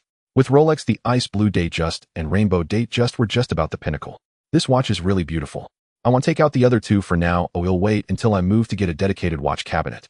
After casually showering, Xia Yang lay on the bed to rest since he had nothing to do for the time being. He took the opportunity to check his phone for various real estate listings in Yang City. The housing prices in Yang City weren't very high, with ordinary high-rise apartments around 10,000 per square meter. In less central areas, the price was about 7,000 to 9,000. Larger flats tended to be more expensive, and he looked at 3 well-located riverside residential areas. The most expensive property was 38,000 per square meter, which was among the highest in Yang City. Moreover, this community offered not only larger flats, but also apartments and ordinary high-rises under 150 square meters. The other 2 properties were much cheaper, around 25,000. He couldn't afford the 38,000 unit for now, as he only had about 680,000, not yet 700. He could only consider the other 2 buildings. After pondering for a while, he decided on a riverside residential area called Buyue Bay. This community also had larger flats at over 24,000 per square meter, with the smallest unit being 190 square meters. It was located right at the intersection of Nanyue District and Dian District by the Nanyue River, a true city center with complete surrounding amenities, including transport, commerce, entertainment, and healthcare. For a 190 square meter unit, the total cost would be around 500, which seemed quite reasonable. Okay, this is it. Good location, reasonable price, and it's a fully furnished, re-edited moving unit. If I buy this, I can move in quickly. Although 190 square meters is a bit small for one person, it's more than enough. Besides, this isn't the only house he'll buy. I can get a villa later when I have more money. Alright, no more hesitating. He'll go see it tomorrow. After confirming the property, he would view tomorrow. Xia Yang switched to Douyin and started browsing. Ding. Detected that the host is watching a dance stream with suggestive content. Mood pleasant reward of 20,000. You're invading my privacy. The system knows everything about the host's actions. Fine, whatever. You're my big brother, so I'll go with what. After enjoying a live stream for a while, a WeChat message popped up. Li Mu sent an address along with a message. Qiuyang, this is the restaurant for dinner tonight, 6 o'clock. Don't be late. Xia Yang opened the message and saw that Li Mu had sent the address to a high-end Chinese private restaurant called Indu. Seeing the name Xia Yang raised his eyebrows and chuckled, "Wow, isn't this the restaurant I won in the lottery?" Xia Yang shook his head with a smile. "Hey, quite the choice dining at my restaurant." He replied with a message, received. "Okay, I won't keep you, I have things to do. See you tonight." Li Mu quickly replied, "Good see you tonight." Exiting the chat, the WeChat message bar displayed over a dozen comments. Xia Yang opened it to find almost all comments from former colleagues. "Zhao Hai, wow, where is this? RS6 and Ferrari everywhere. Qin Xiaoxua, what a beautiful car. Wang Bo, it's not even your car, why are you posting? Gao Kai, have you switched to car?" Xia Yang smiled and was too lazy to reply to these comments. Besides the comments, there were quite a few likes. An orange anime girl avatar caught his attention. This avatar looked somewhat unfamiliar. Who is this? He clicked on the avatar with some confusion. The WeChat name was Xiao Qingzi. There was a note, Dai Wei, the campus flower of Yangqing Normal University. Upon seeing this note, Xia Yang furrowed his brows. Dai Wei, campus flower of Yangqing Normal University. Am I not from Yangqing Vocational and Technical College? How could I have added the campus flower from the Normal University? He scratched his head, trying hard to recall. A few seconds later, his eyes lit up as he suddenly remembered. Oh my, I remember now. This Xiao Qingzi from his memory was indeed the campus flower of Yangqing Normal University. Her name was Dai Wei. Back then she had a pure appearance, short hair, fair skin, and an outstanding figure. In today's terms, she would be described as a white moonlight. At that time, Xia Yang was in his sophomore year, and Dai Wei was also a sophomore. They were in the same grade, but not at the same school. Xia Yang was at a junior college while Dai Wei was at a key university. At that time, Dai Wei had visited their school once to see a friend. The appearance of a stunning campus flower in their school, which had nothing to do with beauties, instantly attracted countless young men's attention. Xia Yang was no exception. When Dai Wei went to the school supermarket to buy something, her phone had no signal, and she couldn't pay, so Xia Yang seized the opportunity to help her out and added her on WeChat. He had thought this would be the beginning of a passionate romance. Who knew that since adding WeChat, they had never met again? Later, Xia Yang also tried to chat with Dai Wei on WeChat, inviting her out to dinner and such. But she always declined, saying she didn't have time. Xia Yang was not one to indulge, and 2 invitations were already quite a lot for him. If she didn't come out, then that was it. Since then, they had no further interactions. Thinking of this, he shook his head and smiled. Someone he had added several years ago with whom he hadn't exchanged a word liked a photo of a luxury car he posted today. But if it weren't for seeing that like, he would have completely forgotten about her. To put it bluntly, they were merely acquaintances, and after years of no contact, it was even less likely they would interact again. Not deleting each other was already quite good. Too lazy to look further, he exited WeChat and continued scrolling through Douyin. Time passed quickly. In the blink of an eye, it was 5:05 p.m. Xia Yang rolled over, got out of bed, and changed into a new outfit he had just bought. The weather today was a bit chilly, only 14 degrees. Just right to wear his newly bought Prada retro denim jacket, paired with a gray-white LV t-shirt. For the lower half, he wore LV's light khaki straight pants and stepped into a pair of Dunk shoes. The color of the shoes matched that of the jacket, making a great combination. The stylish look made it easy to look sharp. Plus, his physique was excellent now. Calling him a walking male model wouldn't be an exaggeration. He walked into the bathroom, looked in the mirror, and nodded in satisfaction. Clothes make the man, indeed there's some truth to that. He donned his Rolex Ice Blue Daytona, and amidst the casual, sporty vibe, he suddenly exuded a hint of mature charm. Not bad, just like this. After changing clothes, he pushed the door open and stepped out. His restaurant was near the Nansho Road shopping street where he had shopped earlier in a prawn location. It normally took about 20 minutes to drive there. The timing was just right to head out. He quickly arrived at the parking lot, standing in front of 2 cars deep in thought. Which one to drive? Both cars would make a good impression. However, after hesitating for 2 seconds, he chose the 296 GTB. He opened the car door, sat inside, and started the engine. Virum. A pleasant sound echoed. Ding detected that the host is happy upon hearing the engine roar, rewarding 200. This 290 SIXS parameters are actually not explosive among supercars. The 2.9-liter twin-turbo V6 combined with an electric motor provides a relatively low-key power system compared to those V8S and V12S. Yet this power system can unleash a combined 830 horsepower. It accelerates from 0 to 100 km/h in just 2.9 seconds, with a top speed of 330 km/h. There aren't many cars on the road that can outrun this one. Xia Yang opened the navigation, lightly pressed the gas pedal, and drove out of the parking lot. It was now during rush hour, and the traffic was quite heavy. The journey that normally took 20 minutes took him 35 minutes due to the traffic. The Yinlu Chinese Private Kitchen was located on Xishan Road in Nanyue District, right next to the Nanyue River, offering a great location and environment. The restaurant had a wide parking lot at the entrance. Xia Yang turned the steering wheel to enter the parking lot looking for a space. However, he soon spotted several luxury cars. Mercedes S480 Weow, BMW 740, a Range Rover Autobiography, A8 Horch, and so on. Wow, so many luxury cars, could they all belong to Xiao Hehua's friends? No, these cars are more business-oriented, not like those driven by young people. He was too lazy to look further and casually found an empty space to park just as he was about to open the door and get out. The WeChat notification tone rang. Li Mu called with a video call. Xiaoyang answered with a smile. Don't rush, I just parked the car. Are you here? Li Mu's beautiful face appeared on the screen. Yes, in the parking lot. I'm also in the parking lot, why can't I see? I haven't had the chance to get out of the car yet, but you just arrived. Yeah, just parked the car. What car are you driving? 296. A Ferrari. Li Mu was taken aback. Yes. Come on, you're driving a Ferrari and still crying poor in front of me. Li Mu glared at the camera angrily. Xiaoyang smiled. I really was poor before. If I don't want to argue with you. I'm getting out of the car now. Where are you? Xiaoyang also turned off the engine and got out of the car. He walked to the front of the car and immediately saw Li Mu about 10 meters ahead of him. She was standing next to a white Bentley Continental GT looking around. Her recently braided colorful hair had returned to her familiar long hair with side bangs. At this moment, she held a white Chanel bag wearing a black fringed jacket and a gray t-shirt underneath. On the lower half, she wore a black mini skirt and her long legs sparkled. On her feet were a pair of short black ankle boots.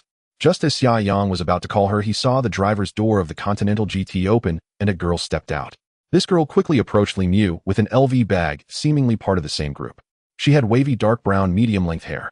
Wearing a beige semi-sheer knit top and black hot pants, she also showcased her long legs. Her leg shape was even comparable to Li Mu's, but she was a bit shorter, around 168 centimeters. Since the other girl kept her head down looking at her phone, Xiaoyang couldn't catch a clear look at her face. Xiaohua, over here, he waved and called out. Hearing the shout, Li Mu turned her head, and the girl beside her also looked up. This time Xiaoyang saw clearly, she was very beautiful. The two of them walked over quickly, and upon getting closer, they could see more clearly. This girl was quite sweet-looking, resembling a well-known actress from Huaguotian Weiwei. Her makeup was exquisite with slender brows and apricot eyes, a petite nose, and glossy lip gloss that looked so tender it seemed like it would burst upon touch. She was slightly plumper than Li Mu, with more fullness in her legs. Although her outfit wasn't tight-fitting, the curvaceous contours of her chest were still quite visible. Xiaoyang observed her without making a sound for a few seconds, not yet having the chance to call upon the system to check her appearance. Li Mu's voice came through. Wow, dressed so stylishly, huh? Xiaoyang smiled. Just a normal outfit. Alright then, let me introduce you. This is the birthday girl for tonight, my good friend Xu Yusin. Li Mu pulled Xu Yusin, who was standing behind her, closer. This is Xiaoyang, the one I mentioned to you before. Xu Yusin's eyes flickered. Xiaoyang took the initiative to nod and smile at her. Hello, beautiful. Nice to meet you for the first time. Xu Yusin stared at Xiaoyang without responding, just standing there. Li Mu frowned slightly and nudged her. What are you doing? Say hi back. Huh. Oh, sorry, I just zoned out for a moment. What's your name, handsome? Upon hearing this, Li Mu rolled her eyes. Didn't I just tell you? It's fine, I'm Xiaoyang. Xiaoyang. What a sunny name. Xu Yusin displayed a starry-eyed expression. Li Mu cleared her throat. Could you be a bit more reserved? Ahaha, is this handsome Xiaoyang your friend? Li Mu looked exasperated. Have you forgotten? I just told you. He's someone I met in Liqing. Oh, right, I can be so forgetful. Xu Yusin awkwardly smiled and looked back at Xiaoyang, extending her fair hand. Hello, handsome Xiaoyang. Welcome to my birthday party. She extended her left hand, and Xiaoyang could only extend his left hand as well, but in doing so his stylish ice blue watch became visible. It wasn't his intention to show it off. Who would have known she would extend her left hand? He politely grasped her fingers and nodded. Nice to meet you. Me too, you can call me Yusin, okay Yusin. As they spoke, Xu Yusin glanced at Xiaoyang's watch and remarked, the watch you're wearing, handsome Xiaoyang, has great taste. Xiaoyang smiled. Haha, thank you for the compliment. By the way, there will be more friends coming later, so don't be shy, they're all friendly. Xu Yusin said with a smile. Haha, I won't be. Great. Then from now on we are friends. Let's add each other on WeChat. Xu Yusin took out her phone from her bag. Seeing this, Li Mu frowned and thought to herself, hey, what's this guy doing? Being so enthusiastic and proactive, something feels off. Seeing her pull out her phone, Xiaoyang took out his own and opened it. Alright, let's add each other. Sure. Xu Yusin happily scanned his code. Her cheerful tone made Li Mu feel a chill run down her spine. Watching the two of them exchange glances for the first time, Li Mu suddenly felt like a third wheel. She crossed her arms over her chest and squinted her eyes. Hey, what are you two doing? What's up? Xu Yusin, did you add each other? Yes, we did. Then let's go inside. Stop standing here. Alright. Could you speak properly without that tone? Li Mu shot back at Xu Yusin. I am speaking properly, there's nothing wrong with it. Li Mu turned around exasperated, but just then saw the white 296 GTB behind Xiaoyang. She turned and asked, is that your car? Yeah. A new car? Right, just got it not long ago. At that moment, Shu Yusin also turned to look and immediately displayed a cute smile. Wow, Xiaoyang, you have great taste. Among all Ferrari models, the 296 is my favorite too. Haha, really? Yes, I have one too, but it's red. Hee. Wow, is she really that wealthy? Xiaoyang thought to himself. Li Mu could no longer tolerate Shu Yusin's cutesy behavior. Oh, just a moment ago, she was calling him handsome Xiaoyang, and now she's calling him Xiaogo. She stepped forward and grabbed Shu Yusin's arm. Stop giggling and hurry inside. Hey, don't pull me. This tone was also a bit playful. The once normal conversation of Shu Yusin suddenly turned playful upon seeing Xiaoyang. After walking a short distance, Shu Yusin activated her gossip instincts and quietly asked Mumu, what exactly is your relationship with Xiaoyang? Li Mu rolled her eyes. Friends. Friends. You've only been in Licheng for 2 days, right? You just met him and invited him to my birthday party. That doesn't seem like your style. Seeing Li Mu remain silent, Shu Yusin smiled and said, honestly, do you have a different kind of relationship with him? I'll give you a hint, don't guess randomly. There's nothing going on. I just think he's a nice person with a good character, and we get along well, so I invited him to meet everyone. Is that so? Yes. Well, I really didn't expect the Xiaoyang you mentioned to be so handsome. You like him? What nonsense. Why? Can I like him? You said there's nothing between you two, right? Alright, like him however you want to. I can't be bothered with you. But I still have to compliment you. Compliment me. Li Mu was taken aback. Yes, it's hard to find a handsome guy like this. If it weren't for you, how could I meet him? So thank you. Seeing Shu Yusin in her infatuated state, Li Mu suddenly regretted inviting Xiaoyang. The words Xiaoyang said on the plane might actually become reality. Feeling suddenly irritated, she turned around to look back. What are you standing there for? Come on. Okay, coming. Xiaoyang smiled and quickly caught up. Taking this opportunity, he quickly voiced out in his mind. System check Shu Yusin's basic information. Name Shu Yusin, age 21, height 168 centimeters, weight 53 kilograms, attractiveness 88, figure 94, favorability 50. Impressive, a favorability of 50 upon first meeting. This girl is probably easy to win over. Although she doesn't have a face as delicate as Li Miss, she is still a standout among people. By the way, how many times has she been ranked? I am impressed. This place has exquisite resources. Not bad. The three of them quickly entered the hall. The restaurant was vast with a total of 4 floors decorated in a luxurious and elegant new Chinese style. The first floor is the lobby. The second floor features a banquet hall that can accommodate 30 tables, occasionally hosting events. The third floor is the dining area, while the fourth floor is for private rooms. Xiaoyang turned his head and thought this place is quite nice, luxurious, and grand. At that moment, a waitress in a simple yet elegant qipao walked over briskly. Shu Yusin chatted with the waitress for a moment, and the waitress smiled as she led the three of them towards the elevator hall. They quickly arrived at the fourth floor's private room area. The waitress led them to the entrance of a private room called Bamboo and opened the door. Please come in, she said, stepping aside and gesturing at the entrance. Upon entering the room, Xiaoyang looked around. Perhaps because the room was named Bamboo, the decor was filled with bamboo elements. Being inside gave a sense of being in a bamboo forest. Xiaoyang, as the boss, was quite satisfied. However, he suddenly thought of a question. System, this restaurant is now mine. Oh, does anyone know me? Only a few key management personnel are aware. Okay, as long as someone knows. After leading the three to the private room, the waitress confirmed the meal time with Shu Yusin before turning to leave. As the door closed, Xiaoyang walked over and sat down on the sofa. Just as Shu Yusin was about to run over to chat with him, her phone rang. After answering and saying a few words, she turned to Li Mu and said, Mu Wei Wei and the others have arrived too. Hey, let's go meet them. So soon. Didn't they just leave? Who knows? Let's go. Alright, Xiaoyang, you sit here. Hey, our friends are coming, let's go greet them. Xiaoyang looked up and said, okay, you all go, don't mind me. Downstairs at the restaurant, Shu Yusin smiling links arms with Li Mu, looking quite happy. Today is her 21st birthday, and her good friends have come to celebrate with her, which makes her very joyful.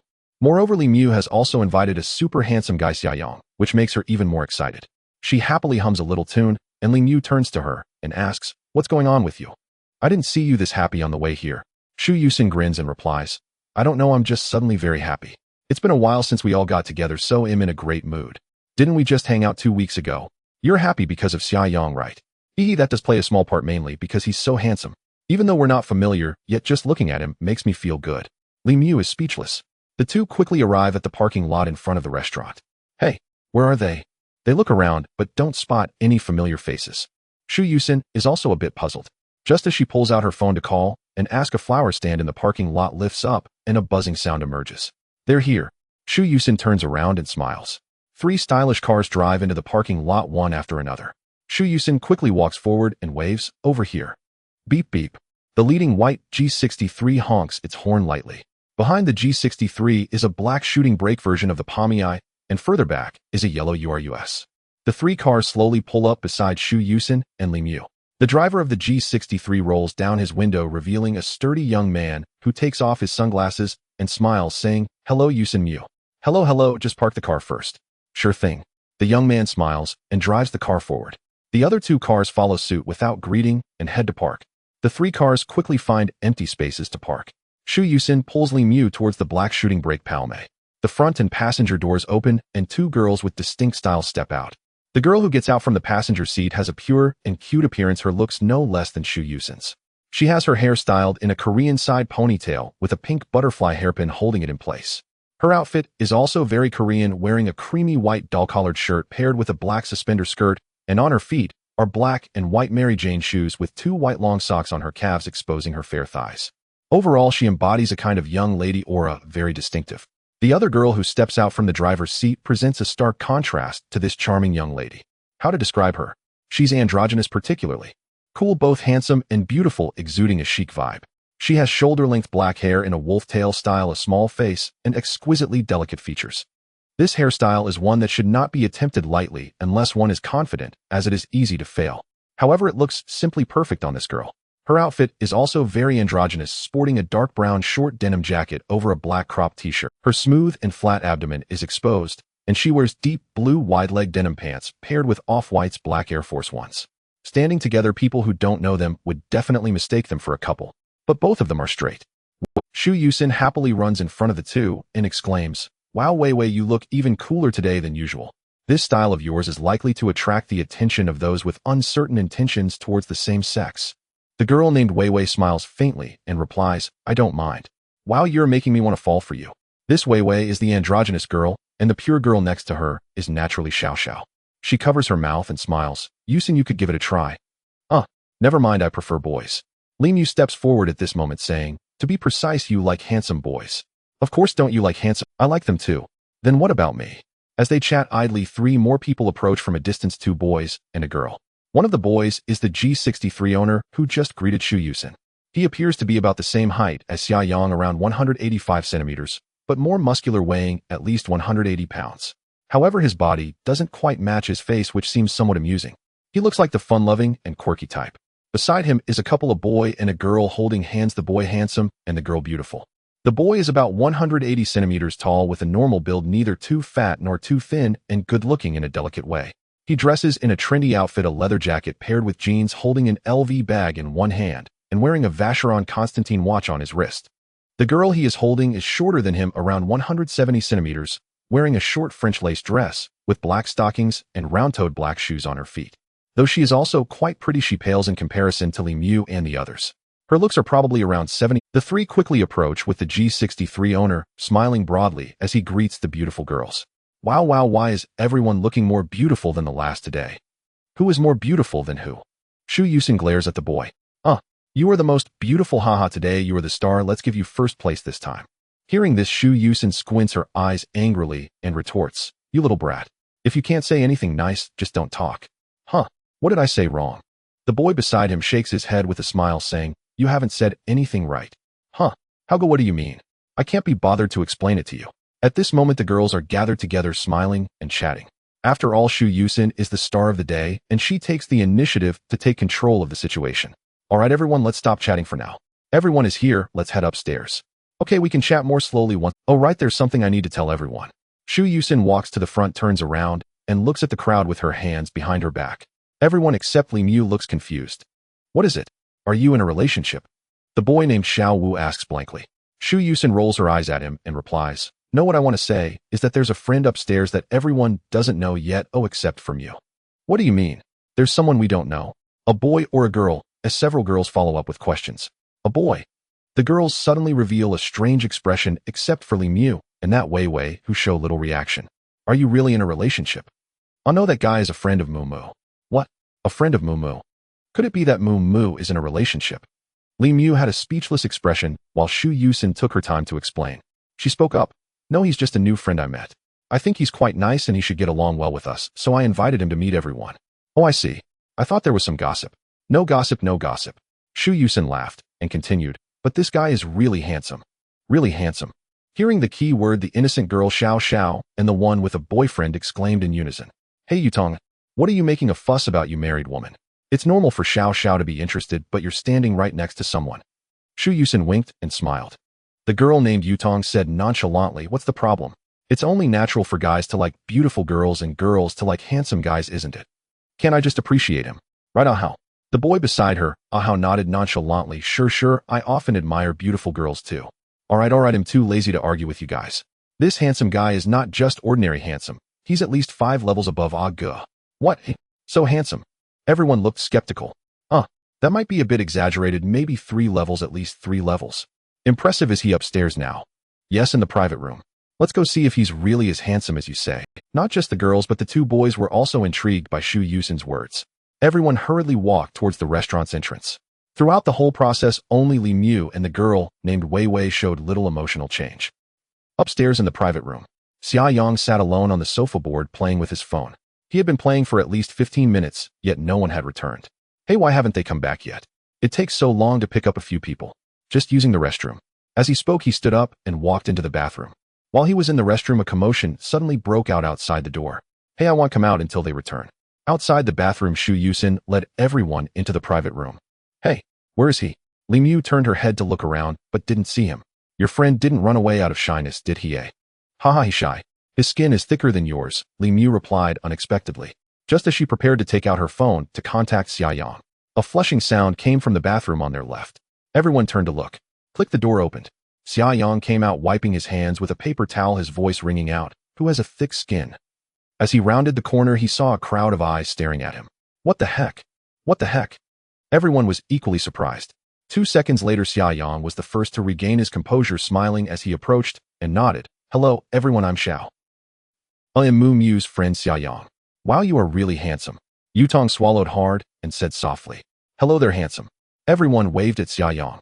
At this moment, Li Mu walked over to Xia Yang's side to act as an intermediary for introductions. These are all my friends and Yusin's friends. You already know Yusin, and let me introduce the others one by one. First, this is Feng Hao. Xia Yang looked over and smiled, extending his hand. Hello, handsome, Xia Yang. Hello. Feng Hao politely shook hands, saying, don't call me handsome, or just call me a Hao or old Feng. I'm not as handsome as you. You are too polite. Then I'll call you a Hao. You can call me old Xia. Haha, no problem, nice to meet you. Since you are Mu Mu's friend, you'll be our friend too, so don't be shy. Alright. Xia Yang had a good first impression of Feng Hao. Feng Hao felt the same. Alright, next this is Zhou Yutong. They are a couple. Li Mu pointed to the girl beside Feng Hao. Hello, beautiful. Hello, Xia Yang, handsome. Nice to meet you. Next this is Wu Shan, he's the funny one among us. Li Mu pointed to the burly Wu Shan. Without waiting for Xia Yang to greet him, Wu Shan stepped forward and patted Xia Yang's shoulder, laughing. Brother, you are indeed a bit handsome. I feel overshadowed by you. Haha, you're too kind, handsome. Your name is Wu Shan, right? Yes. Your name matches your figure well. Haha, flattery. I'm 23. How old are you? I'm 24. You're a bit older than me. I always show respect to older people, so we'll call you Yang Gu from now on. That's not suitable. You can just call me old Xia. That's too old sounding. You're so handsome, calling you old Xia would make you sound old. Fine, call me whatever you want. Hee Yang Gu, your physique looks quite good. You must be someone who works out often. Wu Shan smiled at Xia Yang. You're flattering me. You're even more built. I may be built, but my figure is not as good as yours. Come on, can you two stop chatting for now? There are still people left to introduce. Li Mu couldn't hold back any longer. These two chatted like long-lost brothers. She rolled her eyes at them. Oh, sorry. Xia Yang turned to the last 2 girls who had yet to be introduced. They were Xiao Xiao and Wei Wei. After seeing them, his eyes subtly flickered. He hadn't looked carefully before, but now he realized how beautiful these 2 were, one of whom could even... This is Xiao Xiao, not a repeat. Her surname is Xiao, and her name is Xiao with an additional d. Oh. Xia Yang nodded and smiled at Xiao Xiao. Hello, Xiao Xiao, I'm Xia Yang. Hello, Xia Yang. Xiao Xiao smiled and actively extended her fair hand. Xia Yang politely shook it. Lastly, there was Wei Wei. Li Mu walked over to her and said, This is Dai Wei, the beauty among us, and also the cool and handsome Dai Wei. Upon hearing this name, Xia Yang's heart skipped a beat. What? Dai Wei? Could it be such a coincidence? It shouldn't be. Dai Wei was once known as the pure school belle, and I've seen her before. She looks completely different from the one in front of me and doesn't resemble her much. After quickly muttering to himself, he nodded at Dai Wei. Hello, Dai Wei, I'm Xia Yang. Dai Wei said nothing. Just seeing this, Li Mu frowned and reminded her, Wei Wei, what are you doing? Dai Wei didn't reply to Li Mu and continued to stare at Xia Yang. After a second, she asked, Your name is Xia Yang? Yes. I think I know you. What? You know me. Xiaoyang was taken aback. The others also showed puzzled expressions. Daiwei took a step forward, looked at him carefully, and nodded. That's right, it's you. Oh, I still have your WeChat. Hearing this, not only Xiaoyang, but everyone else was taken aback. What? Is that really the pure school beauty Daiwei from back in the day? Has her style changed so drastically in just a few years? She has always been beautiful, but this current style is indeed quite surprising. Alright, there is one thing that seems the same, the pure version of Daiwei back then was also not talkative. But do you have me on WeChat? Xiaoyang frowned and asked. Daiwei nodded, took out her phone, and opened her moments. I even liked one of your posts before.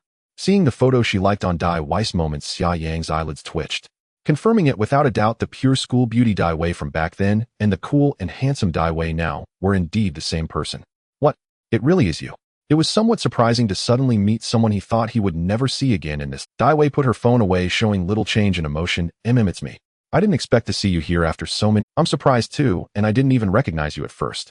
At this moment, Li Mu interjected with a frown. Wait, let me interrupt here. From what you both are saying, you not only know each other, but have known each other for a long time. Xiaoyang shook his head with a smile. Not really. We met once back in university, but we are not alumni of the same school. She came to our school to visit a friend, and then... Oh, I see. So you aren't actually familiar with each other. You just met a few years ago and added each other on WeChat because of certain circumstances, and then you haven't been in contact since, right? Yes, that's right. Wow, what a coincidence. We actually have mutual friends. Shu Yusin said with a smile. Haha, indeed a coincidence. But I still have some doubts. Li Mu continued. What doubts? Xiaoyang turned to look at her. If you both know each other, then how come you didn't recognize Wei Wei?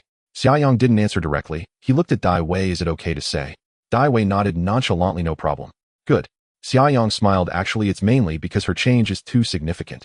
How so? Everyone looked very interested. She wasn't this style during university, as she was a pure beauty. Plus, it's been a long time, so I didn't recognize her right away. What? Li Mu, Shu Yusin, and Xiao Xiao exclaimed in unison. What happened? You mean Wei Wei was going for a pure style before? Shu Yusin's eyes widened in disbelief. Xiaoyang nodded. Yes, didn't you know each other before? No, we only met 2 years ago. By the time we got to know each other, she was already in this current style. Haha, alright. We haven't seen each other since then, so we just don't know. What exactly happened, Wei Wei? Shu Yusin looked at Dai Wei with curiosity. Dai Wei thought for a moment, and said it's nothing, I just wanted to Is that all? That's all. Okay then. Alright, everyone already knows each other, just sit down. Yusin, when will dinner start? Li Mu asked. I told the waiter 7 o'clock. It's 6:40 now, so it's soon. Let's sit and chat. Okay. The girls walked towards the sofa. Taking this opportunity, Xiaoyang quickly called out in his mind. System, show me the basic information of Dai Wei and Xiao Xiao. Received name Dai Wei, age 24, height 170 centimeters, weight 52 kilograms, attractiveness 91, figure 90, affinity 5. Name Xiao Xiao, age 22, height 165 centimeters, weight 50 kilograms, attractiveness 85, figure 87, affinity 15. Wow, Dai Wei's attractiveness is so high. It's almost on par with Xiaohua. And Xiao Xiao is also pretty good. They are both impressive. Just as he was thinking, Wu Shan walked over to Xiaoyang and patted him on the shoulder. Stop, standing there, want to smoke. Xiaoyang came back to his senses and smiled, nodding sure. That's good. We now have another buddy to smoke with. Wu Shan cheerfully took out his cigarettes and offered them to Xiaoyang and Feng Hao. At this moment, the girls turned and shouted, if you three are going to smoke, do it outside. The smell is unpleasant. Alright, we'll go to the balcony. The balcony is fine, just don't let the smoke come in. It won't. The three went to the small balcony of the private room and lit their cigarettes. Yang Gu, your Mu's friend, right? Wu Shan asked, looking at Xiaoyang. Xiaoyang nodded. Yes, I just met her a few. Is that so? Then you two probably aren't just friends, right? Wu Shan smiled mischievously and winked. I'm not sure about that. Well, I'll observe and see. Feng Hao laughed at this moment. Don't put Xia in a tough spot. But for someone to get Mu to invite us to this gathering, Xia is indeed the first. Is that so? I don't know why she invited me, as she just told me when we were coming back from leeching. It's fine, don't worry about it. Feng Hao's eyes caught a glimpse of Xia Yang's watch peeking out over the railing. Old Xia, is that an ice blue D? Feng Hao seemed to be more interested in the watch. Xiaoyang was taken aback and smiled. Haha, yes. Can I ask how much it cost? Sure, 86. Hearing this, Feng Hao nodded. That's about right. Oh, I have some knowledge about watches. I have a friend who specializes in selling watches. Almost every watch you can find in the market is available with him. I can see you're a watch enthusiast. If you need anything in the future, you can find me, and I'll help you contact him. Definitely below market price. Haha, okay, thank you in advance. Xiaoyang politely smiled. Regardless of whether he would need it later, he agreed verbally first. Although they weren't familiar yet, Feng Hao and Wu Shan left him with a good first impression. They seemed like people worth getting to know. Moreover, judging from their demeanor and attire, they were definitely well off. After all, they are friends of Li Mu. She herself is a rich heiress, so her friends naturally wouldn't be lacking in quality. Knowing a few more wealthy friends is always more beneficial than detrimental. In fact, that's how social circles work. If Xia Yang had no money and wore a cheap watch, Fang Hao might not say anything out of respect for Li Mu, but his attitude would definitely not be the same. That's why cars and watches serve as a man's facade in certain situations. Although it sounds materialistic, that's just the reality. Social skills are one aspect, but material possessions can determine how others perceive you, whether positively or negatively in most cases. Of course, this varies by occasion. If it's just a casual gathering where everyone is broke and doesn't recognize the watch you're wearing, then that's another story. No need to be polite, we are already friends. If you need anything from me in the future, just say a word, and we should gather more often. Fang Hao took a puff of his cigarette and smiled. Okay, no problem. I also really enjoy spending time with friends. Let's meet up whenever we have the chance. He Yang, you really suit me and my brother's taste. Wu Shan laughed at this moment. Taste? Xia Yang pretended to frown. Wu Shan scratched his head up. Anyway, that's the gist of it. My eloquence isn't as good as Hao Gu's, and I can be a bit blunt. If I misspeak at any point, please don't mind it. Haha, it's fine. By the way, old Xia, today's dinner is just the first part. There's more to come in the evening. Xia Yang nodded. I'm familiar with this. Generally, there's a follow-up. Eating is just an appetizer. Aren't you afraid I'll run away after finishing my meal? I feel like we have a good rapport, so I hope you can join me. Of course, I'll definitely participate, ha. Then the three of us must have a few drinks later. It's our first meeting today, and I'm excited. Wu Shan chuckled. Fang Hao turned and said, I think the same. Let the girls have drinks and the three of us will have alcohol. After we finish eating, we can ask them to help drive us. Oh right, you have a girlfriend who can help drive? Who should I call? They don't listen to me. Wu Shan laughed and looked at Xia Yang. Brother Yang, do you drive? Xia Yang nodded, I do. Then who will help you drive after you drink? Mumu, she came in Yuzin's car, so she can help me drive. Haha, still claiming there's nothing going on between you two. Wu Shan leaned forward and winked wildly at Xia Yang. Xia Yang scratched his nose. I'm just closest to her among the girls. Fine, you don't have to say anything, but my eyes are like a ruler. Any little schemes won't escape my notice, I will observe closely. Xia Yang grinned. Haha, go ahead and observe slowly. Since both of you have drivers, who should I ask for help? Ask whoever you like for help, isn't that simple? Right, old Xia? Fang Hao laughed. Wu Shan rolled his eyes at Fang Hao. I can't afford to provoke any of them. How could I dare to like them? Aside from Mumu and Yutong, do you really not find any of these mini beauties appealing? Fang Hao, that was your statement, not mine. Did I imply that? Then what do you mean? I can't explain it clearly. I just see them as good friends and never thought of anything further. All right, then continue being solo from birth. Hearing this, Xia Yang curiously asked, Old Wu Shan awkwardly smiled. Well, I haven't, but it doesn't matter. A true man sets his sights far and wide. What's there to talk about regarding romance? You're not saying you like guys, are you? Fang Hao deliberately took a step back and frowned. Wu Shan was speechless. I have 300 gigabytes of videos of girls. Are you telling me I like guys? What if it's your way of throwing people off? What the hell? Wu Shan got a bit anxious. Haha, old Fang, don't tease him anymore. Xia Yang chuckled. All right, since old Xia has spoken, I won't tease you anymore. I'm really done for. Wu Shan took a deep puff of smoke. The three stood on the balcony chatting and laughing while the girls inside turned to look and began discussing. Isn't it strange? These boys just met for a short while, and they seem like friends who have known each other for ages. Shu Yusin said, somewhat perplexed. Xiao Xiao covered her mouth and smiled. Many boys are like this, they just need a cigarette to quickly build a connection. Really? Yes, after eating and drinking a bit more, I bet they'll become brothers for life. Ha ha ha, is it really that exaggerated? Just watch. At that moment, there was a knock on the private room door. Shu Yusin turned and called out, come in. The door opened, and the previous waitress walked in with a smile. Miss Shu, it's almost 7. Do you need the dishes to be served? Yes, please serve them. I'm starving. All right, please wait a moment. The waitress turned and left.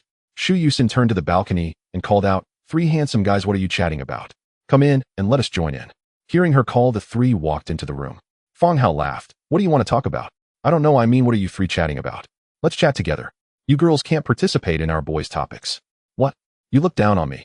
Fang Hao laughed. I wouldn't. Humph, come on, everyone, let's move over. The dishes will be served soon. This restaurant's food is super delicious. Has anyone been here before? Everyone walked to the round table and took their seats. Xiao Xiao shook her head. I know this restaurant, it's quite popular, but I've never been here. Zhou Yutong also shook her head. I haven't been here either. Fang Hao walked over to Zhou Yutong and smiled. Why haven't you been here? Wasn't it this place I brought you to 2 months ago? All right. Oh dear, my memory. Oh, I've been here once. And you forgot this. I just have a bad memory. Don't just stand there, find a seat and sit anywhere. Shu Yusin cheerfully ran to Xia Yang's side. Brother Xia Yang, can I sit next to you? Xia Yang was momentarily taken aback, and Feng Hao and Wu Shan were also surprised, showing curious expressions. Assure you the star of today, sit wherever you like. Haha, great, then I'll sit next to you. Shu Yusin pulled out a chair and sat down next to Xia Yang. Not far away, Li Mu walked over quickly. She also said nothing and went around to sit down next to Xia Yang. Seeing this scene, everyone showed strange expressions, except for Dai Wei, who looked as if she couldn't smile, showing no expression throughout. She casually walked over to an empty seat and sat down. At this moment, Wu Shan, like a detective, held a water bottle in front of his face, secretly observing Xia Yang and the two beautiful girls beside him. Sit down, why are you all just standing there? Shu Yusin looked at the few who hadn't sat down yet. All right, you don't need to worry about it. Everyone took their seats, and the private room door rang again. Come in. The door opened, and several waiters came in pushing a cart to serve the dishes. Shu Yusin smiled and said, they look delicious, you'll regret not coming here earlier. Li Mu scoffed, is it really that good? You keep praising it. I won't say I'm the best in this area, but I can at least be considered a master. Just eat it, I bet you won't say a word after tasting it. All right, it's rare to get such high praise for a restaurant. Of course I have high standards. I just wonder who the owner of this place is. Brother, how do you know the owner of this restaurant? Feng Hao was taken aback and shook his head. I don't know, why do you ask? I'm just curious about how they came up with so many delicious dishes. I'd like to meet them. Hearing this, Xia Yang thought to himself, without showing it, it really isn't me who created them. The owner of such a restaurant is likely a middle-aged man. Then forget it. At this moment, the waiter who was serving couldn't help but laugh. Shu Yusin looked and asked, what are you laughing at, beautiful? I'm sorry. Oh right, you're a staff member here, you should know the owner, right? The waitress said awkwardly. I haven't met the owner, but I heard he's a very young guy. A very young guy? Yes, that's what our manager said. Is he handsome? Shu Yusin grinned as she asked, her thoughts centered on food and handsome guys. The waitress was taken aback. I'm sorry, Miss Shu, I'm not too sure about that. Yusin, what are you doing? Are you really asking if a guy is handsome? Li Mu shot Shu Yusin a glance. I'm just curious. Don't be curious. Is a total stranger worth your curiosity? All right. Xia Yang had been holding back a smile without saying anything. Ding detected that the host is unconsciously showing off, feeling happy. Reward of 100,000. More beautiful women means higher rewards. The waitress quickly finished serving the dishes. Feng Hao waved and called out, beautiful, do you have Mao Tai? Yes, we do, handsome. Aside from the regular Mao Tai, do you have aged wine? Yes, handsome, we have 15-year and 30-year ones. Okay, bring 2 bottles of 30-year Mao Tai. All right, please wait a moment. Several waitresses turned to leave. Li Mu smiled and said, just in time, I wanted to have some wine. Hey, you girls shouldn't drink. Wait until we go to the next place to drink. Why not? Li Mu asked. Feng Hao looked at Xia Yang. Xia Yang smiled. If you drink, no one will drink. I'll drive you. What? Are you treating me like a chauffeur? Li Mu shot Xia Yang a glare. Didn't you drive here? I was just thinking of having a few drinks with old Feng and old Wu, and then you could help me drive. I wouldn't drive. I want to drink. Well, my bad, I forgot Mu Mu is also a wine lover. Then old Xia and little Wu can only call for a designated driver. The others all drive, and Yutong can help me drive later. Xiao Xiao doesn't have a license, so I'll help you call for one. As soon as the words were spoken, everyone present turned to look at Dai Wei in unison. What was happening? This was so unusual. Among this group, Dai Wei spoke the least, and was also the most aloof. Generally speaking, she wouldn't say much about things that were unrelated to her. Of course, this does not mean she has a bad personality or is unlikable. It depends on the situation. For instance, once, when Shu Yusin moved, she was the most hardworking among everyone. Although there was a moving company, she didn't mind the dirty or tiring tasks, quietly helping to move things by herself, doing whatever she could without saying a word. However, when they went out to have fun, she usually just found a quiet place to sit and daydream. Thus, it was a bit surprising that she suddenly offered to help the not-so-familiar Xia Yang drive. After a moment of silence, Xiao Xiao, sitting next to Dai Wei, was the first to break it. Wait, you want to help Xia Yang drive? Dai Wei did not speak, only nodding her head. Huh. Hey, wait, didn't you come by car? If you help brother Xia Yang drive, what about your own car? Shu Yusin added. Dai Wei replied calmly, it's fine, I'll leave my car here for now. Mainly I don't want to drink at the moment, so helping him drive later is no problem. Hearing this, everyone exchanged knowing glances. At this moment, Xia Yang smiled and said, actually, Dai Wei, I can just call a driver, no need to trouble yourself. Dai Wei nonchalantly replied, it's fine, let's just say it's settled. Let's eat. Alright, you can just call me Wei like everyone else. What? What's going on? Something feels off. The girls present today are all acting strange. Wu Shan continued to block his face with a water bottle, quickly scanning everyone's expressions. He indeed suited the role of a detective. Then thanks in advance, Xia Yang nodded and smiled at Dai Wei. It's a small matter, no need to be polite. Ha, then let's dig in. Shu Yusin laughed awkwardly and picked up her chopsticks. At that moment, the door to the private room was knocked again, and the server walked in with 2 bottles of matai and the wine utensils looking at Fong Hao. Sir, here are the 2 bottles of matai you ordered. Okay, thank you. Do you need me to help you open and pour them?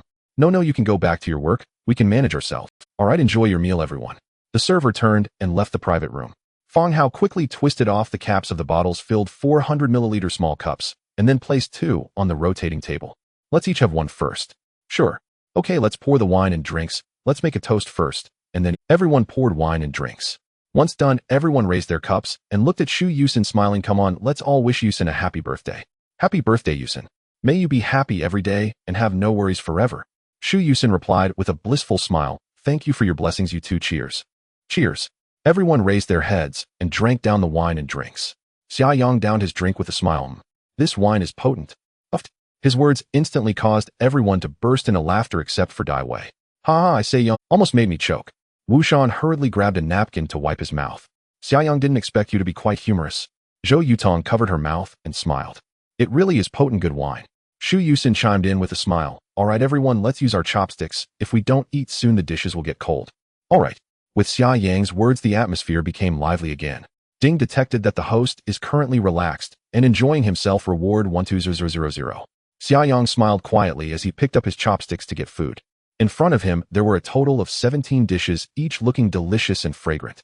Many of them were innovative fusion dishes, such as spicy pepper roasted crab, pickled vegetable, braised pork, cumin beef brisket, on stone slab black truffle spring chicken, and morel braised abalone. Of course, as a local restaurant in Yang City, local dishes were also indispensable. For instance, Kung Pao beef tendon stir-fried pig ear with bacon sour soup fish, and Yang City spicy chicken. In addition to the local specialties and some innovative dishes, there were also several fusion dishes researched by the restaurant chef that couldn't be found elsewhere. For example, Longjing smoked pigeon with foie gras, waffle black gold abalone lion's head, and glazed lantern beef wrap. Among these dishes, Xia Yang only recognized the local dishes and had only eaten the local ones. The others seemed a bit too extravagant for him. He had never even heard of them, let alone eaten them. He picked up a piece of foie gras waffle and looked at it slightly, frowning. What is this? Next to him, Li Mu rolled her eyes at him. Foie gras. Foie gras. Oh, I've had foie gras before, but it's delicious. Are you okay? You asked after having it. Li Mu couldn't help but laugh. It mainly looks a bit different. Oh, I didn't recognize it. You should eat. You can't keep your mouth shut even during meals. Li Mu picked up a piece of abalone and put it into Xia Yang's bowl. Wu Shan happened to see this scene, nodding with a subtle expression. Evidence 1. Thank you. You're welcome. Everyone temporarily said nothing more, feeling a bit hungry, and with the dishes being truly delicious, everyone was busy eating. After a minute of silence, Fong Hao poured more wine and called out, Hey, why are you all so quiet? Don't just eat, drink up. Lao Xia Xiao Wu Mu, come on, let's drink. Okay. A few of them poured wine and clinked their cups across the table. After eating for a while, Shu Yusin suddenly thought of something and picked up a piece of braised pork, placing it in Xia Yang's bowl. Brother Xia Yang, eat more. Don't be shy. Don't worry, he won't be shy, Li Mu said while eating. I just didn't want him to feel shy on his first meal with us, haha. It won't be, thank you, Yusin. Xia Yang turned and smiled, looking at the handsome face so close. Shu Yusin replied a bit shyly, Don't be polite, brother Xia Yang, eat more. All right. Opposite, Wu Shan narrowed his eyes. Something's off. This little Yusin is acting strangely too. Fong Hao, seeing his expression, asked, What are you squinting at? It's nothing, come on, Hao, go, let's drink. Wu Shan poured wine and clinked glasses with Fong Hao, then looked at Xia Yang again. Yang Ge. Xia Yang, who was focused on eating, raised his head. What's up? I toast to you. Oh, too polite, come on. Xia Yang also poured wine and clinked glasses with Wu Shan. After finishing the cup, he picked up his small cup and smiled. Everyone, sorry to interrupt for a moment. Everyone looked up at Xia Yang. He stood and smiled. My apologies, everyone. I must toast each of you. As the newest friend here, I also wish to thank Mu Mu for her kind invitation. Without it, I'd never have had the chance to meet such delightful company. Secondly, as a newcomer, I ought to make the rounds. Whoa, brother Yang, so dashing. Wu Shan laughed. Fong Hao added, Actually, no need, old Xia. We're all quite relaxed here. Xia Yang smiled. It's only proper. Absolutely proper. With that, he circled the table clockwise, raising a glass with every guest, whether they drank or not, and finally returned to Li Mu. Now then, let's toast together. Sure thing, Li Mu replied with a smile. They clinked glasses and drank. Xia Yang then resumed his seat. Brother Yang, still sober? Wu Shan asked. Xia Yang shook his head. Not at all. Impressive stamina. Old Xia, you're truly genuine. You've earned yourself a lifelong friend, Fong Hao said with a grin. Haha. Then another round. Agreed. They clinked glasses again, air to air. Shu Yusin called out, Slow down, you two. Don't get tipsy before dinner's even over. Do you really think that's possible? Don't you know my capacity? I don't. Heh heh. As for Baijiu, I can easily handle a full bottle. That impressive. Xiaoyang chuckled. Haha. Nothing extraordinary, though I'd say yours is no slouch either. How much Baijiu can you hold? Roughly a bottle, give or take. Whoa. Then one bottle's too modest. Shall I order 2 more? No. There's still the second leg of tonight. Shu Yusin interjected urgently, fearing they'd be too inebriated to proceed. No need to order, old Fong. We'll be drinking again later. Xiaoyang turned to Fong Hao and said, very well then. Let's continue. Agreed. Cheers. Half an hour later, the women set down their chopsticks one by one and settled onto the sofa to chat. Li Mu, having finished her meal, glanced at the 3 young men. You 3 take your time. Absolutely. Once she'd left the table, Fong Hao and Wu Shan promptly shifted their chairs beside Xiaoyang. The 3 poured their second bottle and drank merrily. Brother Yang, your endurance is truly remarkable. Rarely do we encounter anyone who can match us. Frankly, it's rather disheartening. Is that so? Isn't Mu quite the drinker? She is, but being a woman, she prefers lighter spirits and avoids Baijiu altogether. Besides, she's never inclined to drink with us. Ah, the true camaraderie lies between men, doesn't it, Brother Hao? Fong Hao nodded in full agreement. Exactly. No more words. Everything's in this cup. Cheers. Then let's drink.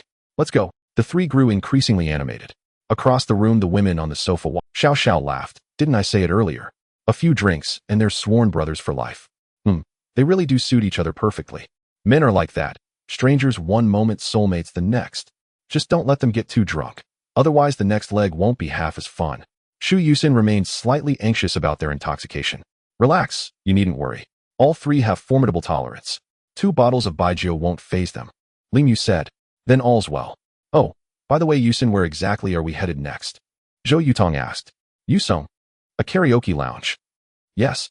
I'd originally suggested a private club, but Mu and Wei dislike such venues, and nightclubs are far too loud. So karaoke it is. Truthfully, the destination matters little. It's our time together that brings me joy. Understood. I'll arrange for the cake shop to deliver the dessert there. Have you booked the private room yet? Already done. I'll send you the details. Perfect. Meanwhile, the 3 young men reveled in unrestrained mirth. Arms draped over shoulders, banter flowing freely, bursts of laughter, then hushed confidences exchanged in low tones. 40 minutes later, they'd emptied the second bottle. Not a single one showed signs of intoxication. Sated and refreshed, they prepared to depart for the evening's next gathering. Let's go, friends. Oh, and Mu, please add old Xia to our group chat. Fong Hao said, turning to Li Mu. Of course. Li Mu swiftly invited Xiaoyang into a group titled Lifelong Friends. Including him, the group comprised precisely 8 members, the very people present that evening. Gathering their belongings, the group left the private dining room and descended to the hotel lobby. Shu Yusin had reserved both the room and the meal, but the bill remained unpaid. She was just about to settle the account when a sharply dressed, impeccably groomed man approached from directly across. At first, they assumed he was merely passing through, until they noticed his unwavering gaze fixed squarely upon them. More precisely, upon Xiaoyang. He frowned faintly, uncertain, and drew closer. Upon recognizing him, his expression transformed instantly into a broad smile. Mr. Xia. Hearing the call, the group turned, yet none recognized the man before them. Mr. Xia? No one here surnamed Xia. Wait, Xiaoyang. Shu Yusin suddenly recalled. All eyes swung toward him. Xiaoyang himself blinked, bewildered. Who was this? He was certain he'd never. The man stepped forward 2 meters away, grinning warmly. Haha. So it is you. My apologies. You came to dine with us and didn't bother to notify us. Huh. Brother, you're speaking to me. Ah, my mistake, Mr. Xia. I forgot. You likely don't know me yet. Allow me to introduce myself. I'm He Yuan, manager of this restaurant. Manager. Ah, you're the restaurant's manager. Xiaoyang realized this man must be part of the management team. Only they could possibly recognize him here. Precisely. Haha, Mr. Xia, you're dining with friends today. The man's gaze swept appreciatively over the handsome, elegant group surrounding Xiaoyang. Xiaoyang nodded. Yes, we've just finished and we're about to pay. Pay. Mr. Xia, why would you pay while dining at your own establishment? His companions stood stunned, speechless. He Yuan turned toward a woman in a gray business suit standing nearby and gestured. Manager Su, please come here. Manager Su hurried over. Director He, what do you require? He Yuan knew few staff members, yet recognized Xiaoyang. After all, he'd only recently assumed control, and the announcement hadn't been made company-wide. Only he and 3 other senior executives were aware. He stepped beside Xiaoyang and announced, may I introduce Mr. Xiaoyang, our restaurant's principal owner. At those words, Li Mu and the others stared at Xiaoyang in utter astonishment. Manager Su's expression instantly brightened into a radiant smile as she extended her hand. Oh, you're Mr. Xia? It's an honor. I'm Su Yin, front desk manager. Please forgive our oversight. We had no idea you'd be joining us today. Xia Yang nodded graciously and shook her hand. No trouble at all. I simply came to enjoy a quiet meal with friends. Oh, had you informed us we'd have prepared accordingly. Manager Su, Mr. Xia's schedule is exceptionally demanding. He hasn't the time for formalities. He Yuan glanced at her and added, charge this evening's bill to my account. That's all. Please carry on with your duties. Understood, Mr. Xia. Director Su, I'll take my leave now. Very well. After Manager Su departed, He Yuan turned back to Xia Yang with an apologetic smile. Mr. Xia, I sincerely apologize. Your discretion is admirable, yet it left us wholly unprepared. No need, truly. I prefer simplicity. I dislike ceremony. This was merely a casual dinner among friends. Understood, Mr. Xia. May I add you on WeChat? That way next time you visit you can let me know in advance. Certainly, go ahead. They exchanged contacts swiftly. He Yuan smiled. Excellent, Mr. Xia. I'll leave you to enjoy your evening with friends. Please, attend to your duties. No need to fuss over me. Right you are. He Yuan gave a polite nod to Xia Yang and his companions before turning and walking away. Once he'd vanished from sight, Xia Yang glanced at Li Mu and the others, only to find them all staring at him, expressions frozen in incredulous wonder. Well, I'll be. So you're the owner of this place? Everyone stared at Xia Yang with varied expressions. Especially Xu Yusin and Li Mu looked the most surprised. It wasn't that Xia Yang's identity was particularly impressive, or rather they had been asking who the owner of this restaurant was. However, Xia Yang didn't say a word, which led to their current reactions. Xia Yang looked a bit embarrassed and said to everyone, well, sorry, actually, I am indeed the owner of this restaurant, but I just took over a few days ago. So many people still don't know me. Wow, Yang, you're hiding it pretty well. Wu Shan laughed. Xu Yusin spoke up again. I was just asking how good during dinner if you knew the restaurant owner. Why didn't you say anything? Xia Yang thought for a moment and explained, mainly because the topic came up so suddenly. I felt that saying I was the owner when you were all confused might come off as showing off, and since I just met everyone today, I thought it would be better to keep a low profile, so I didn't mention it. If we were all familiar, it wouldn't have been a big deal. This explanation was quite reasonable. All right then, but still thank you. Xu Yusin smiled. Thank you for treating me to this meal. Xia Yang chuckled, haha, it's not really me treating you. It's mainly because of your face that the meal was on the house, so thank you. All right then. At this moment, Li Mu stepped forward. Since you are the owner of this restaurant, I can come here for free meals often, right? Xia Yang casually replied, no problem, I'll cover the bill whenever everyone comes to eat. Great.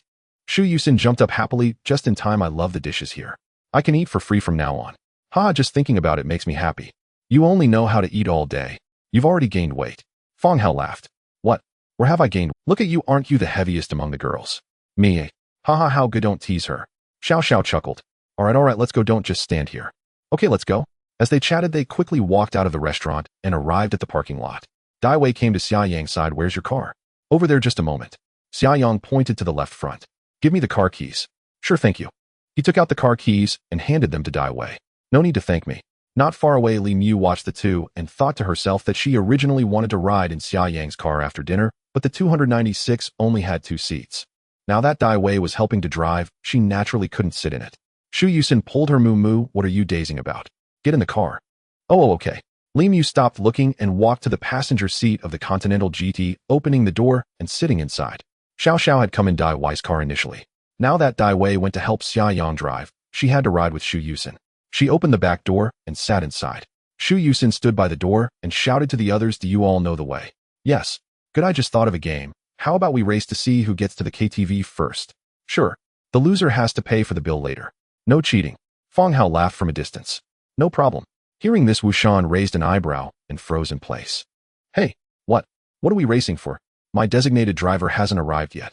Wu Shan panicked as others had someone to drive, but he needed a designated driver. At this time, the designated driver was still 800 or 900 meters away, and it would take at least 2 or 3 minutes to arrive. By the time the driver got there, the others would have already disappeared. That's not my problem. Good luck, my brother. If you can't make it, you'll have to pay for the bill later. Fong Hao laughed as he got into the passenger seat of his URUS. What? That's unfair. Wu Shan shouted at Fong Hao and Xu Yusin, who had already gotten into the car. Goodbye. Fong Hao's girlfriend Zhou Yutong was the first to drive out. Xu Yusin hurriedly started her car and drove away. Next to her, Li Mu nervously said, Yusin, drive slowly. I'm a bit scared with you driving. What's there to be afraid of? At least I'm an experienced driver. Oh, just hold on tight and watch my skills. Even if I can't come in first, I can't be last. Li Mu was speechless. Meanwhile, Xia Yang and Dai Wei were a bit slower, and they had just reached the front of the car. Dai Wei looked at the white 296 GTB and pressed the car key. I thought you would drive your RS6 GT. Xiaoyang scratched his head. Did you like that car? Because I drove it. Dai Wei nodded. I like that car. Is that so? If I have time, I'll let you drive it for a few days. Dai Wei opened the car door and looked at Xiaoyang without expression. Okay, she said as she bent down and got into the... Xiaoyang thought to himself, this girl is really cold and aloof. At that moment, not far away, Wu Shan saw that Xiaoyang hadn't set off yet and hurriedly shouted, Yang, go. You haven't left yet. Haha, I knew you were still the best. What? Xiaoyang was a bit confused. He hadn't noticed what Shu Yusin said earlier. Wu Shan shouted. Yusin said that whoever arrives last at the KTV has to pay. You all have someone to help drive, but I have to wait for my designated driver. Isn't this just setting me up? But fortunately, you're still here waiting for me. Oh, is that so? Then, goodbye.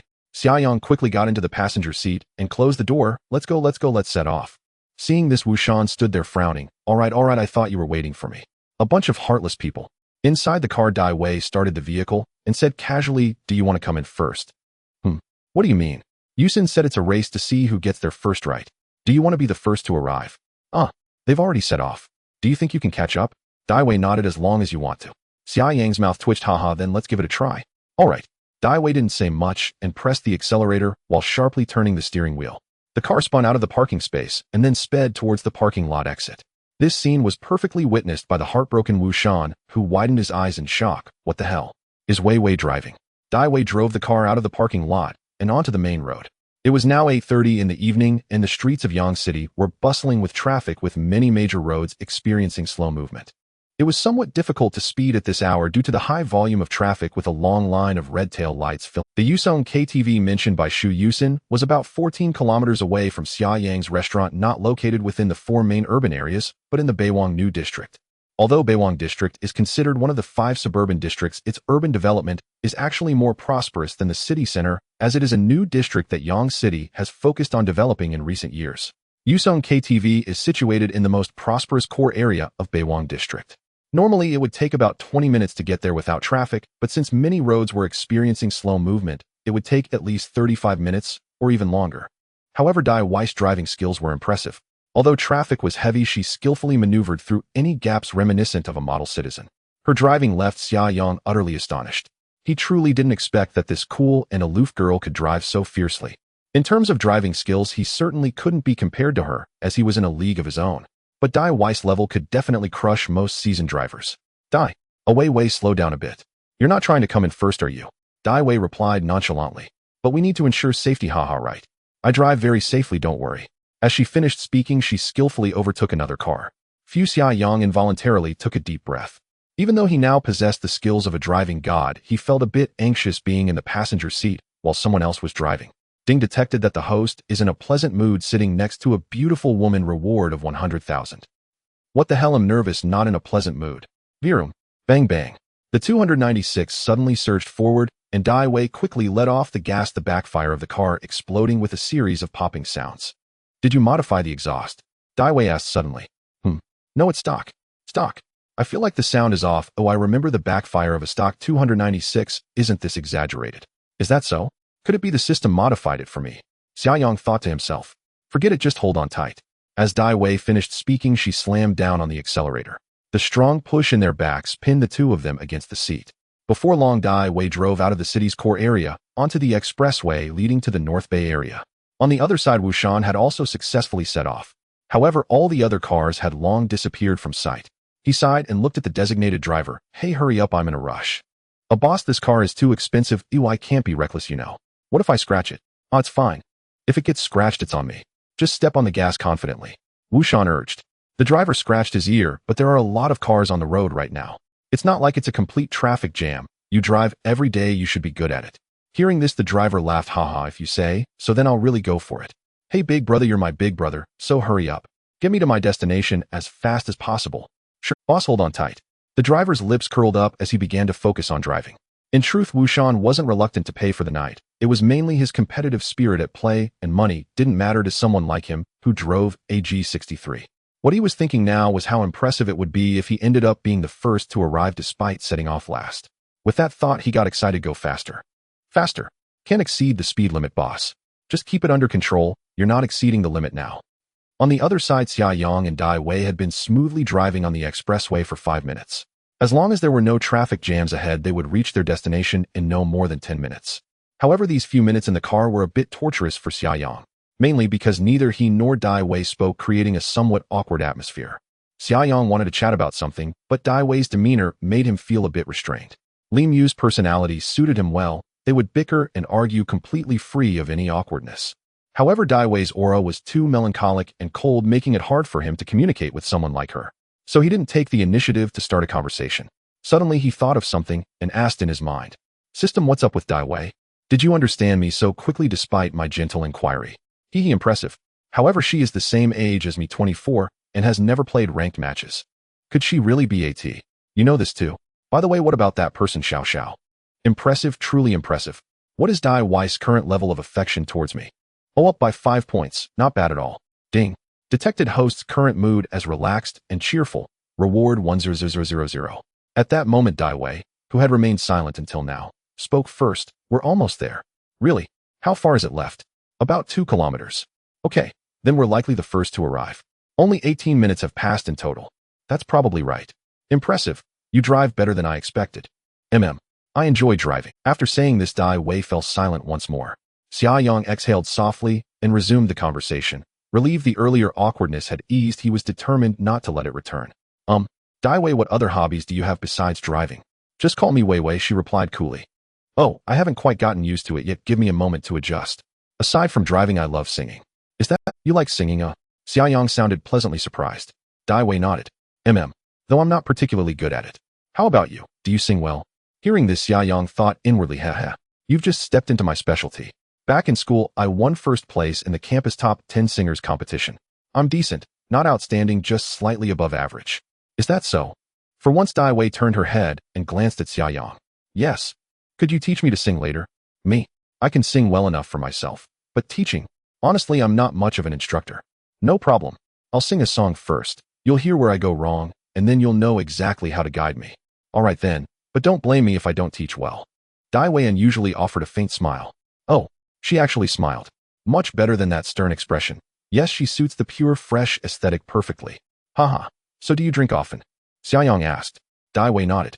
I do, but I rarely drink during meals. Ah, I see. So your tolerance must be quite high then. Not bad. Not bad. Ha. People who say that are usually masters. I've never actually gotten drunk. Xiaoyang. Really? That's impressive. Or perhaps I simply haven't drunk much. Then we'll definitely need to clink glasses later. Huh. Sure. Once conversation flowed, the atmosphere warmed considerably. In truth, Dai Wei wasn't nearly as aloof as she first appeared. She could easily engage in light casual banter, if approached without pretense. A few minutes later, they arrived on a bustling street in the North Bay district. Skyscrapers lined both sides of the street, their lights shimmering brilliantly, no less dazzling than those of any first-tier metropolis. Dai Wei seemed familiar with the area. She navigated confidently, without GPS, and located the parking entrance of Yusong KTV. She steered the car into the lot and parked neatly. They stepped out, and Dai Wei handed the keys to Xiaoyang. Thanks, he said with a smile as he accepted them. You're welcome. Looks like the others haven't arrived yet, Xiaoyang remarked, scanning the lot. No sign of Fong Hao's or Shu Yusin's vehicles. Let's wait for them at the entrance. All right. Side by side, they walked toward the lot's exit. Soon reaching the roadside, a gentle breeze stirred Dai Wei's hair. She lifted a hand to tuck a strand behind her ear, revealing a delicate profile. Xiaoyang caught the moment and thought, there's something quietly captivating about this. Yes, she's truly striking. Even shaved bald, that face would still be arresting. Hey, maybe I should grow my hair out too. Try that Hainan-style cut. Why not? I've never worn long hair before. Right? I won't cut it anymore. What are you thinking about? Dai Wei suddenly turned and asked. Nothing much. Just saw your hairstyle and got inspired to try long hair myself.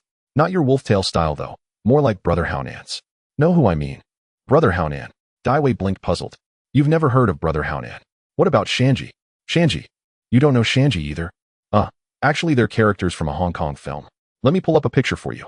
Xiaoyang pulled out his phone, searched quickly, and stepped beside Dai Wei. Here, this is him. Dai Wei studied the image and nodded. I see. Quite handsome. That style would suit you well. Right? I think so too. You're handsome. You'd carry off any hairstyle. Dai Wei remarked, calm and matter-of-fact. Thanks for the compliment. You're welcome. As they chatted idly, a golden Lamborghini Urus pulled up. Xiaoyang turned and grinned. Beep, beep. Inside the car, Fong Hao and Zhou Yutong had already spotted the pair, standing roadside. As the vehicle drew near, Zhou Yutong laughed wryly. Whoa. We were the first to leave, yet somehow last to arrive. Did you fly here? Haha. Mostly thanks to Wei Wei's driving skill. She's fast. Wei Wei drives that aggressively. Since when? Fang Hao, seated in the front passenger seat, looked stunned. Let's hold off on chatting. This is a busy road. Better park first. Yeah, right away. Zhou Yutong steered into the parking lot. 5 minutes later, Xu Yusin arrived in her Bentley Continental GT. Li Mu, riding shotgun, watched Xia Yang and Dai Wei intently, her expression unreadable. Xu Yusin parked, waved a greeting, and followed suit into the lot. Soon the group regrouped roadside. Fang Hao pulled out a cigarette and offered one to Xia Yang. Hey, old Wu hasn't shown up yet. Not yet. Haha. Tonight he's footing the bill. Everyone order whatever you like. Don't hold back. Let's make him pay dearly. I certainly won't hold back, Xu Yusin chimed in, eyes sparkling. The pricier the wine, the better. I'm celebrating my birthday today. Heh, exactly. Finally caught this guy off guard. A few minutes later, Wu Shan's Mercedes-Benz G63 finally appeared. The designated driver had pushed himself to the limit, yet still landed last.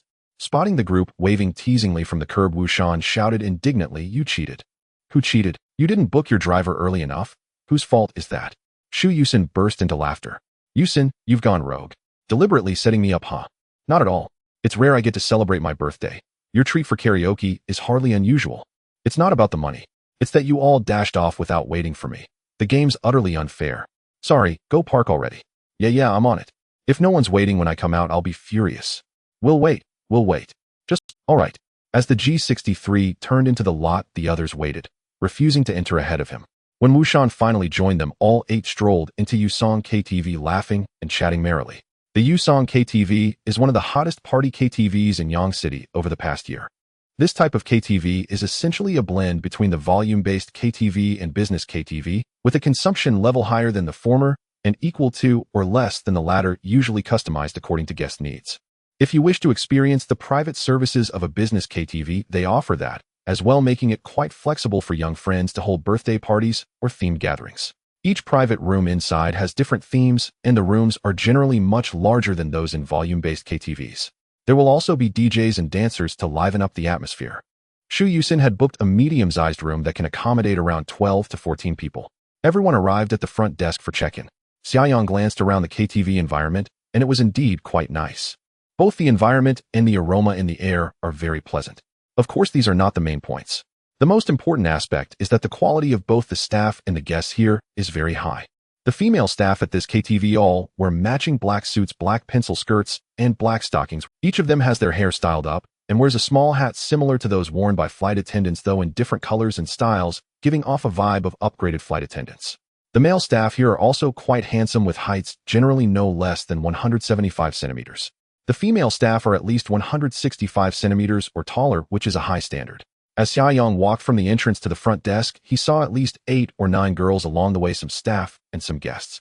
They all looked quite good, with excellent figures, slim waists, long legs, and well-endowed backsides, making it hard to look away. Although these girls weren't as exaggerated as Li Mu and others, their attractiveness was at least between 70 and 75. It's important to note that girls with a score above 70 are already considered beauties. Scores above 75 can be ranked as class flowers, above 80 as campus flowers, and above 90 can't simply be judged by flower rankings. It can only be felt, not expressed. As for Li Mu and Dai Wei, both of whom score above 90, they're somewhat abnormal. They are 360 degrees without flaws and completely natural. Not to mention those two, even Xu Yusin and Xiao Xiao, are not people that an average person can compare with. Both are at the level of top campus beauties. Although there are a few super beauties around, boys understand. No matter how beautiful the girls next to him are, when a tall girl walks by, regardless of her looks, he has to look at those legs. So many flowers can be a bit distracting. Not only Xia Yang, but also Fang Hao and Wu Shan were secretly observing. The two looked like thieves, wanting to see, but not daring to look, openly hiding and peeking. Xia Yang didn't care about that. He had always looked directly.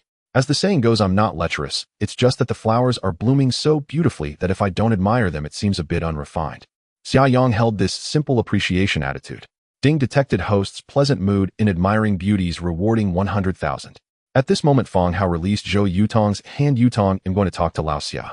Oh, okay, go ahead. Fang Hao quickly walked to Xia Yang's side and nudged him with his shoulder. Lao Xia, what are you doing? Xia Yang smiled at the two tall girls passing by a few meters in front of him, admiring beauties. Fang Hao exclaimed, Dude, you're looking too directly, aren't you? Don't scare the girls. I'm just looking, not doing anything, just admiring. Well, aren't you afraid of Moo Moo? What? What would she do to me?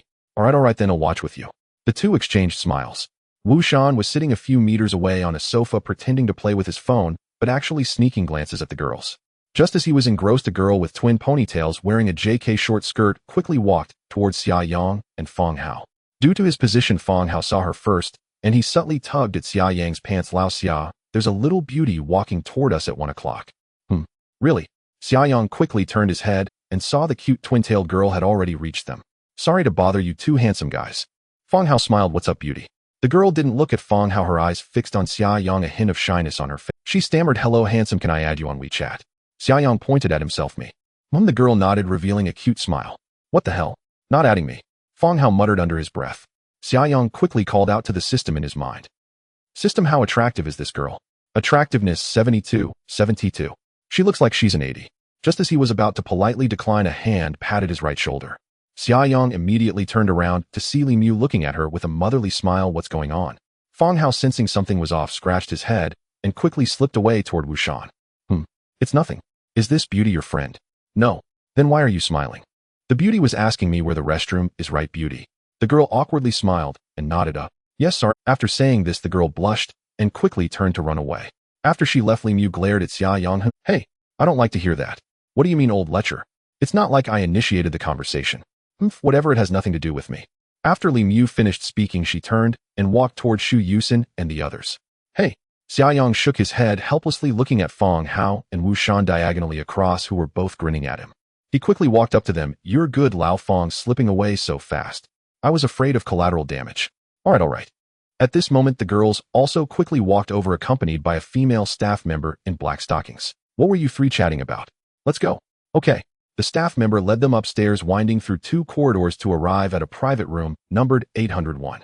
This room can accommodate 12 to 14 people, but looking at the size, it is certainly much larger than that. Even if 20 people sit here, it should be fine, as it is much larger than an ordinary medium-sized volume-based KTV. On the right wall upon entering the room is a huge LCD display. In front of the screen is a small stage which also has a DJ booth. Further ahead is a spacious dance area with a large sofa and 2 long tables on the far left. At the very back of the room is a restroom. The decor of this room is mainly in shades of pink and purple, and the staff adjusted the lighting to a pinkish-purple hue. Everyone chatted as they walked to the sofa and sat down. After the waitress adjusted the lighting and turned on the KTV equipment, she approached Shu Yusin to inquire. What drinks do you have? Do you have Shenlong? Shu Yusin asked. Yes, beautiful lady. Then bring us a set. What beers do you have? The waitress tapped on her tablet to find and introduce the beers. Shu Yusin nodded. Alright, bring us 2 boxes of Roosevelt. No. 10. Okay, do you need food? Of course we do. Shu Yusin replied, ordering a large variety of snacks. After finishing her order, she nodded in satisfaction. Alright, you have a DJ and backup dancers, right? Yes, every private room has them. Shu Yusin thought for a moment and turned to the others. Do we need a DJ and backup dancers? Li Mu shook her head. I don't think we need them, it's too noisy. Xiao Xiao also shook her head. I agree, if we want that kind of atmosphere, we can just go to a nightclub next time. The others agreed, and Shu Yusin turned to the waitress. We don't need them for now. Alright, beautiful lady, I'll go prepare the drinks, please wait a moment. The waitress smiled and left the private room. At this moment, Wu Shan walked over. Auntie, you've prepared the Shenlong set for me. Are you trying to fleece me? Shu Yusin grinned. He who told you to lose. You must accept the bet, and you're so rich it's no big deal. Alright, for your birthday, I'll splurge a little, let's do it. Wu Gu, how generous. Now you're calling me Wu Gu. Can I introduce some beautiful girls to you? Well, thank you then. You're welcome. Come on, sit down, let's sing. Zhou Yutong shouted to the two. Coming. At this moment, the girls were sitting together, and the 3 boys were on the other side near the door. Wu Shan smiled and asked, Yang Gu, can you sing well? It's average. Really? Then should we sing a song together? Sure, what do you want to sing? Can we do eyelashes? Eyelashes? What? How can you with your build sing that song? Xia Yang was somewhat taken aback. I just love singing sweet songs like that. Feng Hao was speechless. Don't be fooled by his big stature. He always picks songs that little girls like to sing when he goes out to karaoke. Xia Yang swallowed nervously. Alright, you choose then. You can sing it right. Yes, as long as it's not too obscure, I can basically sing anything. Okay, then I'll select it. Wu Shan quickly scanned and picked eyelashes curved. At this moment, 3 or 4 songs had already been selected on the screen. Shu Yusin had just finished selecting one, but Wu Shan jumped in ahead of her.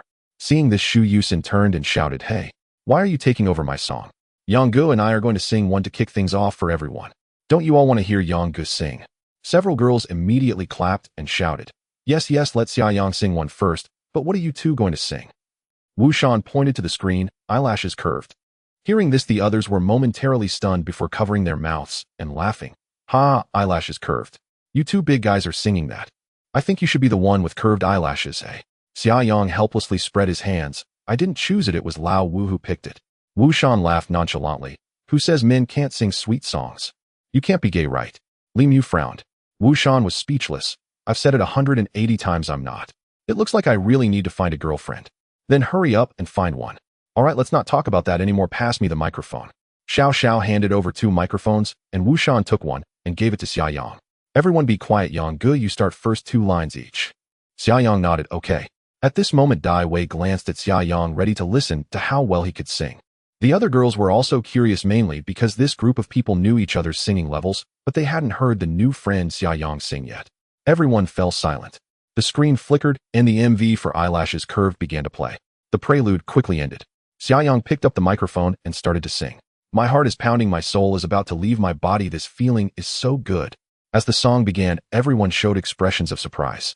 Xia Yang truly deserved to be the #1 singer of the campus top 10. Although he hadn't sung much in KTV over the past few years, his skill was still there. His level was nearly at the top among ordinary people. Dai Wei instinctively nodded. Wu Shan immediately picked up the next line. Oh, you smiling at me? Wow, I have goosebumps. Who doesn't? Can we let Xia Yang sing solo? Forget it, let him sing, and later we can let him pick a song. As the two exchanged lines, everyone smiled while Xia Yang sang, but as soon as it was Wu Shan's turn, his smile immediately disappeared.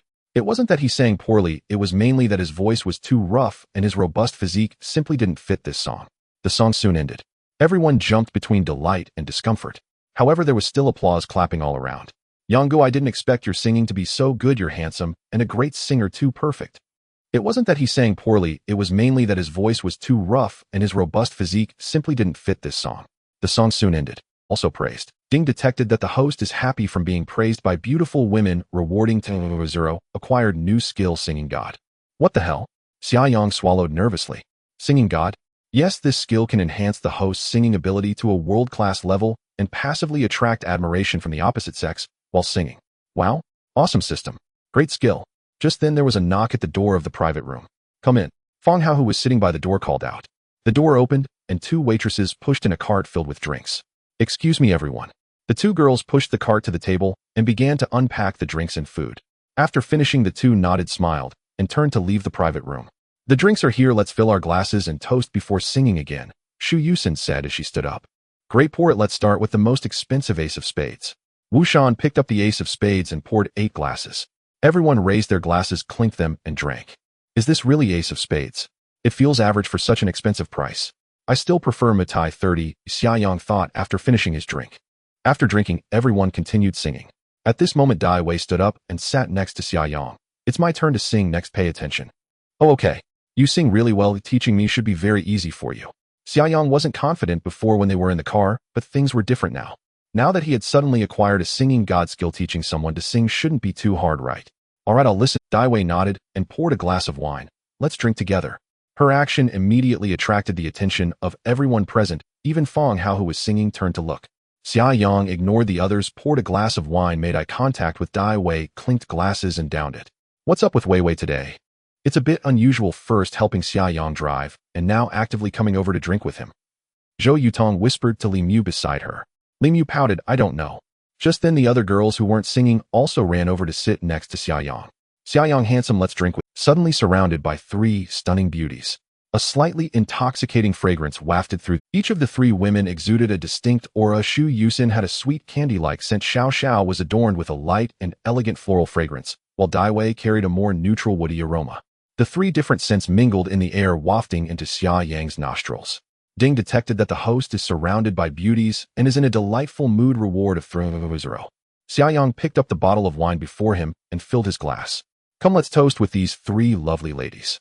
I'll drink and you can do as you wish. If we're drinking, let's drink. We never play nice with alcohol. Shu Yusin laughed. Is that so? Then let's drink. The 4 clinked their glasses and tilted their heads back to finish their drinks. So refreshing. Ding detected that the host is drinking with the beauties and is in a joyful mood, reward of Zero. Incredible earnings 6000 in less than 30 seconds, not bad at all. Ding detected that the host is excited about receiving reward of 300. Wow, this is exhilarating. Yusin Xiao, I didn't expect you both to have quite an impressive drinking capacity. Shu Yusin smiled at the compliment from Xia Yang, her pride evident. At this moment Fang Hao finished a song and walked over to the sofa looking at the group. Whose turn is it next? Dai Wei raised her hand. Mine. Great. Fang Hao handed the microphone to Dai Wei. The screen changed as the music video for Sunny Day began to play. Dai Wei picked up the microphone and prepared to sing. Shu Yusin and Xiao sat beside her swaying to the rhythm. The prelude quickly ended and Dai Wei's voice resonated. The little yellow flower of the story has been drifting since the year of my birth. Xia Yang silently sat beside her quietly listening. Dai Wei's singing ability was already quite remarkable. Among ordinary people, she would be considered exceptional. If Xia Yang hadn't acquired the skills of a music master, he probably wouldn't have noticed any flaws, simply enjoying the melody. But now with his professional skills, he could immediately identify the issues in Dai Wei's singing. Firstly, her vocal delivery was not quite right. Secondly, her breath control was off. Moreover, her pitch was slightly lower than the original singer's. Her tone was lovely, but her voice was relatively soft, occasionally falling out of rhythm. If he were to give a score, Xia Yang would rate her at most 70 points. Of course, this was all based on his current professional skills. Others wouldn't pick up on any flaws and would think she sang beautifully. The first half of the song ended quickly. Shu Yusin with her arms crossed said in rapture, "Wow, that was great." Is Wei Wei secretly practicing on the side? Dai Wei shook her head no. As the interlude concluded, she continued with the second half of the song. Xia Yang closed his eyes and listened carefully for a while. Perhaps it was because it was the first song he initially couldn't find the right feeling. Listening to the latter half was much better, but issues still remained. After 2 minutes the song concluded. Cheers erupted in the private room. So good. This song suits you perfectly. Dai Wei set down the microphone and poured herself a drink. Thank you everyone. Enough flattery, you all continue. What do you think? She glanced at Xia Yang. Xia Yang nodded with a smile. It sounds good. I feel there are issues, but I can't pinpoint them myself. Can you? Xia Yang poured himself a drink. I can hear some things. Really? What's wrong? Xia Yang smiled. Your breath control is a bit unstable and your vocal delivery is incorrect. Have you noticed that every time you reach a slightly higher note it becomes quite strenuous, almost like you're choking? This song doesn't actually have many high notes, so it's not that you can't hit them, it's just that your vocal positioning is off. Hearing this, the others cast puzzled glances at him. Li Mu chuckled. Wow, Xia Yang, are you that professional? You speak so eloquently. What Yang? Wu Shan asked puzzled. Nothing. Xia Yang shrugged casually. Wei Wei asked me to help her identify issues with her singing, so I just shared what I— You're not a music major, are you? Xiao asked. Xia Yang shook his head. No, but I can tell. Dai Wei pondered for a moment, and then asked, so how should I pronounce it correctly? The way we speak is different from how we sing. Every time you reach the high notes, you're straining your throat, which is incorrect. You need to try to raise the position of your voice almost to the nasal cavity. Xia Yang demonstrated briefly. Dai Wei watched him with curiosity. After hearing his demonstration, her eyes sparkled, and she smiled. Why does it feel like your casual singing sounds even better than before? Haha, really? It's about the same, right? No, the 2 lines you just sang were clearly much better. I think so. Shu Yusin raised her hand. How about you sing a solo, Xia Yang? What does everyone think? Yes, let's hear. Old Xia, don't be shy, sing. Fang Hao joined in the cheer. Unable to resist the enthusiasm of the crowd, Xia Yang nodded. All right, who requested the next song? I did. Let him sing. Li Mu raised her hand with a smile. Good taste. Of course. Great, then I'll switch it up. Wu Shan said from the control panel. Go ahead. The scene shifted as the music video for Emotional began to play. This is a very classic love song, melodious, yet challenging, filled with high notes and switches between vocal techniques. Without some skill, it's hard to sing well. Without skill, Xia Yang might have managed around 80 points on this song, but now he could surpass the full score effortlessly. The soothing music began to play. Xia Yang picked up the microphone, and everyone fell silent, waiting quietly. The prelude ended and his voice resonated. No regrets, no complaints. It's hard to find the same feeling for anyone. Right or wrong, only time will tell. What the heck? Wu Shan's eyes widened in shock at that line. Beside her, Li Mu shot her a glare. Show. Don't talk. Sorry. Xia Yang continued. His singing level was no longer comparable to before, it was at least 10 times better. Furthermore, with the skill's passive effect of allure, the more he sang, the more the girls couldn't help but turn their gazes towards him, even feeling waves of emotion rise within. The song quickly reached the chorus. I let my emotions flow like water. Love is more tragic than indifference. Listening to vows of eternal love. At this point, everyone was staring at him with their mouths agape. Only Dai Wei was completely entranced by the melody, unable to extricate herself. As Xia Yang sang the second chorus, he also immersed himself in the emotion. He stood up and sang vigorously, raising his pitch, slightly, effortlessly switching between his chest voice and falsetto. The climax of the song sent shivers down everyone's spine. At this moment, Li Mu was sitting on the sofa, initially thinking that Xia Yang's singing was pleasant, but not extraordinary enough to give her goosebumps. However, after hearing this song, her perception of Xia Yang underwent some subtle changes. As the song concluded, everyone remained lost in the enchanting melody. Ding! Detected that the host sang a song, feeling elated and rewarded with 25000 points. So comfortable. Xia Yang turned to the others and smiled. What's wrong with you guys? Moi. His voice instantly pulled everyone back from their trance. Another wave of goosebumps erupted as Shu Yusin rubbed her hands and shouted, Xia Yang Go, are you a professional singer? No, I'm not. How can you sing so beautifully then? It's simply divine. Old Xia, did you deliberately hide your skills in your first song? Feng Hao asked with a smile. Xia Yang replied, not at all, mainly because I'm quite skilled in this song. Really, you're the best singer among all the people I know, no one else can compare. Wu Shan swallowed hard and said, Yang Go, are you really not a music major? I'm really not. But why does it feel like your singing is even better than the original? That's an exaggeration. You guys should moderate your praise or you'll feel embarrassed. Xia Yang clinked glasses with a few people. Dai Wei patted his shoulder and said, Xia Yang, what? Can I be your disciple? What are you talking about? Xia Yang's eyes widened. Meanwhile, Shu Yusin and Xiao Xiao, sitting next to Dai Wei, also opened their mouths in astonishment. If others said such things, they wouldn't react this way, but it was quite strange for Dai Wei to say it. Li Mu, Zhou Yutong, Feng Hao, and Wu Shan, who were sitting farther away, looked at the wide-eyed trio. What are they doing? No idea. Hey, what are you daydreaming about? Why are you all in a daze? Xia Yang was the first to snap back to reality. What? Are you serious? Are you serious? Yes, I am, Dai Wei said, somewhat confused. Is there a problem? Or is it inconvenient? Not really. It's just that your request to be my disciple is a bit unexpected. There's nothing unexpected about it. You're a great singer, and I admire you, so can I. I want to learn from you. You sing so beautifully that I want to learn from you. Wow! Shu Yusin suddenly exclaimed. Hey Yusin, what are you doing? You scared me. Xiao Xiao was startled by Shu Yusin's sudden shout and moved aside. Shu Yusin ignored Xiao Xiao and looked at Dai Wei. Wei, did you just say you want to be Xia Yang guest disciple? Wow! Are you on a 3G network? Why are you so slow? Xiao Xiao said speechlessly. What are you talking about? The others also heard Shu Yusin's words. Li Mu suddenly had a bad feeling and hurriedly got up to sit beside Dai Wei. Wei, what do you want to do? I want Xia Yang to teach me how to sing. Why are you all reacting so strongly? Is there anything surprising about that? The fact that you said it is quite surprising. Dai Wei smiled, flipping her hair. There's nothing surprising about it. So what do you say? Can you teach me? No problem, we're friends now, so there's no formal master-disciple relationship. Feel free to ask me any questions about singing anytime, and I'll share what I know. All right, thank you. What are you thanking me for? It's not a big deal. Come on, let's have a toast. Everyone filled their glasses again and clinked them together. After singing for more than half an hour, the cake, ordered by Zhou Yutong, was delivered to the private room. However, it was still early, so everyone decided to play some games before cutting the cake. Let's take a break, no more singing for now. We still have plenty of drinks, so we can start drinking and playing games. Sure, come on, everyone gather around, let's concentrate a bit. Everyone moved to the sofa. Xia Yang unknowingly became the center of attention, with Dai Wei sitting on his left and Li Mu on his right. The two most beautiful women in the room flanked him in the middle. This treatment was simply too good. Feng Hao and Wu Shan exchanged glances, and Wu Shan whispered, something's not right. What's not right? I feel like all the other girls except your Rain Tong are interested in Yang Go. I feel it too. Feng Hao nodded in agreement.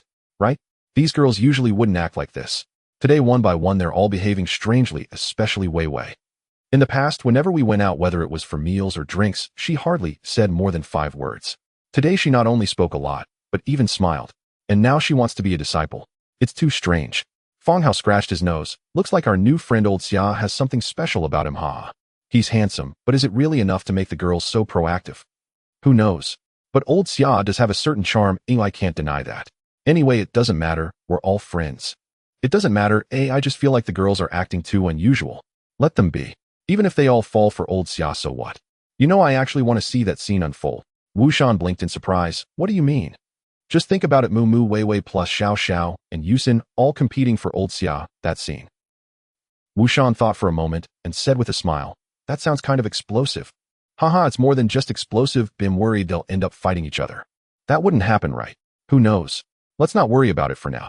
What are you two whispering about over there? Li Mu suddenly looked at Feng Hao and Wu Shan. It's nothing, we were just chatting casually. Aren't we here to play games? What should we do? Come over here, you two. All right, The two responded, sitting down next to Zhou Yutong. At this moment, Xia Yang was completely surrounded. On his left were Dai Wei and Xiao Xiao, while on his right were Li Mu and Shu Yusin. Next to Shu Yusin were Zhou Yutong, Fong Hao, and Wu Shan. Ding. Detected that the host is surrounded by beautiful women and is in a good mood, rewarded with 400 points. Damn, I've never fought such a wealthy battle. This feels amazing. What should we play? Xiao Xiao asked Shu Yusin. Although Shu Yusin was young, she often frequented bars and nightclubs. Whenever it came to drinking and singing involving games, she would usually be asked. Shu Yusin thought for a moment and said, "There are 8 of us, let's split into 2 groups of 4 and decide what to play." Alright, who will choose the teams? Xia Yang Gu and Hao Gu can choose. How about that? Shu Yusin glanced at the two and asked. No problem, old Xia, then it's up to us to choose. Sure, how do we choose? Rock, paper, scissors, of course, it's the quickest way. Alright, let's do it. The two stood up and shouted into the air. Rock, paper, scissors. As the words fell, Xia Yang extended his fist, while Fong Hao showed scissors. Seeing this, Li Mu crossed her legs and silently stared at him, thinking, Xiao Yang, if you don't choose me. Xia Yang retracted his hand and smiled. Sorry, old Fong, I won.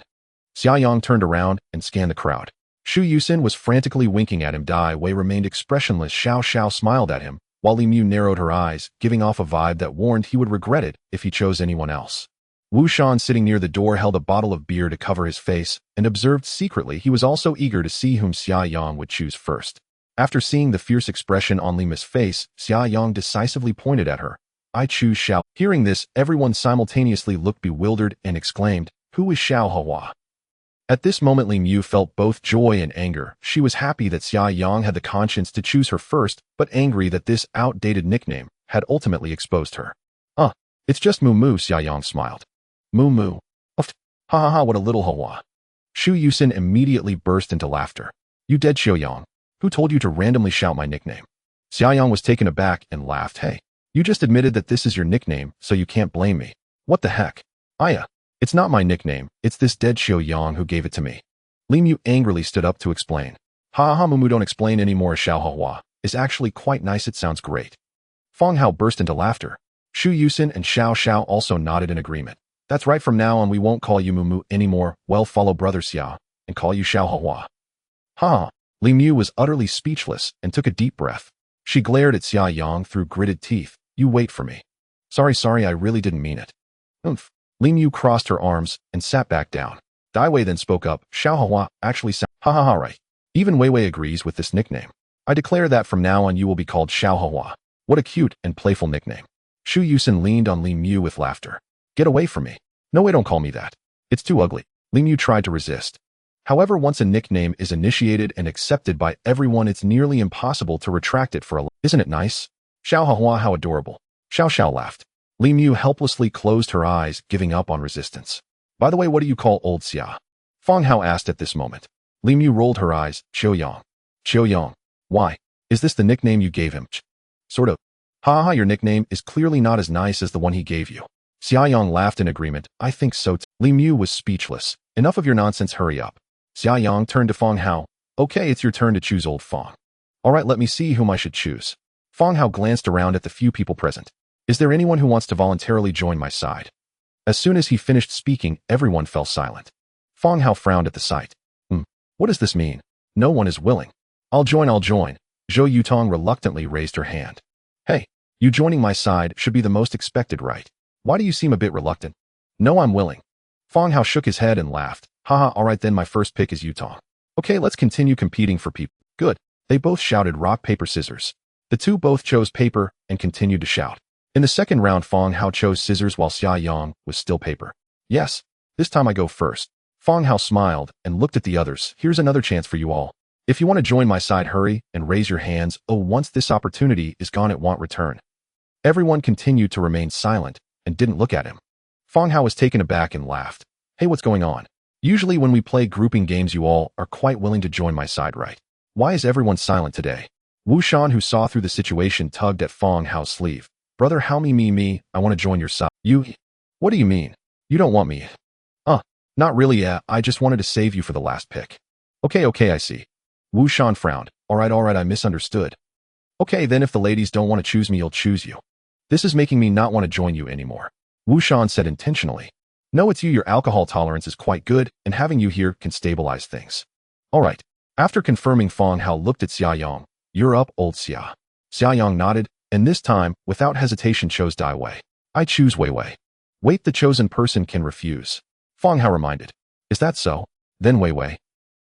Xiaoyang was about to ask Dai Wei's opinion when she spoke first. I'm willing.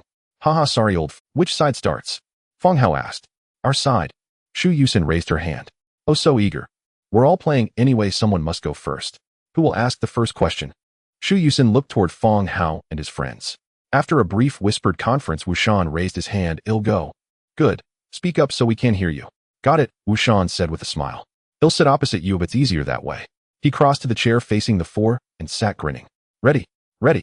Who goes first? I'll start. Shu Yusin raised her hand again. Excellent.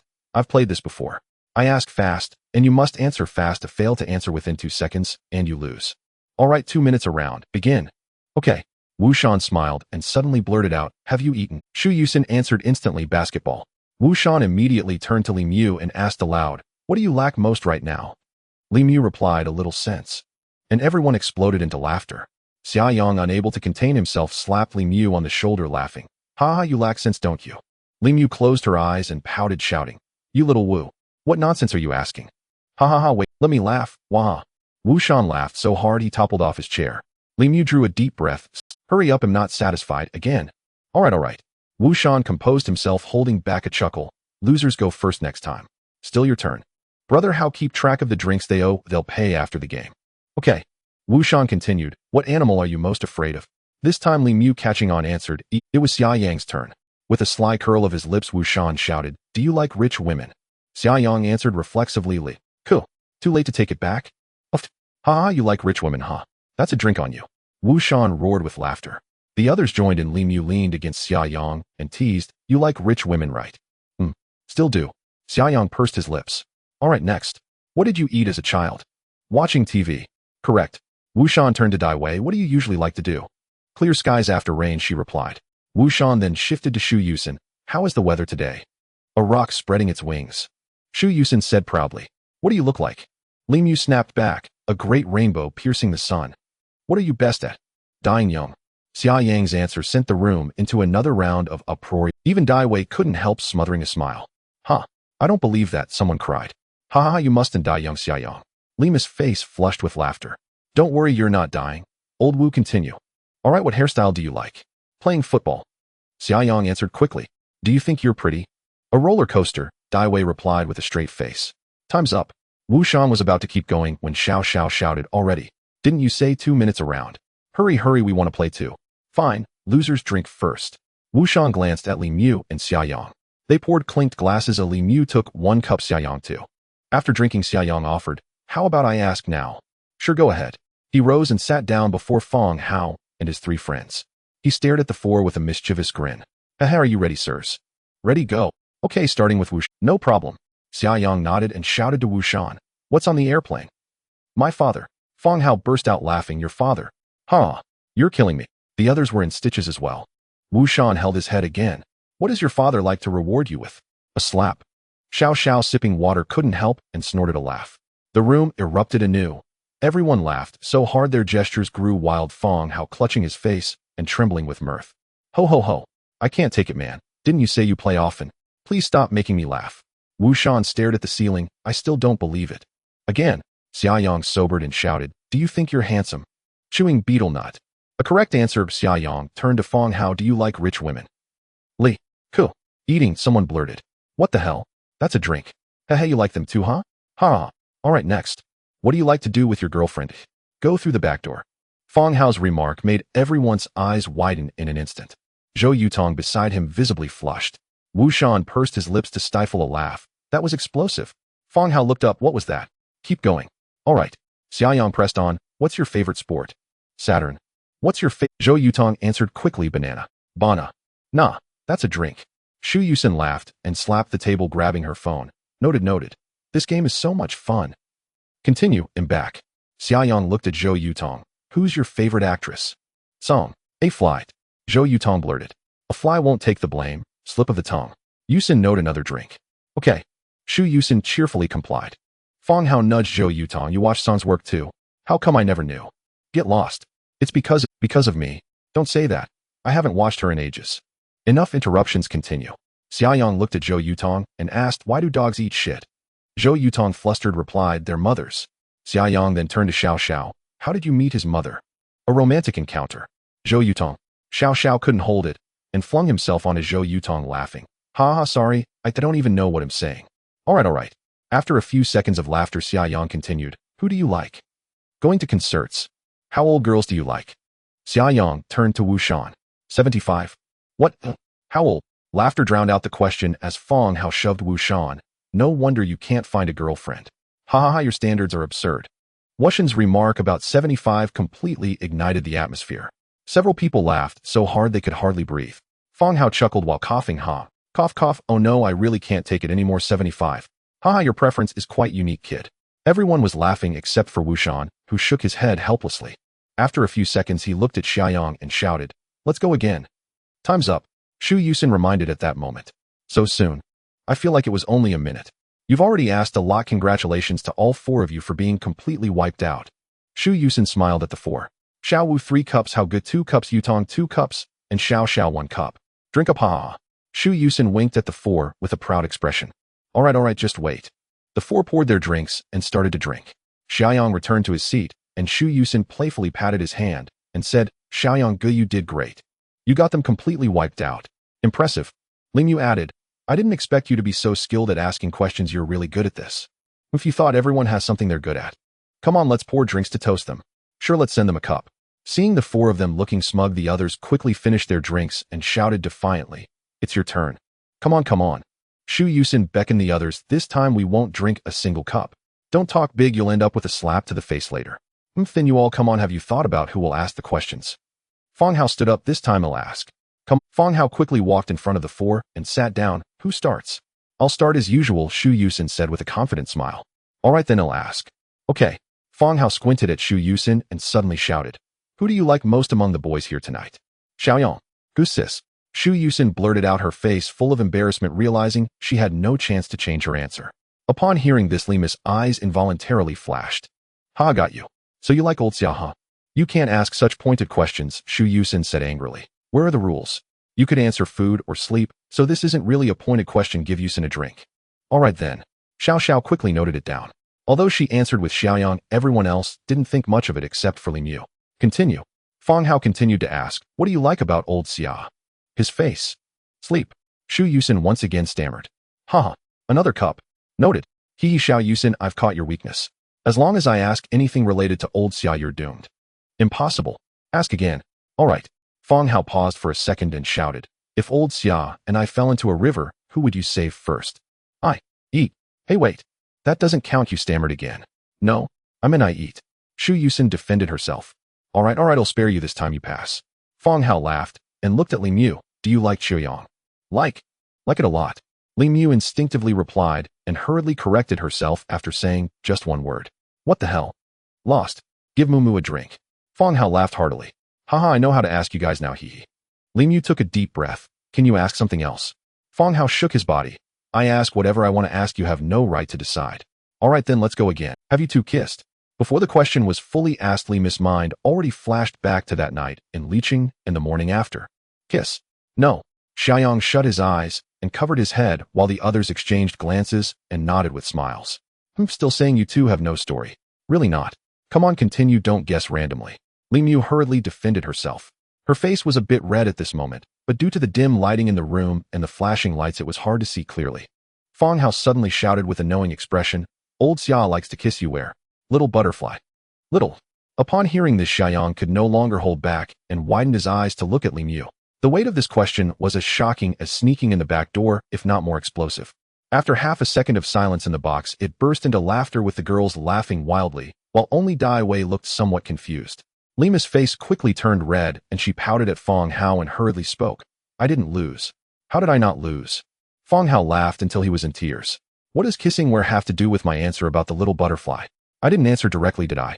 Upon hearing this, Fong Hao was momentarily at a loss for how to respond. Xiaoyang quickly added. Right, no problem. You cut yourself off, you have to drink a cup. Me. Fong Hao pointed at himself. Alright, fine, I admit I stuttered, I'll drink a cup. Xiao Xiao noted it down. Noted. Just now Lima's two responses contained too much information and several people had a look of being caught off guard. Continue. Feng Hao looked at Xiaoyang with narrowed eyes. Have you and Mu Mu ever kissed? A stormy wind. Xiaoyang replied easily. This was the phrase he had thought of from the start. By Feng Hao's questioning method, his answer would definitely not lead to a loss. Good stormy wind. Feng Hao nodded quickly, looking at Dai Wei. Do you think old Xia is handsome? Drink tea. Do you like kissing? Oh. Shu Yusin quickly replied, coffee. What movies do you like? Big mouth. Li Mu chimed in. What do you like about your mother-in-law? Double ponytails. Xiaoyang puffed. Aha. Upon hearing this answer, Li Mu turned around looking at him with a dazed expression. You like me. Now do you like your mother-in-law's double ponytails? The others were laughing wildly, while only Li Mu asked this question with a bit of confusion. Old Xia, after all this time you actually like girls with double ponytails. Unfortunately, none of us girls here like tying double ponytails. At this moment, Shu Yusin weakly raised her hand. Actually, I quite like tying double ponytails. What the hell? Feng Hao was stunned. Time's up. Again. Feng Hao turned his head. Yet 2 minutes really go by quickly. Xiao Xiao smiled. Zhou Yutong suddenly interjected. Do you think 2 minutes is long? Feng Hao widened his eyes. Wushan quickly added. How good you wouldn't just be 2. I too your grandpa. Haha, I didn't say anything. After a bit of playful banter, they continued playing the game. Originally just a game to liven up the atmosphere, everyone ended up having a great time. Before they knew it, after the last round ended, Xiao Xiao raised her hand. It seems we've been playing the question and answer game for a long time, right? How about we switch it up? That's fine. What should we switch to? The others looked at Shu Yusin. Shu Yusin thought for a moment and said, how about we just have a rock, paper, scissors battle? So direct. Don't you want to play some mini games? Feng Hao laughed. I'm thirsty. You guys are too weak at games. I can't even drink when I want to. Oh. All right. Let's just play rock, paper, scissors and drink. Let's go. Wait, it's almost 12. Let's help Yusin cut the cake first so she can blow out the candles. Otherwise, after 12, it won't be her birthday anymore. Li Mu suddenly remembered this issue. Alright, we got so caught up in the fun that I forgot about the candles. Then everyone sit closer, open the cake, and put in the candles. Feng Hao waved his hand and shouted. Everyone was gathered together. Xiao Xiao opened the cake and placed it in the center of the table. Shall we insert a few candles? Just 2 will suffice, Shu Yusin smiled. Alright, with the candles inserted, Xiaoyang took out a lighter. Wushan turned off the lights in the private room. The few of them formed a circle, and the flickering flames of the 2 small candles illuminated the faces of the 8 people. Should I make a wish first? Shu Yusin asked with a smile. What wish? We will sing you the birthday song first, and after that you can make your wish and blow out the candles. Zhou Yutong said. Alright, let's do it then. Okay. Everyone exchanged smiles, clapping, and happy birthday to you. Happy birthday, Yusin. Ding detected that the host is in a happy mood celebrating a friend's birthday reward for the 00. As the last line of the song ended, Shu Yusin closed her eyes with a beaming smile to make a wish. A few seconds later, she opened her eyes wide and leaned over to blow out the candles. The cheers from everyone erupted as the candles extinguished. Woo! Happy birthday. You're another year older, Xiao Yusin. Haha, thank you all for celebrating my birthday. I'm super happy. As long as you're happy, you are our joy bringer. Anyone can feel sad, but not you. Xiao Xiao laughed. Shu Yusin grinned. Alright, let's turn on the lights. The lights were turned back on. Shu Yusin squatted by the table and picked up a plastic knife to cut the cake. Everyone must have a piece. After cutting the cake, she handed the first piece to Xiaoyang, who was sitting directly opposite her. Here, Xiaoyang, the first piece is for you. Other people pretended to frown in dissatisfaction and said, hey, Xiao Yusin, you're a bit ungrateful. What? Xiaoyang is our new friend, so of course the first piece. Alright, if you explain it that way, then it's fine. Xiaoyang nodded with a smile and reached out to take the cake. Thank you. You're welcome. Shu Yusin sweetly smiled and continued to distribute the cake. After finishing the cake, everyone sat back down ready for a round of games. How do we play? Wushan asked. We can play finger guessing or dice rolling, anything goes, just the usual bar games. Feng Hao replied. Okay, let's do it. Xiaoyang, are you guys ready? I am known as the little prince of the bar. Being the little prince of the bar doesn't mean you're fierce at finger guessing. Hee, let's see. There are 3 girls on your side, don't blame us for bullying you. No worries, I can drink what they can. Oh, so confident. Then let's start, I'll go for you first. Wushan placed 2 bottles of beer in front of himself. Having finished all the spades during the previous game, they now started drinking beer. Come on, what shall we play? Xiaoyang asked. You guys seem a bit weaker, you choose. Wushan laughed. Li Mu retorted unhappily. I mean overall strength, Mu, of course you are strong. Wushan quick, if you're quite perceptive. Enough chatter, let's play 15-21st. Xiaoyang opened a bottle of beer and, okay. The 2 posed their hands and shouted together. 15-20-15. Xiaoyang shouted 15 and opened both hands. 15-20-10. Wushan shouted 10 and opened both hands as well. The first round ended with no winner and they continued shouting. After 3 rounds, Xiaoyang shouted 10 and opened 1 hand, while Wushan shouted 5 and opened 1 hand. Xiaoyang won. Oh, Xiaoyang won. Shu Yusin watched the two's hands intently. Upon seeing Xiaoyang win, she immediately cheered with joy. Wuxian nodded. Not bad, Xiaoyang, you have some skill. Xiaoyang grinned. Thank you. Who's next? Feng Hao called out, I'll come. You choose the game if you lose. Feng Hao thought for a moment and said, do you know how to play drinking fists? Xiaoyang nodded. I'm fiercer at drinking fists. Really? Then I'll have to spar with you. The two smiled and shouted. Brothers for life, good brothers, just a tiny... 10 seconds later, Xiaoyang easily defeated Feng Hao. Yo, old Xia, I'll find you later. Sure, after I've taken down the other two, we can have our match. You might not have the chance. Yutong is quite good at games. Hee, that's only because you haven't faced me. Ding detected that the host is in a happy mood playing games with friends. Reward for 000. At this moment, Xiaoyang was indeed feeling quite elated playing the mini-games while wildly earning money. This life is simply too enjoyable. A minute later, Xiaoyang easily took down Xiao Xiao and Zhou Yutong, leaving the others wide-eyed. Amazing, Xiaoyang. Did you really wipe us out? Xiaoyang is awesome. Shu Yusin clapped and shouted. Li Mu pouted. I didn't expect you to be so good at these games. Flattery, flattery, let's drink 2 cups each. 2 cups are just 2 cups. The few quickly poured drinks and downed them without hesitation. Xiaoyang clapped, refreshing. I love playing games with people who drink heartily. Just 2 cups, small case. Xiao Xiao wiped her mouth. Old Wu pressed the service bell. Feng Hao patted Wuxian and said, What's up, Hao Gu? Do you think this amount of alcohol is enough? A case contains 12 bottles of 330 milliliters each. It's not even enough for one person, and they have only taken a sip. Everyone must drink happily tonight. Order more drinks. All right. Wuxian replied quickly and walked to the door to press the service bell on the wall. While waiting for the waiter, they continued playing finger guessing. This time Xiaoyang didn't go first as Shu Yusin went up first, winning against Xiao Xiao and losing to Zhou Yutong. Li Mu followed up, easily winning against Zhou Yutong, but then lost to Feng Hao. Dai Wei went next, but she wasn't good at games and was quickly defeated by Feng Hao. Xiaoyang shook his head. Looks like I have to step in. It's all on you, Xiaoyang. Shu Yusin scooted back on the large sofa and patted Ziyang's back. I'm so comfortable. With this boost, watch me take him down. Feng Hao laughed. Don't get cocky, let's continue with drinking fists. Here we go. The two shouted 4 punches before Feng Hao narrowly lost. Aw damn. My mistake. Feng Hao slapped his thigh. Hee, thanks for the lesson, old Feng. Phew. Good job, old Xia, winning 3 rounds in a row. Oh, I still don't believe I can't beat you once today. There will be a chance, but I'll go for old Wu first. Wuxian twisted his neck. Xiaoyang, I won't let you win. No need to let. What do you want to play? Rock, paper, scissors. Wuxian suggested a name no one expected. What? Haha, as losers we choose. It's just rock, paper, scissors, come on. Alright, let's do it. The two placed their hands behind their backs and shouted. After the call, Xiaoyang threw a fist while Wuxian showed paper. Seeing his victory, Wuxian immediately stood up and shouted excitedly, yes. Got it. Oh, old Wu, you're the hero.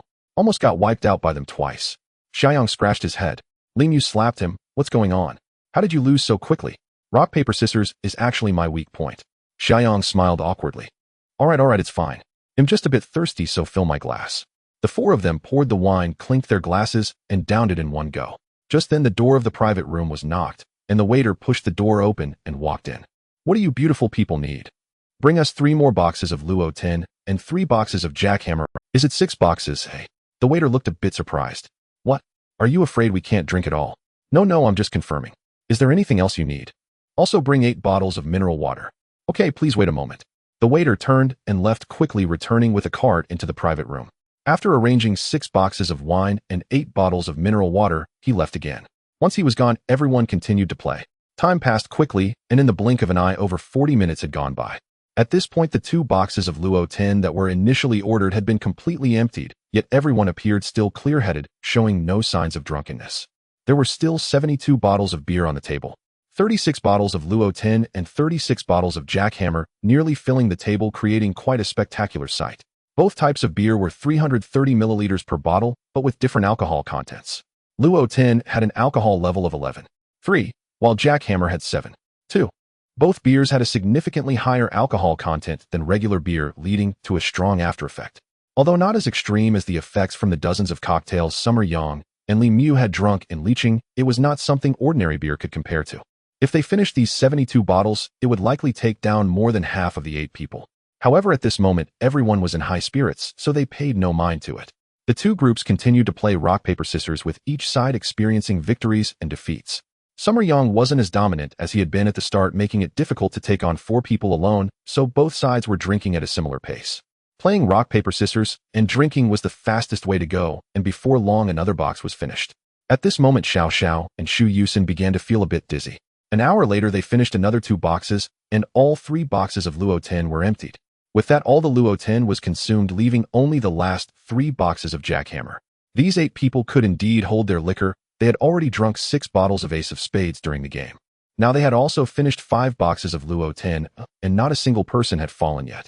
However, Shu Yusin looked like she was struggling a bit. Her face had turned red down to her neck, and her gaze was somewhat glazed. At this moment, she reached out to hook her arm around Summer Yang's, leaning her entire body against him. However, everyone had drunk quite a bit, and now they were all a bit dizzy, so there was no time to pay attention to Shu Yusin's actions. On the other side, Li Mu was also leaning closely against him, though she was only a little dizzy. Ding detected that the host is surrounded by beautiful women feeling happy and very much enjoying it. Reward 5000. Currently, only Dai Wei among the 8 appeared unchanged from the beginning. She remained composed and calm.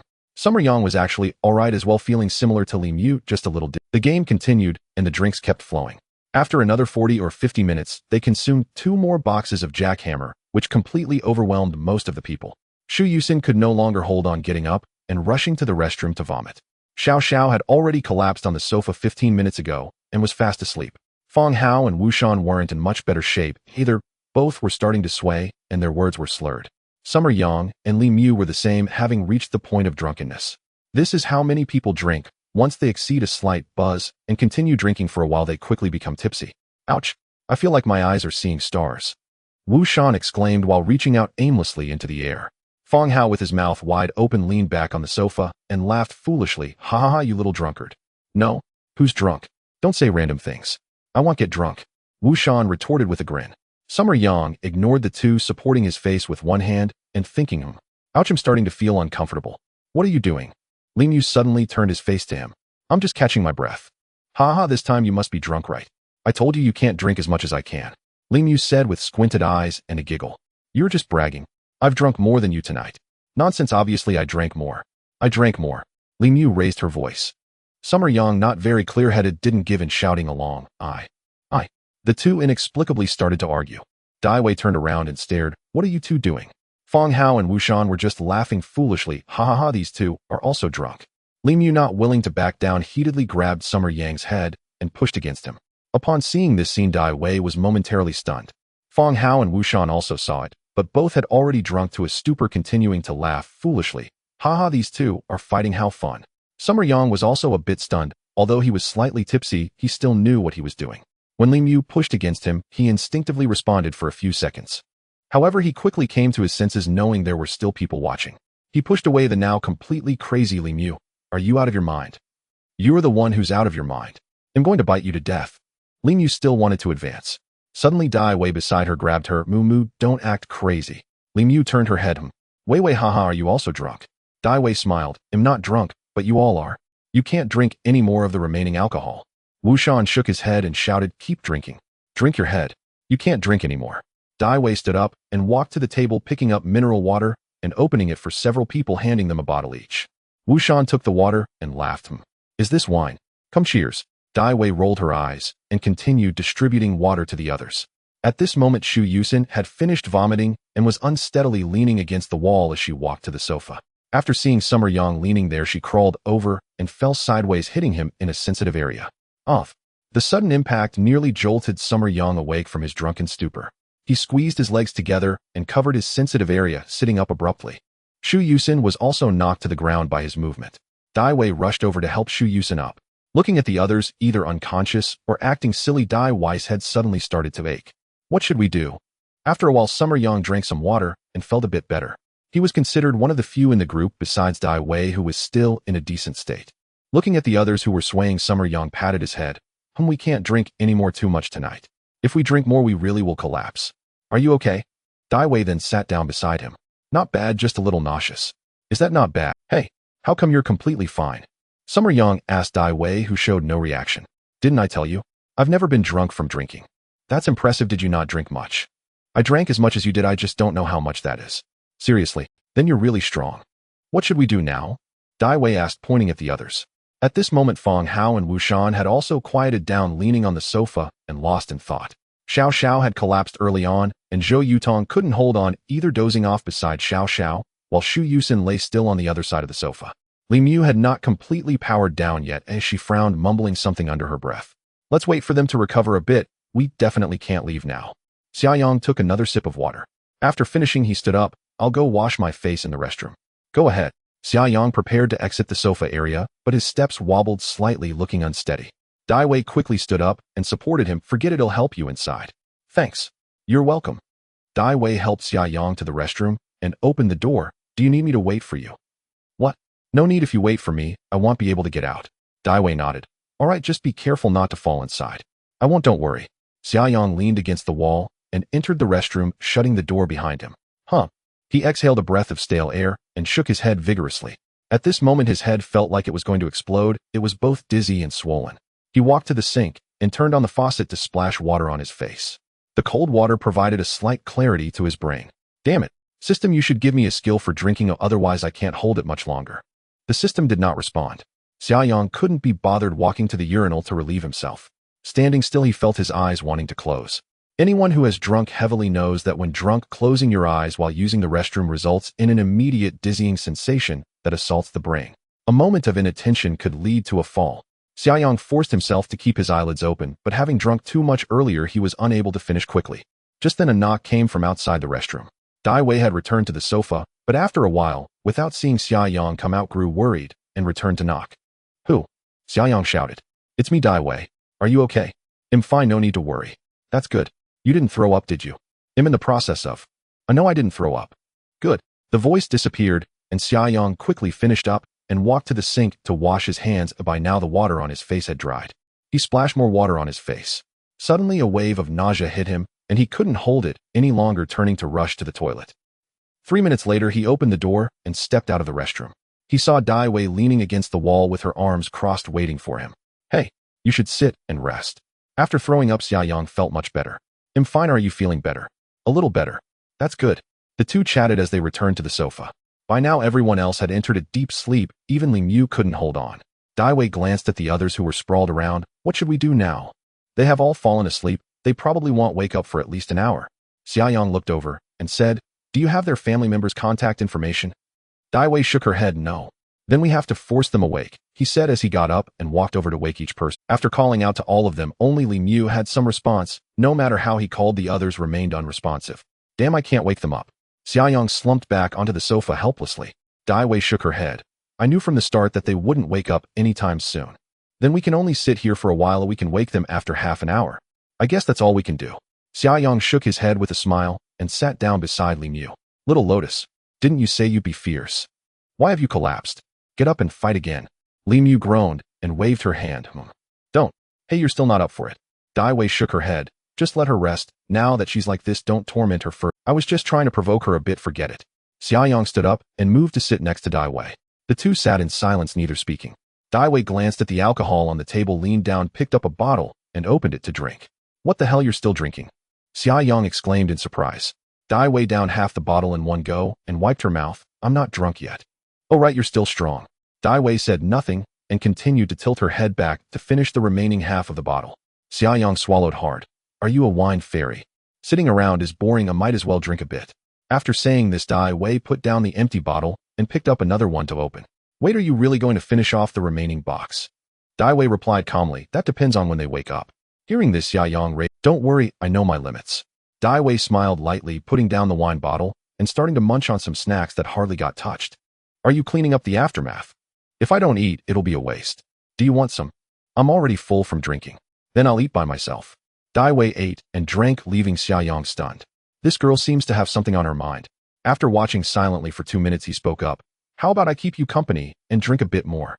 Dai Wei turned her head. Can you still drink? I feel much better now. All right then. Dai Wei stood up and squatted by the table to continue eating. Xiaoyang smiled and picked up a bottle of wine, opening it. Okay, I'll just drink one bottle, all right. Good. The two clinked their bottles and took a sip. In the blink of an eye, half an hour had passed. During this time, Dai Wei had managed to drink 4 bottles, while Xiaoyang accompanied her with 1.5. Seeing that the time was right, he stood up to call a few people again. This time, everyone responded. Xiaoyang called Feng Hao and Wu Shan, while Dai Wei called a few girls. A few minutes later, everyone opened their eyes.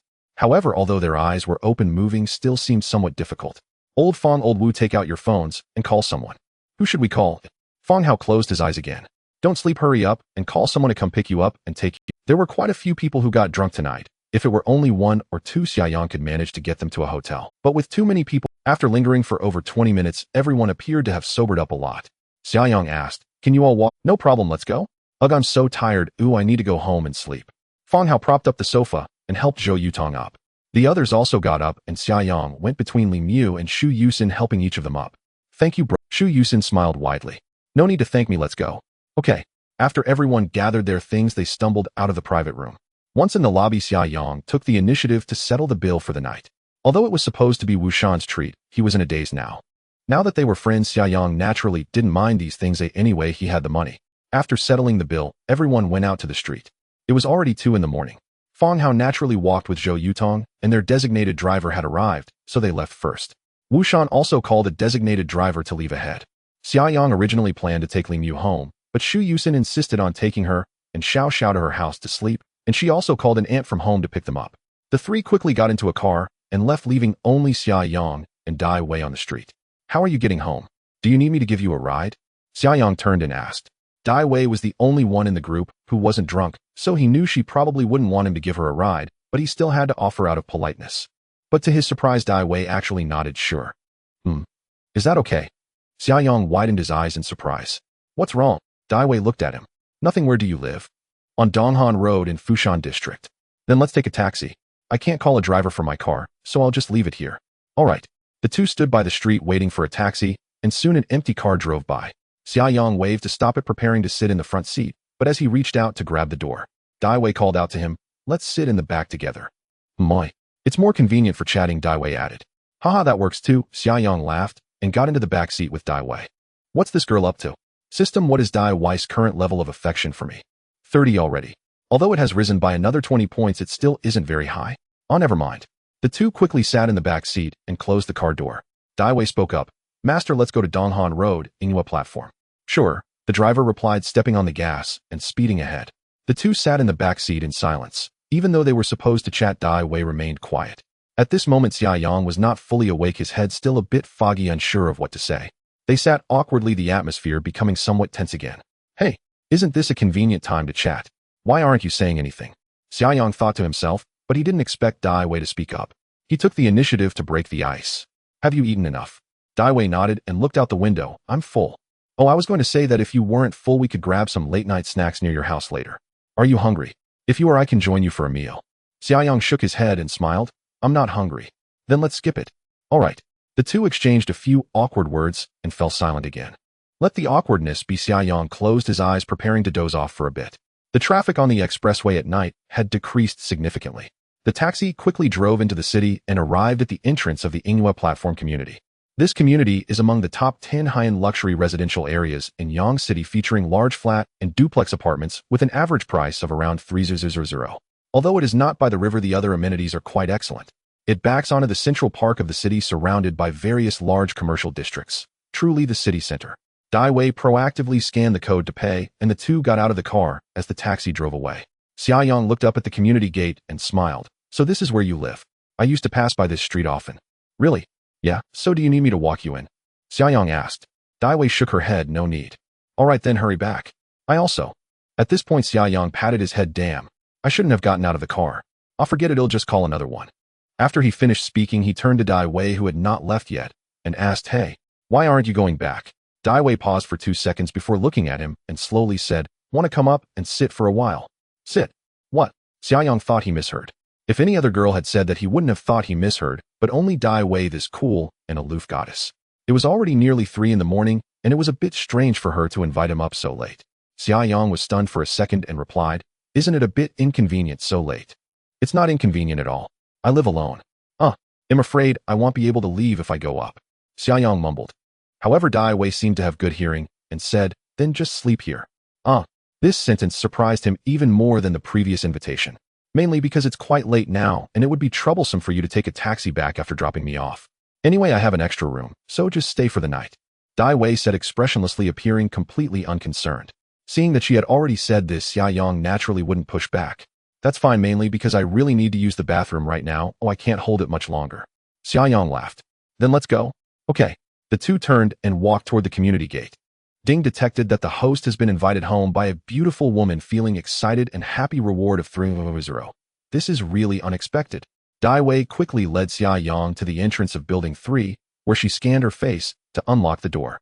Xiaoyang looked up and asked, Wei, is your community made up of large flats? Dai Wei nodded. Yes, but there are also apartments besides the large flats. I live in an apartment. Oh, you live in an apartment? Yes, a duplex. Oh, got it. The two chatted as they entered the elevator with Dai Wei pressing the button for the 18th floor, and the elevator ascended quickly. This building is specifically for apartment floors with 2 elevators serving 1 unit. The elevator quickly reached the 18th floor and opened the door. Dai Wei led Xiaoyang to the door and scanned her face to unlock it. Ding dong, welcome home. An intelligent voice rang out as the door opened. The lights inside the house also automatically turned on. Dai Wei walked into the entrance, opened a cabinet, and took out a pair of disposable slippers. Just make do with these. I don't have any men's slippers, only disposable ones. It's fine as long as I can wear them. Xiaoyang changed into the slippers and looked up. Dai Wei's house was not a small apartment, but a medium to large duplex with a total area of 180 square meters across 2 floors. The interior was mostly lit with warm light, and the decoration was very unique with a comfortable layout. To the left, diagonally opposite the entrance, was the living and dining area along with the kitchen and bathroom, while to the right was a circular sunken design, and further right was a spacious balcony. Dai Wei had arranged a semicircular sofa facing the balcony in this position. In the evening, if the weather was good, one could lean here with a cup of coffee and enjoy the sunset. On the left side of this position, which is the innermost part of the house, there was a small bar. The staircase leading to the second floor was right next to the bar, and one could see the railing of the second floor by looking up. The entire house has a ceiling height of about 5 meters, creating a pleasant and warm atmosphere. The layout and decoration style of this house perfectly matched Xiaoyang's aesthetic. He surveyed the room and smiled. Wow, your layout is quite special, and the decoration style is very comfortable. I designed it myself. You designed it yourself? Dai Wei nodded. Yes, the house was furnished, but I didn't like the decoration style the developer used initially, so I had it all redone. Impressive. Xiaoyang gave a thumbs up. Aren't you going to the bathroom? It's over there. Dai Wei pointed toward the living room. All right, I'll go use it first. Xiaoyang quickly walked to the bathroom, used it quickly, and returned to the living room. However, at this moment, Dai Wei was nowhere to be seen. Hey, where did she go? Just after he spoke, he heard footsteps coming from upstairs. He looked up, but due to the angle, he couldn't see anything. Wei, are you up there? Yes, I'm changing into my sleepwear. Make yourself comfortable. Okay. Xiaoyang walked over and sat on the living room sofa. Dai Wei's house was spotless, and the air was filled with a hint of her perfume. At this moment, he particularly wanted to smoke, but since he was in someone else's home, and it was a girl's place, it wasn't very convenient. He resisted the urge. A few minutes later, footsteps sounded again from upstairs. Clatter, clatter. Dai Wei walked down the stairs from the left side. Xiaoyang turned to look and immediately dropped his jaw. What the hell? Looking at the person descending the stairs, Xiaoyang rubbed his eyes. Is that really Dai Wei? He saw Dai Wei wearing an unimaginable champagne-colored sheer camisole nightgown. 2 thin straps hung on her smooth shoulders, and the hem of the dress was 5 centimeters above her knees. Her fair thighs were faintly visible, and there was a slight cleavage at her chest. This style was completely different from what she had worn earlier. It was not something one person could pull off. Xiaoyang stared in astonishment. Dai Wei quickly walked towards him. What's wrong with you? Huh? Xiaoyang came back to his senses and withdrew his gaze. You're this. Is there a problem? No, I just didn't expect such a drastic change in style. Dai Wei sat down beside him. At home, I just wear what feels comfortable. That being said, I still didn't expect it. I thought your home style would be more minimalistic. Who knew it was actually set? Dai Wei smiled lightly. I like it this way at home. Let me get you a glass of water. She stood up and walked to the tea bar next to the TV to get a glass. She had her back to the sofa, and the nightgown she wore was fitted at the waist. From Xiaoyang's viewpoint, it was simply stunning. Her shoulders were exposed, the upper part short, and the lower part long, her waist very slender, hips wide, and her rounded backside full. Her long legs sparked the imagination. Looking at her exquisite back, Xiaoyang couldn't help but swallow hard. My goodness, who can withstand this? Ding detected that the host appreciates the bow tie's figure mood, pleasant reward of 300. By the way, what score does Dai Wei's figure have? Only 90. Shu Yusin scored 94. I'm not quite convinced by your rating. Nas, he pondered this. Dai Wei returned, having filled her cup with water. Here you go, and thank you. And you're welcome, she said, sitting down again. Xiaoyang took a sip of water and glanced at his watch. It was already 3:15 p.m. Just as he was about to speak, Dai Wei beat him to it. I remember you smoke, don't you? And huh? Yes, I do. Why, and feel free to smoke if you'd like. No need to hold back. This girl's unexpectedly kind. And, haha, no problem. I'll smoke or not, either way is fine. And Dai Wei turned toward him. If you want to smoke, just go ahead. Since you're insisting, I'll have one. Xia Yang smiled and pulled out a cigarette. Nate'd always been modest by nature and never liked inconveniencing others. Back when he worked in an office, smoking had been permitted there. Yet the company's space was compact, especially in winter with doors shut and air conditioning running. Smoking indoors would make the air stifling and unpleasant for others. So he always stepped out onto the balcony to smoke. That habit had taken root and proved hard to break. He stood up, cigarette in hand, heading for the balcony. Dai Wei blinked in surprise and called out, "Where are you going?" "I'll step out to the balcony for a smoke." "No need to trouble yourself." Saying this, Dai Wei bent down and opened a cabinet beneath the coffee table, pulling out a pack of T&I Slim cigarettes. Xia Yang stared in astonishment. "Whoa, you smoke?" Dai Wei nodded. "I usually have one before bed, but that's it. So don't worry about me being sensitive to the smell." "Haha, you really do keep surprising me." Xia Yang chuckled and settled back onto the sofa. And since they were both smoking anyway, concerns about disturbing each other no longer mattered. He placed the cigarette between his lips, ready to light it, when Dai Wei's hand reached over and clicked open her lighter. Xia Yang turned. "Wow, now that's thoughtful of you." "It's nothing." Xia Yang lit his cigarette. Dai Wei withdrew one from the pack and lit it too. In watching her, Xia Yang grinned. "You don't actually know how to smoke, do you?" "Huh, what makes you say that? And you didn't inhale?"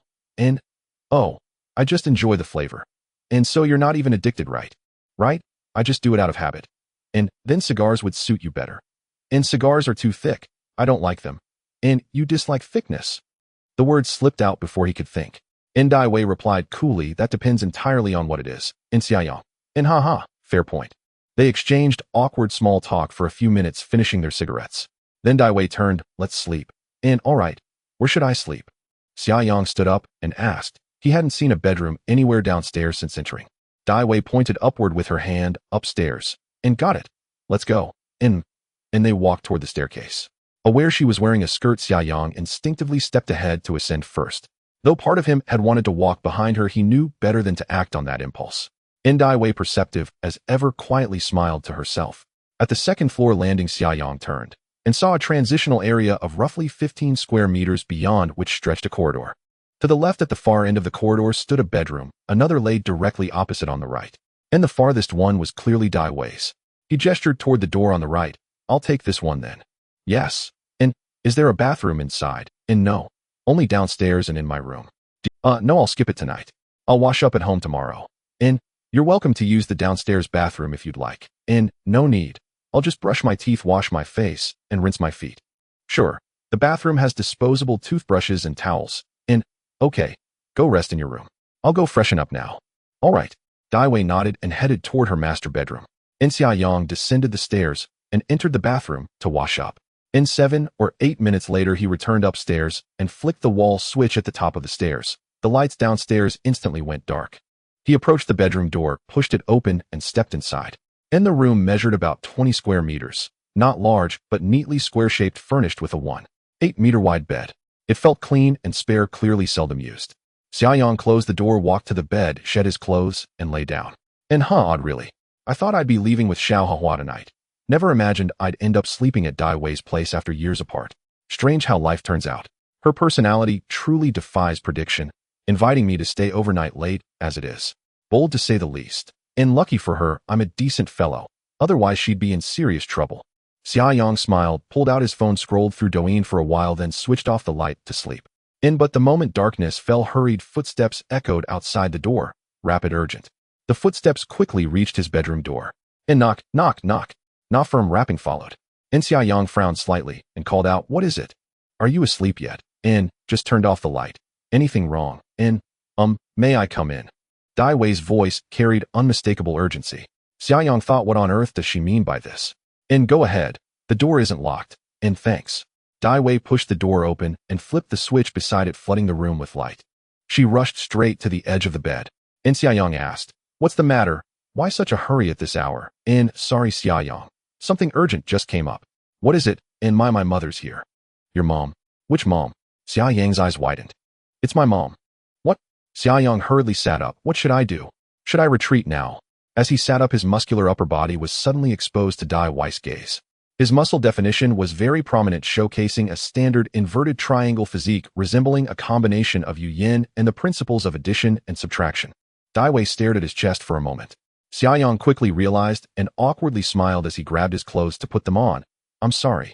Your physique is not bad. Where were we? Oh, we were talking about Auntie coming into the community, Xiaoyang reminded. All right, but it's really too embarrassing to let you leave now. Dai Wei felt a bit guilty. There's nothing to be embarrassed about. Xiaoyang, feeling anxious, suddenly threw off the blanket to get out of bed, but then remembered he had also taken off his pants. Dai Wei just happened to see this, but thankfully his innerwear was still on. Damn, he instantly shrank back under the blanket. I'm sorry, could you step outside for a moment? I need to get dressed quickly before Auntie comes upstairs. Okay then. Dai Wei's face turned slightly red as she quickly walked out of the room. Xiaoyang quickly put on his clothes and pants and followed her out.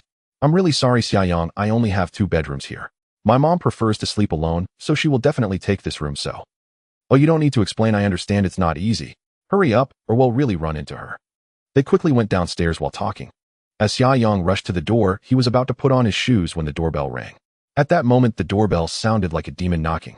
Hearing the sound, the two exchanged glances, and Xiaoyang hurriedly pointed at the front door and whispered, Wei Wei, open the door. A middle-aged woman's voice rang from outside. Dai Wei swallowed hard, and steeling herself quickly made a decision as she walked over to Xiaoyang and whispered, Don't leave. What? You will sleep with me tonight. What the heck? Grab your shoes and go to my room quickly, Dai Wei urged. Xiaoyang didn't hesitate either, and at this moment he had no better options. He quickly picked up his shoes and ran upstairs. Dai Wei followed him a bit before stopping and shouting towards the front door, Hey, I'm coming. After shouting, she turned to look at Xiaoyang, who had already gone upstairs, and upon seeing him disappear, she quickly ran to open the door. Click. The door opened, revealing a well-dressed, tall, and beautifully poised middle-aged woman with short hair standing at the entrance. This person was Dai Wei's mother, Hihui. Mom, Dai Wei called out. Why did it take you so long to open the door? I needed some time to come down from upstairs. Hihui walked into the house looking at Dai Wei with a helpless shake of her head. How could you forget? I came all the way to Yang City, and you didn't think to pick me up at the airport. Sorry, I was at my friend's birthday party and lost track of time. I just got back not long ago. I see, well, it's also partly my fault for not informing you in time. Which friend is having a birthday? UXIN. A little UXIN, if I'm not mistaken, she should be turning 21, right? That's correct.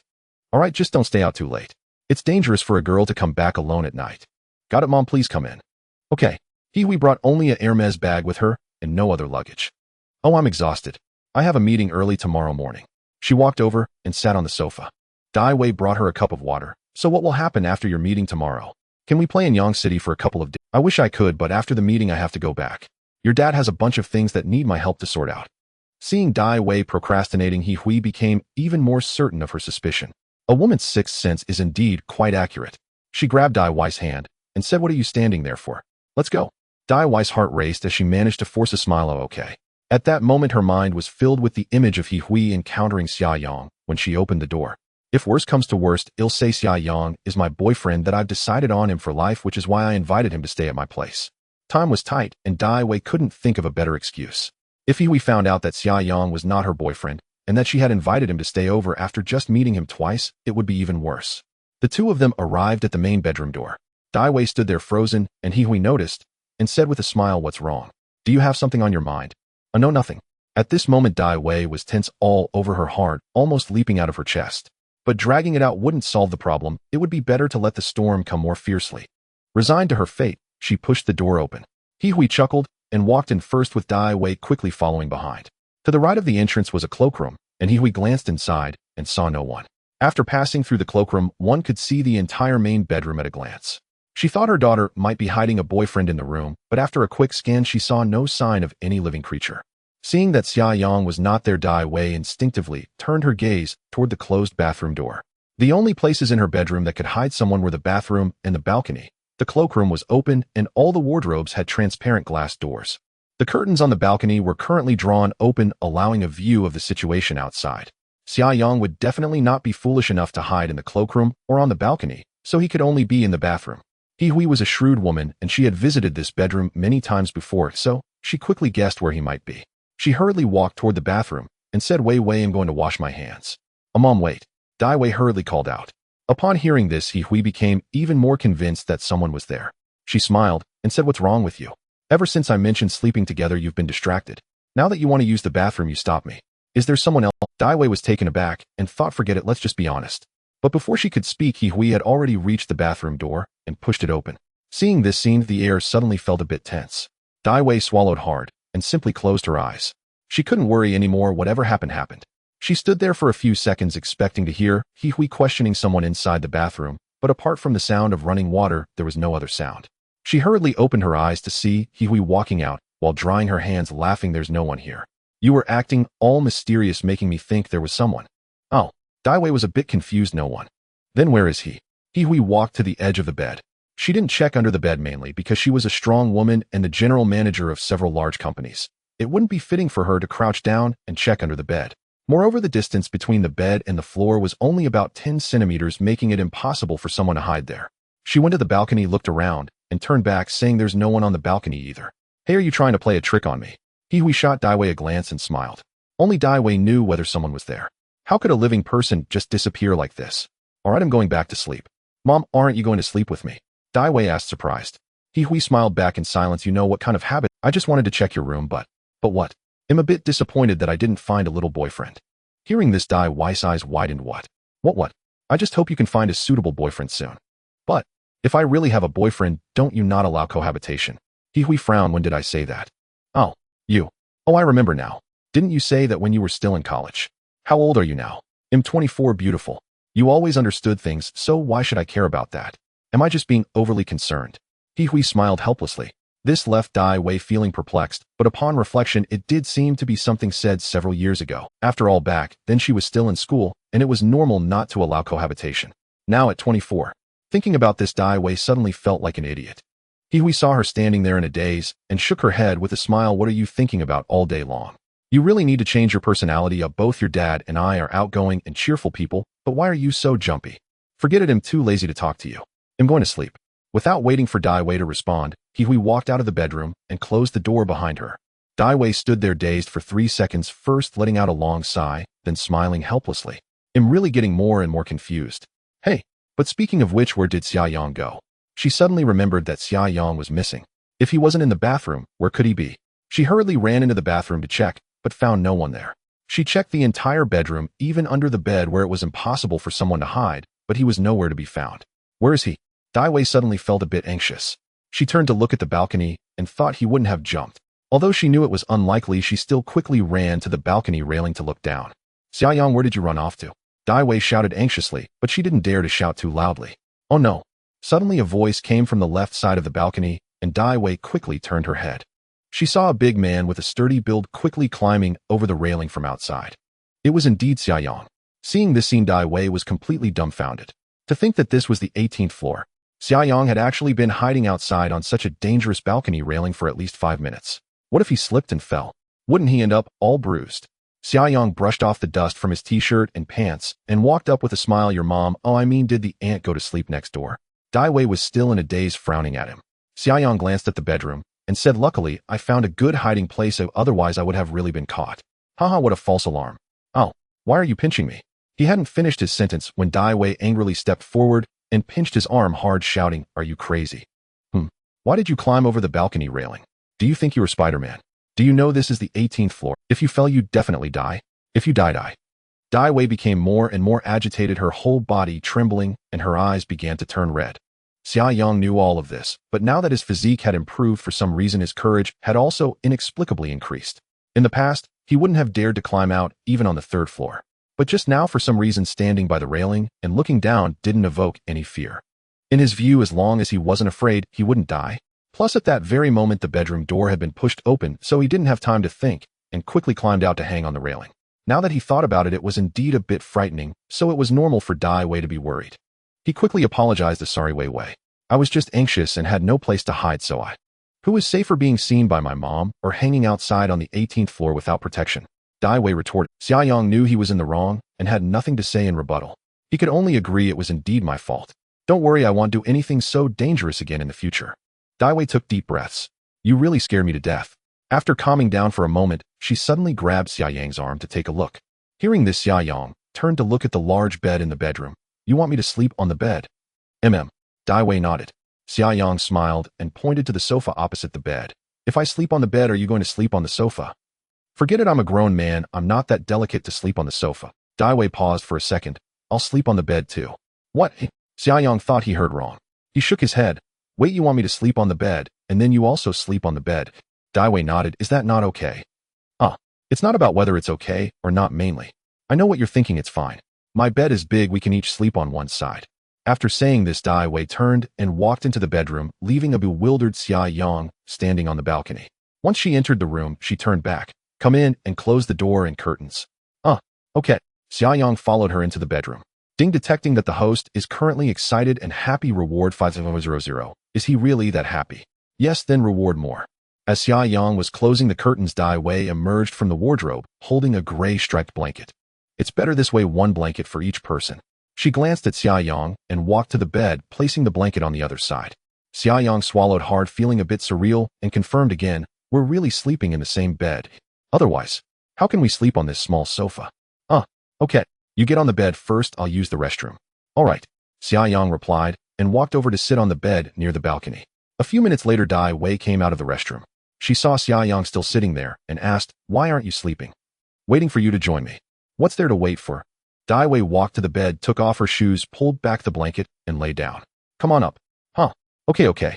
Xiaoyang rubbed his nose and followed suit, lifting the blanket to lie down. Whatever, let the storm come with. After lying down, they both momentarily fell silent, not playing on their phones. The light remained on, just lying there. A few seconds later, an awkward atmosphere began to silently spread through the air. Xiaoyang really didn't like this awkward atmosphere. He sighed and took the initiative to speak. Don't you turn off the light when you sleep? Daiwei turned her head to look at him. Feeling her gaze, he turned to meet her eyes. The two pairs of deep eyes suddenly locked onto each other. Daiwei looked expressionless, as if she were deep in thought. What's wrong? Xiaoyang asked. Show me my hand. Daiwei propped herself up on the bed. Xiaoyang leaned closer and extended his right hand. Daiwei grabbed it and carefully examined the spot she pinched earlier, which was now slightly purple. I'm sorry I was too rough. Xiaoyang placed his other hand behind his head, smiling. It's fine, I'm not some delicate little boy. This little injury is nothing to worry about. It'll be fine by tomorrow. Let's take care of it anyway. Daiwei looked down again, and after 2 seconds, she raised her head. Let me find some ointment to apply to it. Hearing this, Xiaoyang smiled and sat up. Oh, come on, really not necessary. This is nothing to me. When I was a kid, I was covered in bruises. I'm used to it. Daiwei stared at him. Did you get beaten a lot as a kid? What? Xiaoyang was taken aback and scratched his ear, laughing. What nonsense. I was just a playful and mischievous kid, so I often fell or bumped into things. I wasn't beaten and my parents aren't violent. Oh, sorry, I misunderstood. Haha, it's fine. All right, let's hurry and sleep. It's already very late. Daiwei nodded. Okay. She said this while lying down and covering herself with the blanket. However, the light was still on. A few seconds later, Xiaoyang turned again. You really don't turn off the light to sleep. Are you tired? I'm not tired, but if you turn off the light, I might get tired. Daiwei remained still, and Xiaoyang lay on his side, propping up his head to look at her. You want to stay up late, right? Fine, I'll keep you company. Daiwei also turned to face Xiaoyang, and their gazes met once again. I think fate is quite mysterious sometimes. Daiwei suddenly blurted this out. Xiaoyang understood what she meant. He responded, Indeed, when we first met it seems like it was in our sophomore year, right? Daiwei nodded. Yes, if I hadn't accidentally seen your moments, I would have forgotten about you. Haha, me too. But I used to post too, just not very often. Did you never see any of my posts? I rarely look at moments. You post less, I see less, so I've never seen your moments before. Daiwei replied casually. Oh, I see. Do you still remember if you added me? Daiwei shook her head. It's been a while, and I don't have a habit of cleaning my WeChat friends. I just keep everyone I've added, but if they don't chat with me, I don't reach out. So I've forgotten many people I've added, but never contacted. No wonder when you saw my moments this time, did you know who I was? I have a note. So why did you still like my post? Xiaoyang asked with a smile. Because I like your RS6 GT. Haha, oh right, you mentioned it before. Sure, when you have time one day, I'll let you drive it. I have time any day, how about tomorrow? Tomorrow? But I might have something to do. I plan to go look at some houses. Looking at houses. You want to buy a place? Planning to change to a different one. Daiwei rolled her eyes. I can go with you. You want to go with me? I have nothing to do. I'll accompany you to look at houses and try out your RS6. With things said to this point, Xiaoyang didn't know what else to say. After all, he didn't have any plans for tomorrow. All right, let's go together tomorrow. Good. Daiwei finally showed a hint of a smile. She turned and reached to turn off the light, and the bedroom became pitch dark. Since there's something to do, let's sleep. Okay, let's sleep. Xiaoyang lay down and stopped thinking too much.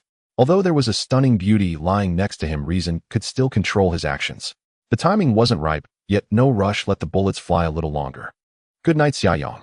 A few seconds later, Dai Wei said good night. Xiaoyang closed his eyes and smiled. Good night, Dai Wei. Call me Wei Wei. I was just trying to synchronize with you, haha, okay, let me start over. Good night, Wei Wei. A night passed without a word. The next morning, or rather it was already past morning. At 8 o'clock, a knock on the door awakened the two, still in deep slumber. Wei Wei. A voice called out from outside the bedroom door. Hearing this call, Xiaoyang suddenly opened his eyes, the drowsiness dissipating in an instant. However, as soon as he opened his eyes, the scene before him almost caused him to drift back into sleep. At that moment, Dai Wei was sleeping under his blanket, her head resting on his arm, nestled against him like a little bird. The two of them were practically in an embrace. Wei Wei, I'm leaving. What's wrong, Mom? Dai Wei twisted her neck, still in a daze, and replied with her eyes closed. Aren't you awake yet? Not yet.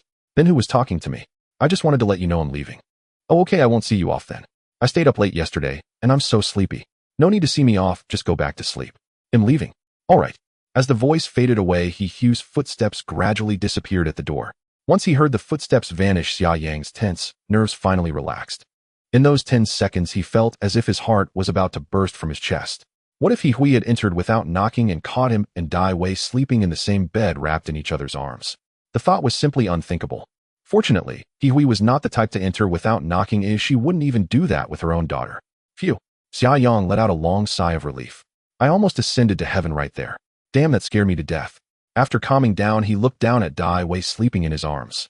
Earlier, as Hui spoke outside the door, his nerves had been extremely taut, leaving no room to think about anything else. Now that Hui had left, he furrowed his brows and thought, wait a minute. When did this girl sneak into my blanket? What if she wakes up and pinches me? But it doesn't matter, I didn't sneak into her blanket, so it can't be blamed on me. Forget it, I'll just go back to sleep. Just as he was about to close his eyes and enjoy a cozy nap with the fragrant Dai Wei, at that moment Dai Wei, she slowly raised her head, rubbed her eyes, and gradually opened them. Xiaoyang was staring at her, their eyes meeting. Gazing at her face, so close, Dai Wei did not react with the screams or withdrawal that Xiaoyang had anticipated. She calmly spoke, you're awake. Xiaoyang blinked and replied, oh, I was startled awake by your mom's knocking just now. She won't come in. Dai Wei smiled. How do you know? She's my mom, don't I know her? That's why I didn't lock the... You didn't lock the door. But that was a bit risky. Oh, what if she really came in and I would be done for? It's fine. Isn't there something off about the situation right now? Xiaoyang asked. Dai Wei shook her head. What's off? It seems like we're under the same blanket. Xiaoyang blinked awkwardly and smiled. Dai Wei paused, turned to look behind her, then turned back. Are you shy? Huh. Before Xiaoyang could finish, Dai Wei placed her finger over his mouth. It's still early. Oh, let's sleep a bit more. Sleeping is fine, but... No buts, close your eyes and sleep. After saying this, Dai Wei closed her eyes first. Not only did she not return to her own blanket, but she also actively nestled closer into Xiaoyang's embrace. Xiaoyang's eyes widened. What the hell? Close your eyes and sleep, don't think of anything else. Dai Wei leaned her head against his chest calmly. At that moment, the two resembled a pair of young lovers in love. All right then, Xiaoyang replied, and closed his eyes. 10 seconds later, he felt something was off and frowned, opening his eyes again. How can anyone sleep like this? Currently, Dai Wei's body was almost entirely pressed against him. It should be noted that she was only wearing a thin nightgown. Protest. Brother is protesting. Xiaoyang shifted his waist back slightly, but after just 2 seconds of moving away, Dai Wei followed him again. What the hell does this mean? He continued to shift, and Dai Wei continued to follow. Until he had moved to the edge of the bed with no retreat left, Xiaoyang pressed his lips together and patted Dai Wei's fragrant shoulder. What are you doing? Dai Wei looked up and opened her eyes. What's wrong? What do you think? I'm almost falling off the bed because of you.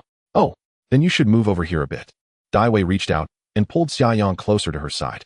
Xiaoyang, unable to hold back anymore, prepared to sneak away, but Dai Wei suddenly hugged him tightly and said, don't move, just sleep like this. If you hold me, I can't sleep. You have to sleep even if you can't. I'm still a bit sleepy. Oh, I want to sleep for another 2. All right then. After pulling at each other for a while, they eventually closed their eyes and quieted down. Without realizing it, 2 hours passed. When they opened their eyes again, Dai Wei was still curled up in his embrace.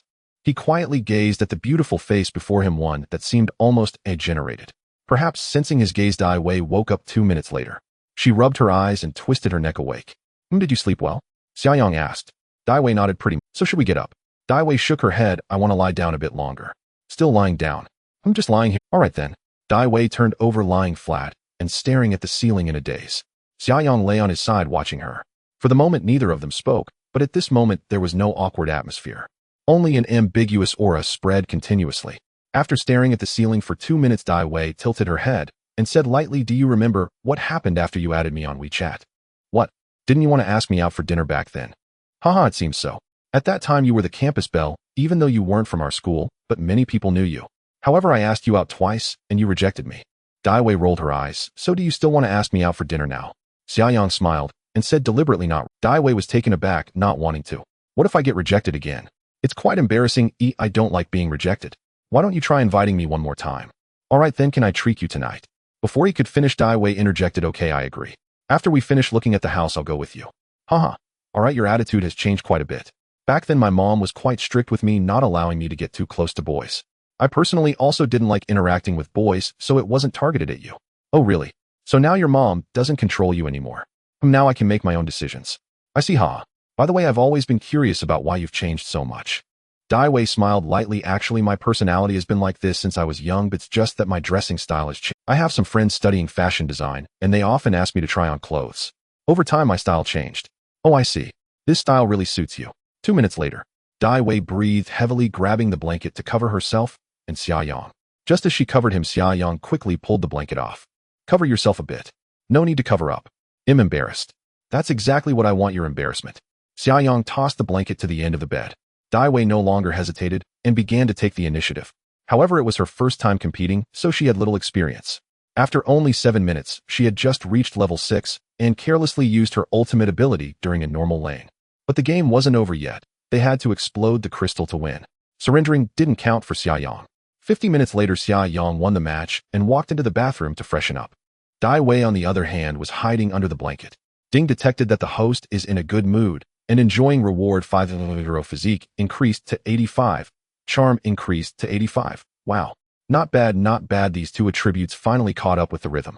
Ding detected that Dai Wei's affection towards the host has increased to 80. A system lottery has been unlocked. The host can draw at any time. Hearing this, Xiaoyang smiled silently and picked up a sealed disposable toothbrush to open. The lottery is permanent anyway, no need to rush. Soon he finished washing up and walked out of the bathroom. At this time, Dai Wei was still lying motionless under the blanket. He walked to the bed and patted it. "Are you asleep?" "No." "Then why are you hiding? Hurry up and wash up, it's almost 12. "All right, you go out for a bit," Dai Wei replied softly from under the blanket. "Okay, I'll wait for you in the living room." Xiaoyang got up and left the bedroom. He quickly went downstairs, reached the balcony, and took out a cigarette to light up. So comfortable." Ding detected that the host took a big drag and is in a good mood. Reward 100. "By the way, system, let me check my current information. Host Xiaoyang, age 24 years, height 184 centimeters, weight 85 kilograms, appearance 85, figure 80, physique 85, charm 85, skills powerful, car god, martial arts master, singing god, wealth 1365764 yuan." Seeing the balance displayed on the virtual screen, Xiaoyang's lips curled into a smile. "Damn, I hit over 1,000 that quickly. At this rate, it seems my budget for buying a house can be increased a bit. Haha, that's great." Ding detected that the host is feeling beautiful. Reward figure increased to 83. After the system's announcement, Xiaoyang felt a slight pang of discomfort in his body. But this time it was clearly not as painful as it was in Lee City. The level of discomfort must be proportional to the points gained.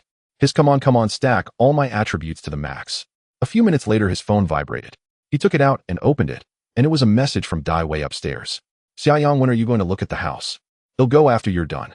How about you go drive here first? Aren't you coming with me? I have a bit of a stomachache and need to use the bathroom. After that, I still have to shower and do my makeup. It'll take at least 40 to 50 minutes, so you can go ahead and drive here. I should be done by then, otherwise waiting would waste time." "All right, then I'll head out first, and he'll come back to pick you up for dinner before we go to see the house." "Okay." He hung up the phone, walked to the door, put on his shoes, and left. He quickly exited the neighborhood and hailed a car towards Jinyuanu City. 20 minutes later, he returned to his small rented room and quickly took a shower. After showering, he changed into a new outfit and sat on the sofa to dry his hair. "System, let's draw the prize while I have the chance. Please confirm whether to start the system lottery." "Confirm. Draw." Ding. Prize pool is ready. Drawing in progress. The results are out. The reward settlement interface and the system's announcement appeared before Xiaoyang's eyes. "Congratulations, the host has received a cash reward of 88 million. Appearance increased by 3 points. Current 88. Figure increased by 2 points. Current 85. Congratulations, the host has received a Jaeger LeCoulter Master Ultra Thin Tourbillon watch. Current market price 360. Congratulations, the host has received a Vacheron Constantine Patrimony watch. Current market price 1. The system's voice stopped here. The rewards from this lottery were clearly much worse than the first time, but Xiaoyang didn't react too strongly. The system had said from the beginning that the lottery was random, so the rewards would naturally vary. In his view, being able to receive rewards was already quite good, but one shouldn't be too greedy for free things. Where else can you find such a good system? Be grateful for the rewards, and take it slow. There will be plenty of opportunities to draw again in the future. Xiaoyang nodded in satisfaction. Not bad, although the items are fewer. The money this time is much more than the first time. Plus it seems like I've broken 2,000 now. Ding detected that the host is in a good mood after the lottery reward 100. The feeling of hacking is really great. System, take out the previous AP watch and put the ice blue D in the shelf. As soon as his voice fell, the watch on his wrist vanished and the AP watch box appeared on the table before him. Awesome, I was going to take it off, but it just got taken back from my wrist directly. Xiaoyang muttered to himself, picking up the box and taking out the sand gold royal oak inside. As expected of a top luxury brand, the watch has an exceptional texture and looks like a piece of art. Compared to the ice blue D he wore before, he personally preferred the design of the royal oak. After putting it on, he didn't sit around any longer and got up to leave the rental room. In less than 20 minutes, he drove his stylish RS6 GT to the entrance of Dai Weiss neighborhood and called her on WeChat voice. After ringing several times, the voice call connected. Hey Xiaoyang.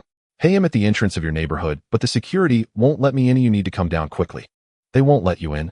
Give the phone to the security guard, I'll talk to him. Sure. Xiaoyang handed the phone to the security guard standing by the car door. After saying a few words, the security guard immediately put on a slightly respectful smile. All right, Miss Dai. I'm sorry, sir, please come in.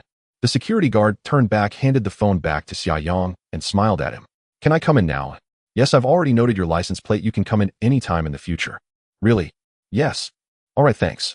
The flower holder at the entrance slowly lifted, and Xiaoyang stepped on the gas and quickly drove into the neighborhood. He parked the car in the underground garage and returned to the entrance of Dai Wei's home. The door opened, and Dai Wei appeared in his sight. Xiaoyang froze and muttered, "What the heck?" At this moment, Dai Wei had just finished tidying up. She had changed into a new outfit. She wore a rosered baseball cap on her head, small platinum earrings on her ears, a loose gray-black t-shirt on her upper body, and dark denim hot pants on her lower body. The t-shirt was long enough to almost cover her pants, and at first glance one might think she wasn't wearing anything, revealing only her two long white legs. The style now was different from the day before. This outfit on another girl would likely give off a lively and cute vibe. However, Dai Wei still exuded that strong sense of aloofness. You look good in that outfit, Xiaoyang said, standing at the door staring at Dai Wei's beautiful legs with a smile. Dai Wei rolled her eyes at him. You're clearly staring at my legs. So shall we head out now? Then let's go. We need to grab something to eat. I won't go inside. Okay, wait for me to grab my bag. Dai Wei turned around and walked to the living room to grab her black Hermes, then quickly returned to the door to put on her shoes. She asked, where did you park your car? Right downstairs in the building. Okay. She quickly put on her shoes and stepped outside. The two took the elevator down to the basement parking lot. Xiaoyang's RS6 GT was parked directly opposite the elevator hall. Dai Wei spotted it at a glance, her eyes flashing. How did you know that was my parking space? I didn't know. I just saw two empty parking spaces here and decided to park. Xiaoyang pointed to a Cayenne Turbo GT and a Ferrari FF parked next to his car. Those two cars are... Dai Wei nodded. Yes, how did you know? Didn't you say this was your parking space? Someone like you who loves cars naturally wouldn't have just one, so there wouldn't be only one parking space. These spaces are next to each other, so the parked cars must be yours. Quite clever. Thanks for the compliment. Xiaoyang smiled as he took out the car key and handed it to her. Here is your coveted RS6 GT. Dai Wei reached out to take the key, walked to the car, door opened, it looked at the interior for a moment, then walked around the car before satisfiedly sitting inside. Xiaoyang opened the passenger door and sat down. Since you like it so much, why didn't you buy one? When I looked, there were no more quotas left. Ooh, I don't like secondhand ones. Oh right, there are only 66 quotas for this car in our area, so you can drive mine. This one is also new. I would accept yours even if it's been driven. Dai Wei fastened her seatbelt. You would accept one that I've driven? Xiaoyang smiled and closed the door. All right, let's go. Address. Dai Wei started the car. You drive out first, and I'll look it up. Okay. Dai Wei skillfully drove the car out of the parking lot. Xiaoyang connected the navigation. It's that place called Buyue Bay on Xianfeng Road. Dai Wei glanced back. Are you looking for Buyue Bay? What's wrong? Do you know it? Dai Wei nodded. I do, and I have an acquaintance there. Really? Do you have a friend? Yes, an old classmate. We're on good terms. Do you need me to call and let them know? That would be great. Dai Wei didn't say much and took out her phone to make a call. A few minutes later, she hung up. My friend isn't here today, but she spoke with the sales manager and can get you the lowest price. Thank you, thank you. No need to thank me, it's a small matter. Actually, I was also planning to buy this Buyue Bay when I was looking for a house before. So why didn't you end up buying it? Was there something you didn't like? Not really, I liked it, but I looked at more than one place, and comparing them, I preferred the layout and location of my current community, so I bought here. Oh, I thought there was something wrong with it. No, that place is also quite good. Are you planning to look at a large flat? Xiaoyang nodded. Yes, I'm currently considering a large flat. Alright, let's make it quick. Oh right, we haven't eaten yet. Xiaoyang turned to ask, what do you want to eat? At this time, I don't have much of an appetite. Oh, let's go have a bowl of intestines and noodles. Okay, let's go. Dai Wei nodded, pressed the accelerator, and pushed herself and Xiaoyang back against the seat. The RS-6 GT erupted with an ear-splitting roar as it sped away. The two found a popular intestines and noodles restaurant in Yangcheng. After finishing their meal, they headed straight to the Buyue sales office. At 2:30 p.m., they arrived at the Buyue community, parked the car, and walked into the sales office. As soon as they entered, a young woman in a professional outfit with a captivating figure walked up quickly with a sway. She looked very young, about 25, with a stunning figure, her white shirt buttons almost bursting from her curve. This person was the sales manager referred to by Dai Wei's friend. Although she had never met Dai Wei, her superior, the marketing manager of this property, had sent her Dai Wei's photo earlier and instructed her to treat her well. Upon seeing the girl in front of her, she recognized her immediately. Excuse me, are you Miss Dai Wei? Dai Wei nodded. Yes, that's me, but you don't have to call me Miss Dai. Oh, alright then, can I call you Miss Dai? Sure, are you the sales manager? Yes, I am Sun Xin, the sales manager for Buyue. Our marketing manager just informed me that you would be coming and am here to assist you. Okay, thank you for your trouble. You're welcome, it's my duty. Please follow me. Sun Xin led them to the seating area and had them sit on the sofa. Just after sitting down, a staff member carrying tea approached them. Excuse me, Miss Dai, are you here to view the property? Sun Xin asked with a smile. Dai Wei shook her head and pointed to Xiaoyang beside her. Not me, he is the buyer. Oh, alright. May I ask what to call you, handsome? My surname is Xiaoyang. Thank you. Xiaoyang replied, while thanking the staff member for bringing the tea. Alright, Mr. Xiao, let me give you a brief introduction to our property. Sun Xin took out a tablet and began to introduce some basic information about the property to Xiaoyang. This included the geographical location, surrounding amenities, community services, etc. A few minutes later, Xiaoyang nodded. I understand. Are the current prices for large flats all 27500 per square meter? I saw it was 25000 yesterday, right? Sun Xin nodded and explained what you saw should be the pricing from earlier this year. It's slightly increased now.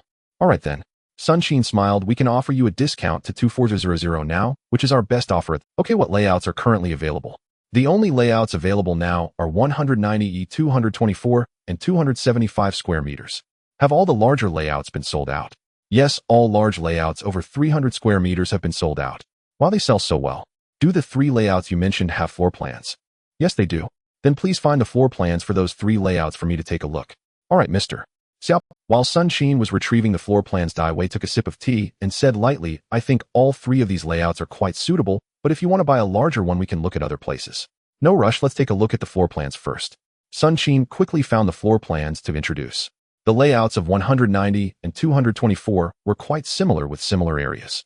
The only difference with the 224 layout was that the bedroom area was a bit larger, the rest were basically the same. After looking at all of them, Xiaoyang's gaze locked onto the 275 layout. This layout was much more comfortable, especially the super large garden balcony, which was very appealing to him. If it had been yesterday, Xiaoyang would definitely have chosen the 190 layout, but things were different now. He had money. In fact, he didn't have a strong obsession with large layouts. Anything around that size would suffice, and 275 square meters was completely enough, but a villa was another story. After comparing the three layouts, the 275 layout was clearly superior. Besides the good layout, it also had a significant advantage. The building it was in was closer to the river. Although all buildings in the community had river views, seeing them from a distance was different from enjoying them up close. The building where 275 was located was the closest to the riverside aside from the other large layout buildings. Across the river was the most prosperous core area of Yangcheng, and the night view after the lights came on resembled a little Lujiazui. Mr. Xiao, do you find any satisfactory layouts? Sun Xin smiled. Xiaoyang nodded. Among the ones I've seen, am most satisfied with the 275 layout. Does this layout have a showroom? Yes, would you like to see it now? Yes, I need to see it in person. If I'm satisfied, I'll pay directly later.